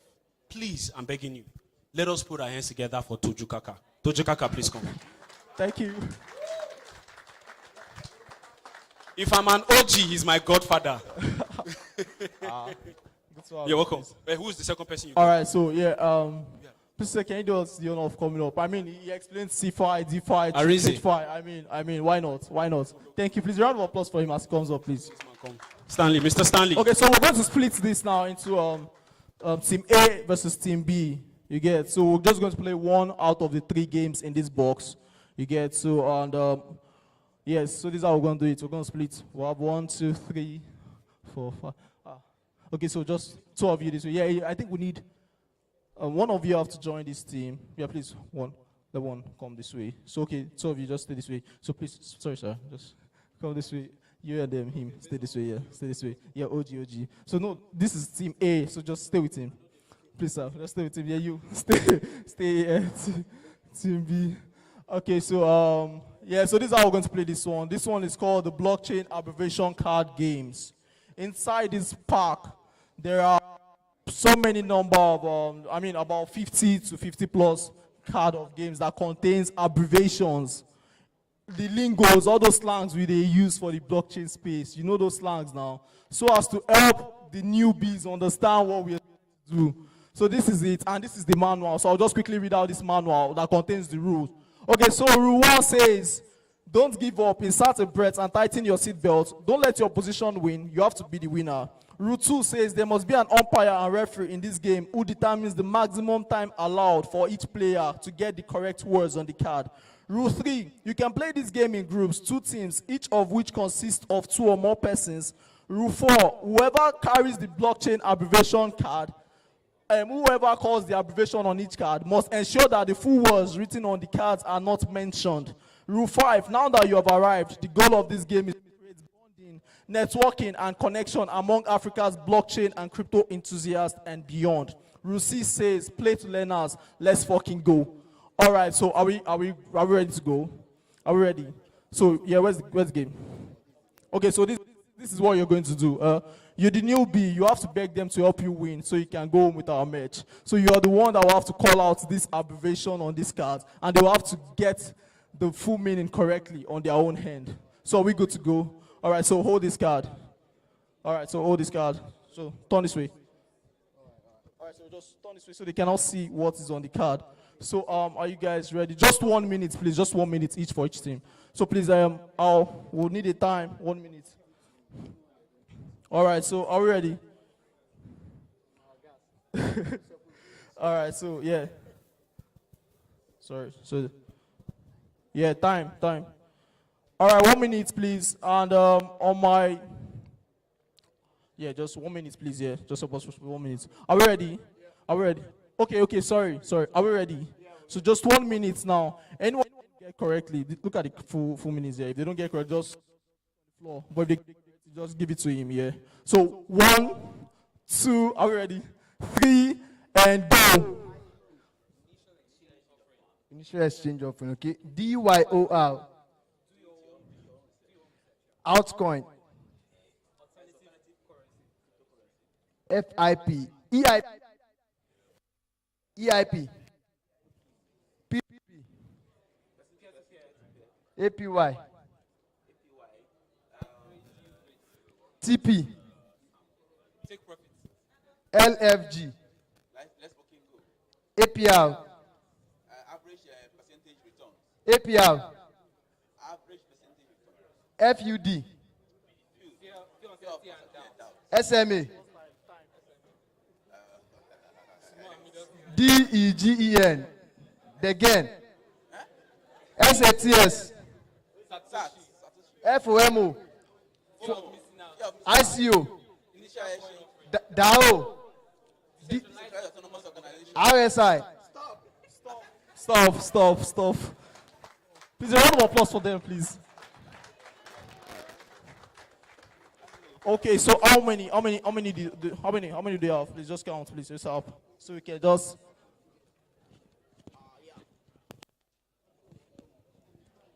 All right. Okay, so this is the one they will have to call.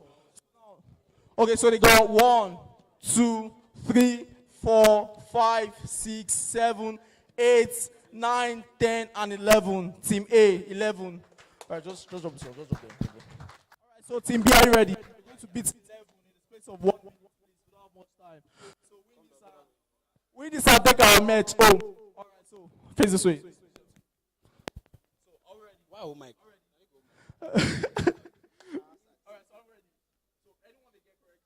Just give it to him. Anybody don't get correctly, you just drop it on the floor. Yeah.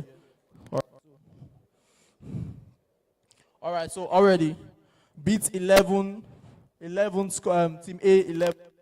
1 minute. 1, 2, 3, and go. Relative strength index. Old guy, we old guy. CT.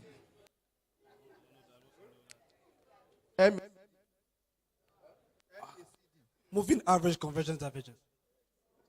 HODL. Hold. As OG.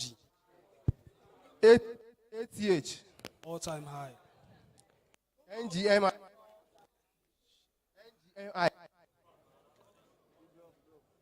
DCA. Dollar cost averaging. BTD. Buy the fucking dip. CG. FA. Fundamental analysis. IDO. Initial text offering. ADDY. Stop. That's in which 1 minute? You too.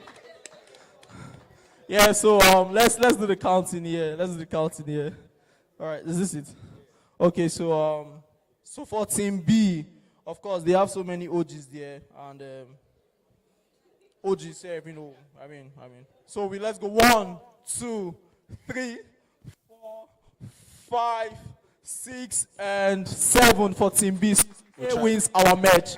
All right, so thank you so much, and congratulations to the team. I mean, they won match for you. Participating in the game. So thank you very much, and please, our game is actually available on pre-order on our website. It's just $40 for the box, which contains 3 games, and for each game, it is $15 per one.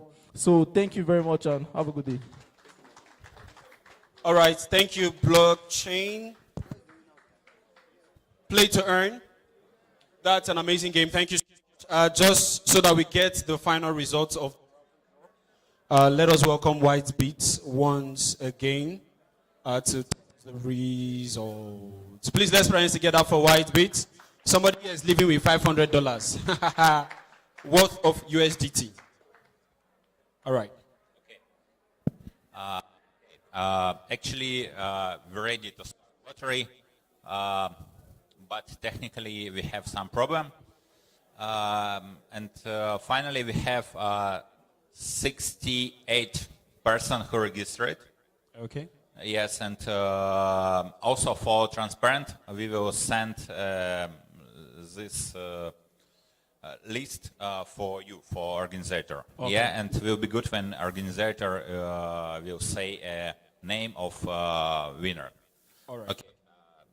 I need 30 seconds for preparing this table, and we can start. And I'm not sure. Okay, yeah, we're ready to show. Please come back for one page. Page 1, please. No, yeah. And I finalize this short, and I will say it for organizer. Okay. Just a second. So 30 seconds.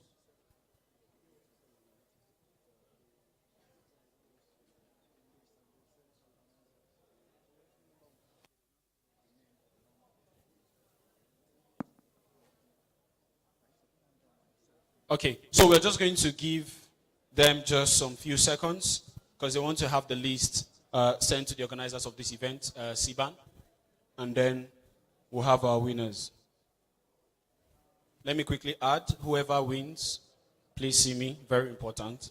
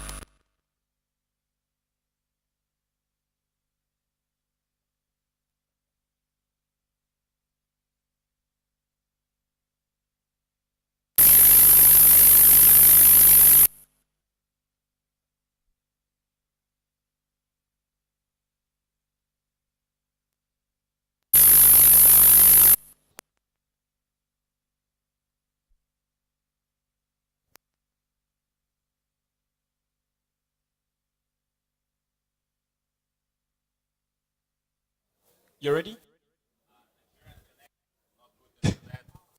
Yeah, it's sorry Nigerian connection. I need little time. I understand it well. Sometimes better for you than you, because you need to have MTM, Spectranet, Airtel, and connection. And in this way, I can be sure that I will have connection.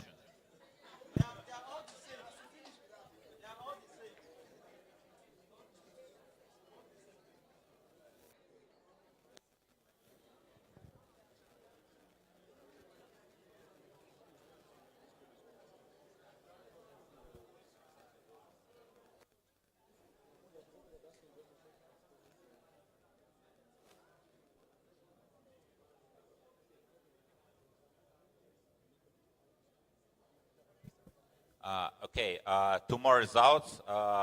Previously we have 66, now 68. We will create a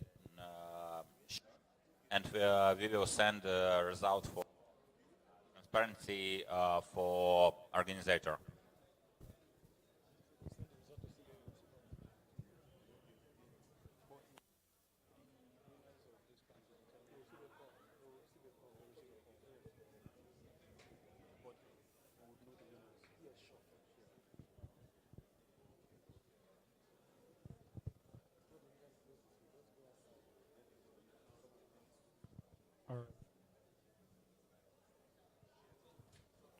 You want to help us with network?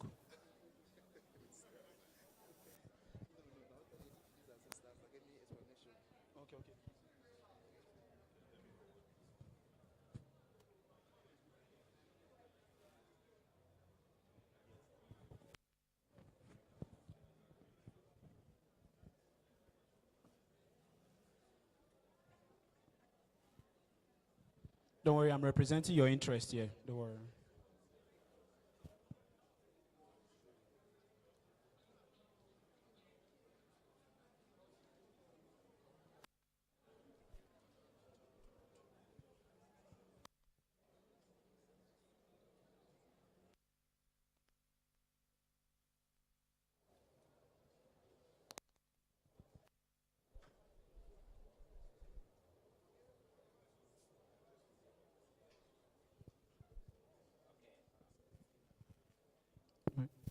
Okay, we have finally 68 and we are ready to organizer.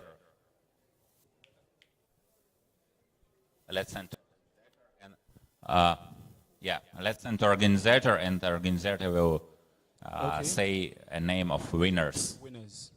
Okay, so we need to confirm. Yes.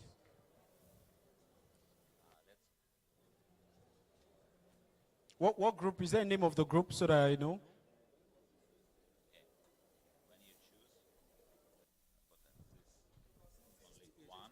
JB. JB, please. Come on. Come.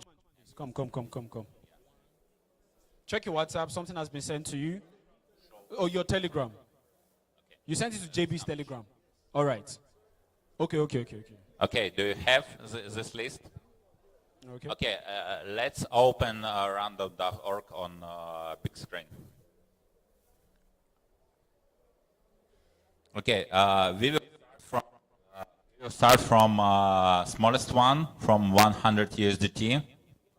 Okay. Please, let's not forget that we also have our online participants. And Mr. Godwin, he will help us.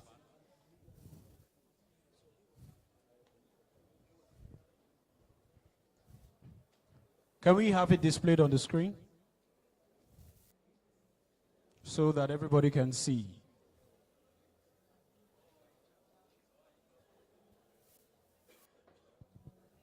Oh, is that a check? So cash it out.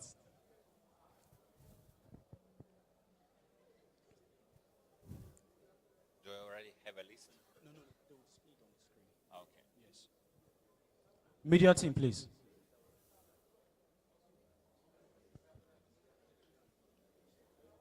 Okay. Is this it? Yes, it's roundup.org, but please go back to previous page because you choose to generate 100 numbers and we need to generate only one. Yeah, this one, first one. Let's choose one. Okay, where you have 100, click. Yeah, from 1 to 8 is for 68. Okay, let's say 1 to 68. That's the next line, yeah.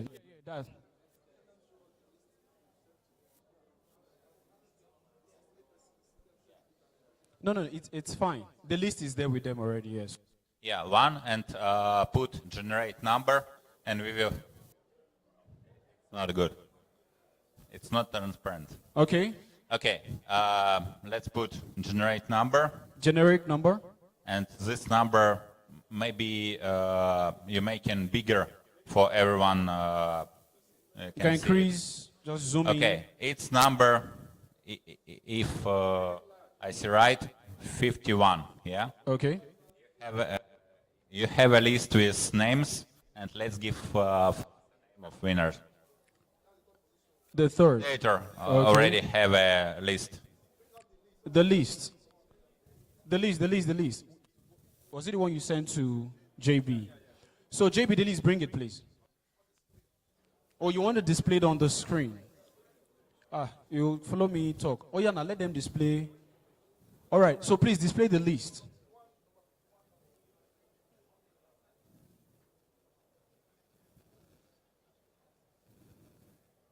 So as it's being displayed on the screen, what do you want me to do now? I'll just pick 51. Any number. It's not, you will not. Yeah, we will find, we will congrats just one person, and after it we will choose just next pick one. Anybody. Okay. All right, it's fine.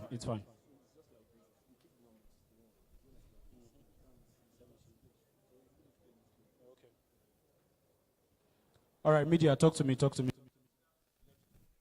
Actually, I already see this name, but I wait Yes. for this name Let's wait. from I've your seen side. the name as well.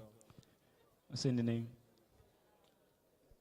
All right, please increase, zoom in to 51. Zoom in to 51, please. This is 29. You should go down. Keep going. 51.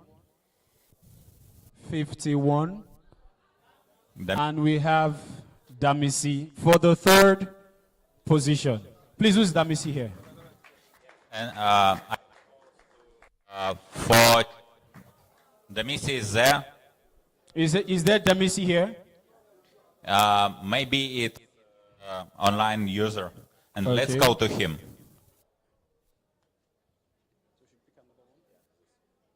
Okay, so let's call. He wants us to call Damisi. This is interesting. I'm going to use my line to call Damisi.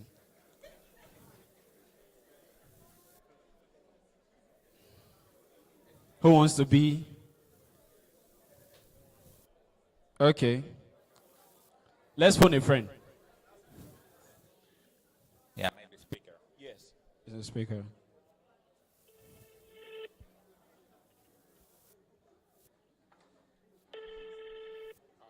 Please, volume on this microphone so everybody can hear Damisi.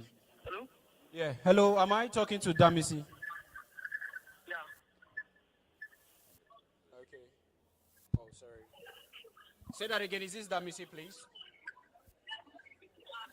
Yeah, I can see you. You're not letting me waste my time. Please come up. Okay.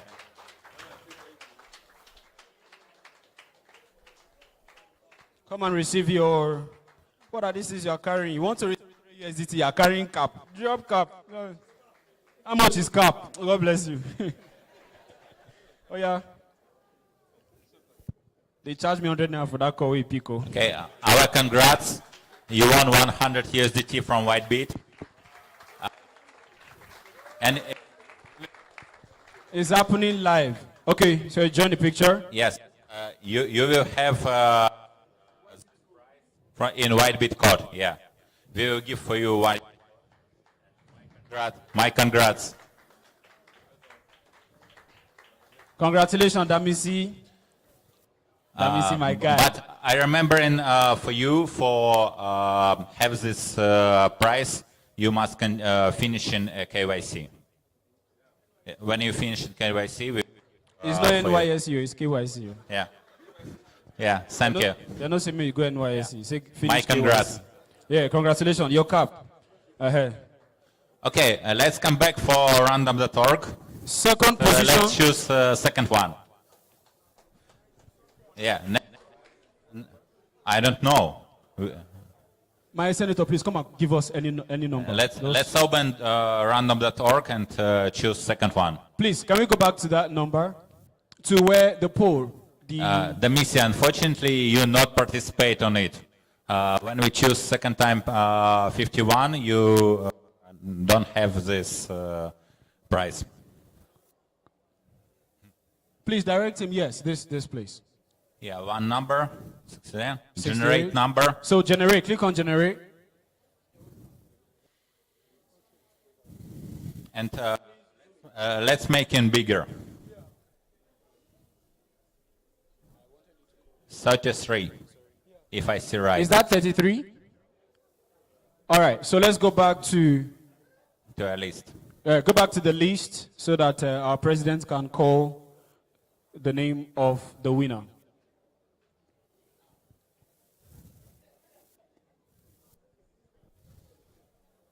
Number 33.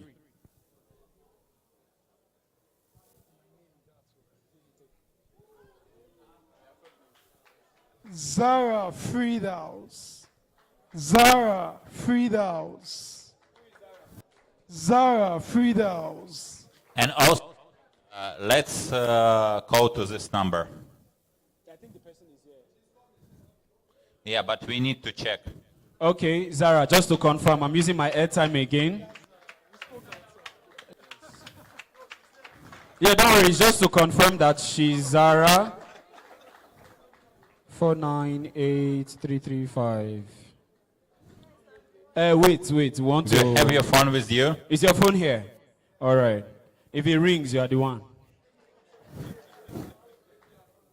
91498. This is not your phone. Let her get her phone.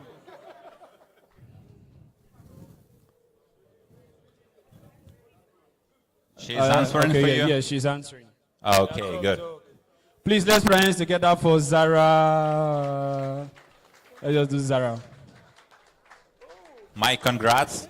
You won $250 from Whitebit. Can I take a picture?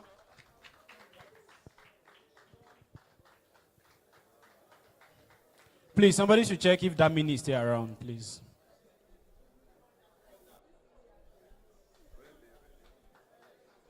$250 USDT. Yeah. My congrats. Okay. How do you feel? How do you feel just winning 250 USDT at SiBAN's first ever P2P Conference 2022? Tell us. Oh, thank you very much. I can't even imagine this. Can you hear her? Sorry, I said I can't. I don't know. I can't believe this is actually. I can't believe this is actually happening to me, but I'm very, very happy because I've been sitting down outside because of the AC here. So thank you very much. And you're surprised. You're happy.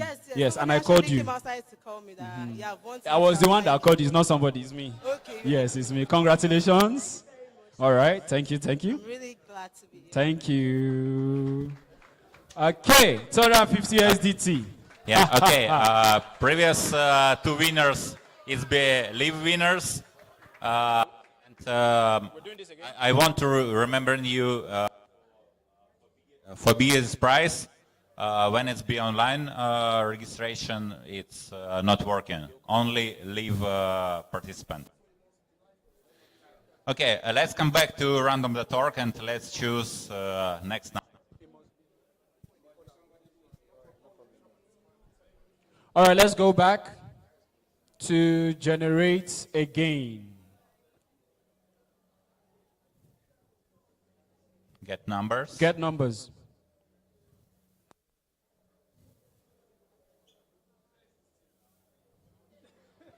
Yeah, let's push. Don't worry. Please zoom in. 51.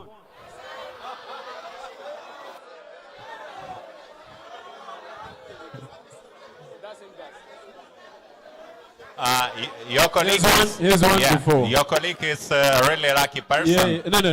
Because he has one before, we might need to give it one. to someone else. Do it Please, again. can you do it again?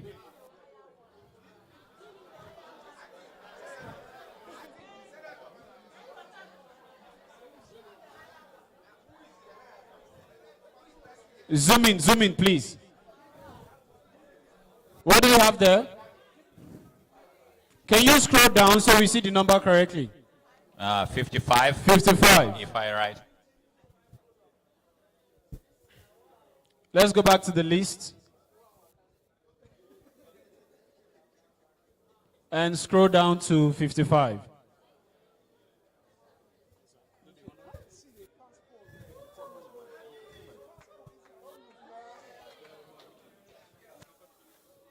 Velma Williams. Velma Williams. Could that be Mrs. Williams? We will go to this person and we will ask, is it on live?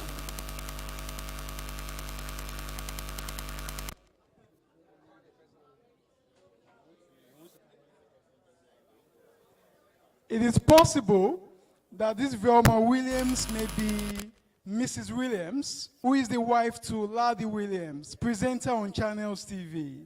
She was here, but she had to leave with her husband because they had to go back to the newsroom.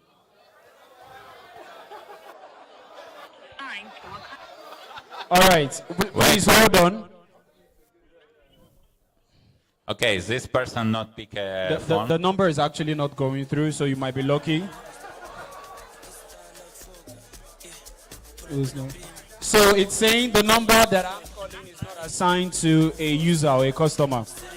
Okay. Something happened with biggest prize because first one already win, second one not bring a phone. Exactly. And, we Should call we do it two again? times. Yeah, twice. 2 times. Okay, let's choose next one. Another one. Please, can we go back to... I like it. Who be a winner? Let's show me hand. Generate numbers.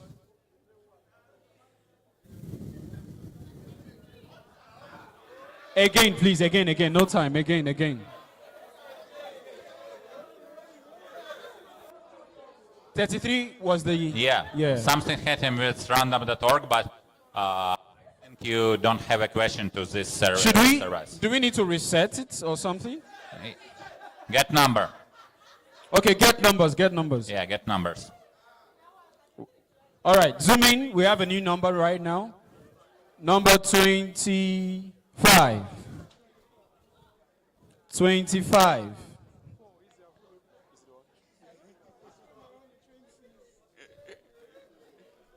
$500 USDT. And we already have a name and also 25. number. Adams Aviz. Adams Afiz. Wait. We will call you when you bring, when you pick your phone. You're a winner.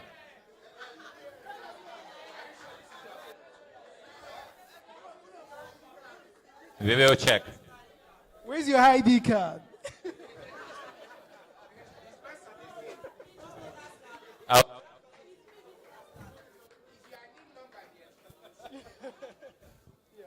Please, to claim this, you are coming with your NIN, and don't mind me.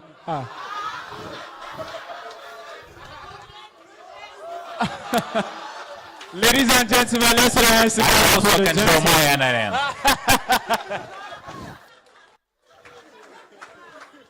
Okay, how are you feeling? I'm telling you. Very, very great. Very happy. Abbas, you picked my call, Lou. But actually, I don't understand your happiness. I still not give you this certificate. How excited are you? See, jump. I can't explain it. Like, I'm very, very, very, very, very happy. Okay, let's take a picture.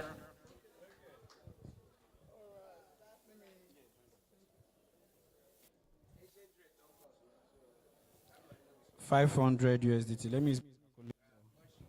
Let me punch it. Please, what's the rate now? Patience. And maybe a few more further. 650. Ah.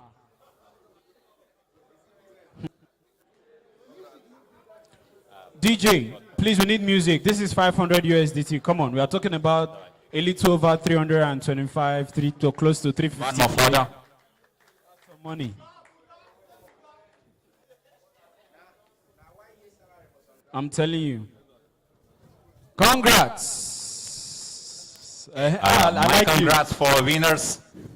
I'm happy to 3 more Nigerians happiness, and they win prizes from Whitebit, and we happy to make more happiness our customers.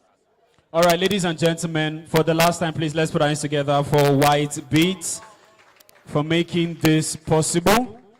And on this note, I'm going to welcome Mr. Obina Iwuno to come and give us a closing remark.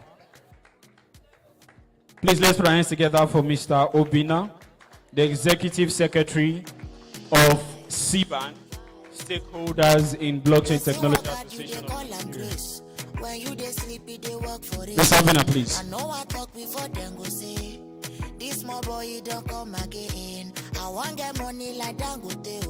Thank you, Tony. Hello, everyone.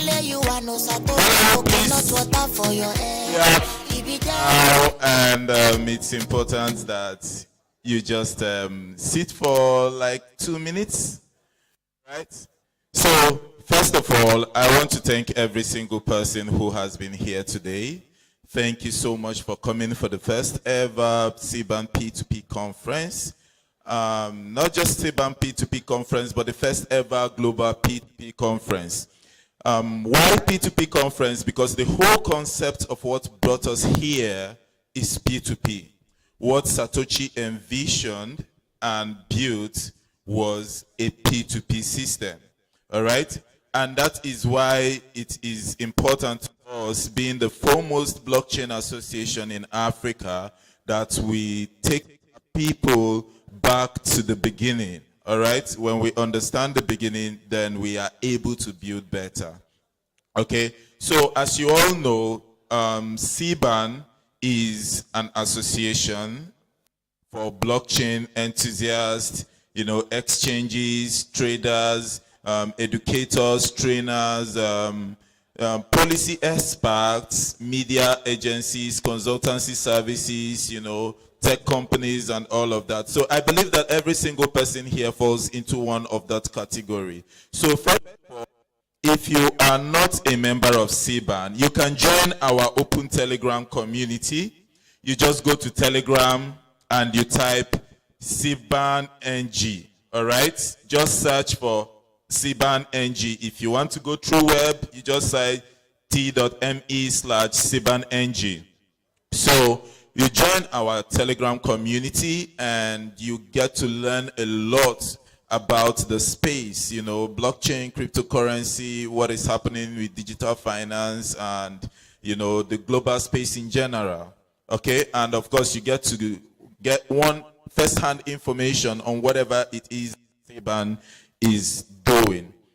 All right? So, and I'd like to thank our organizers, the SiBAN community.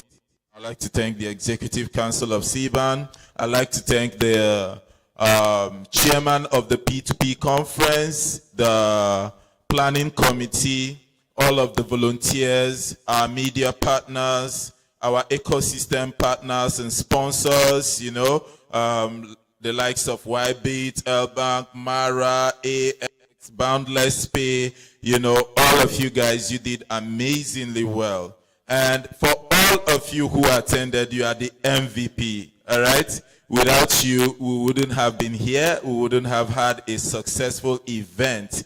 And to be honest with you, this is the fastest blockchain event I've ever attended in Nigeria. I mean, look at the time. It's not even yet 3 p.m. and we are done. And there was nothing we skipped. Not only that we didn't skip anything, we even added some things that were not on the schedule. All right? So you can see the organization level of CeFi. Okay? And CeFi is the true representation of decentralization. What do I mean by that? We have the CeFi Executive Council, but we are not all resident in Lagos. And people all over the world always wonder when they get to know this information, how do we function so excellently well without being in the same location? That is the power and the beauty of decentralization. So I'd like to thank everybody, and we will see you again. Thank you for a very successful P2P Conference 2022.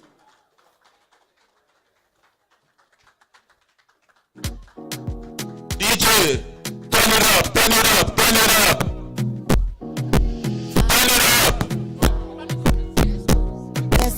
Oh, okay, so any committee will have a picture and some bands downstairs at the bottom. Make sure you visit the booth. They have giveaways. White beats, money, high band. They have giveaways. Yellow hats. They have giveaways for you downstairs. Please, make sure you visit the booth downstairs. Sign up on the platforms. Have amazing stuff in store for you. Planning committees, please, you guys should come to the stage. Let's take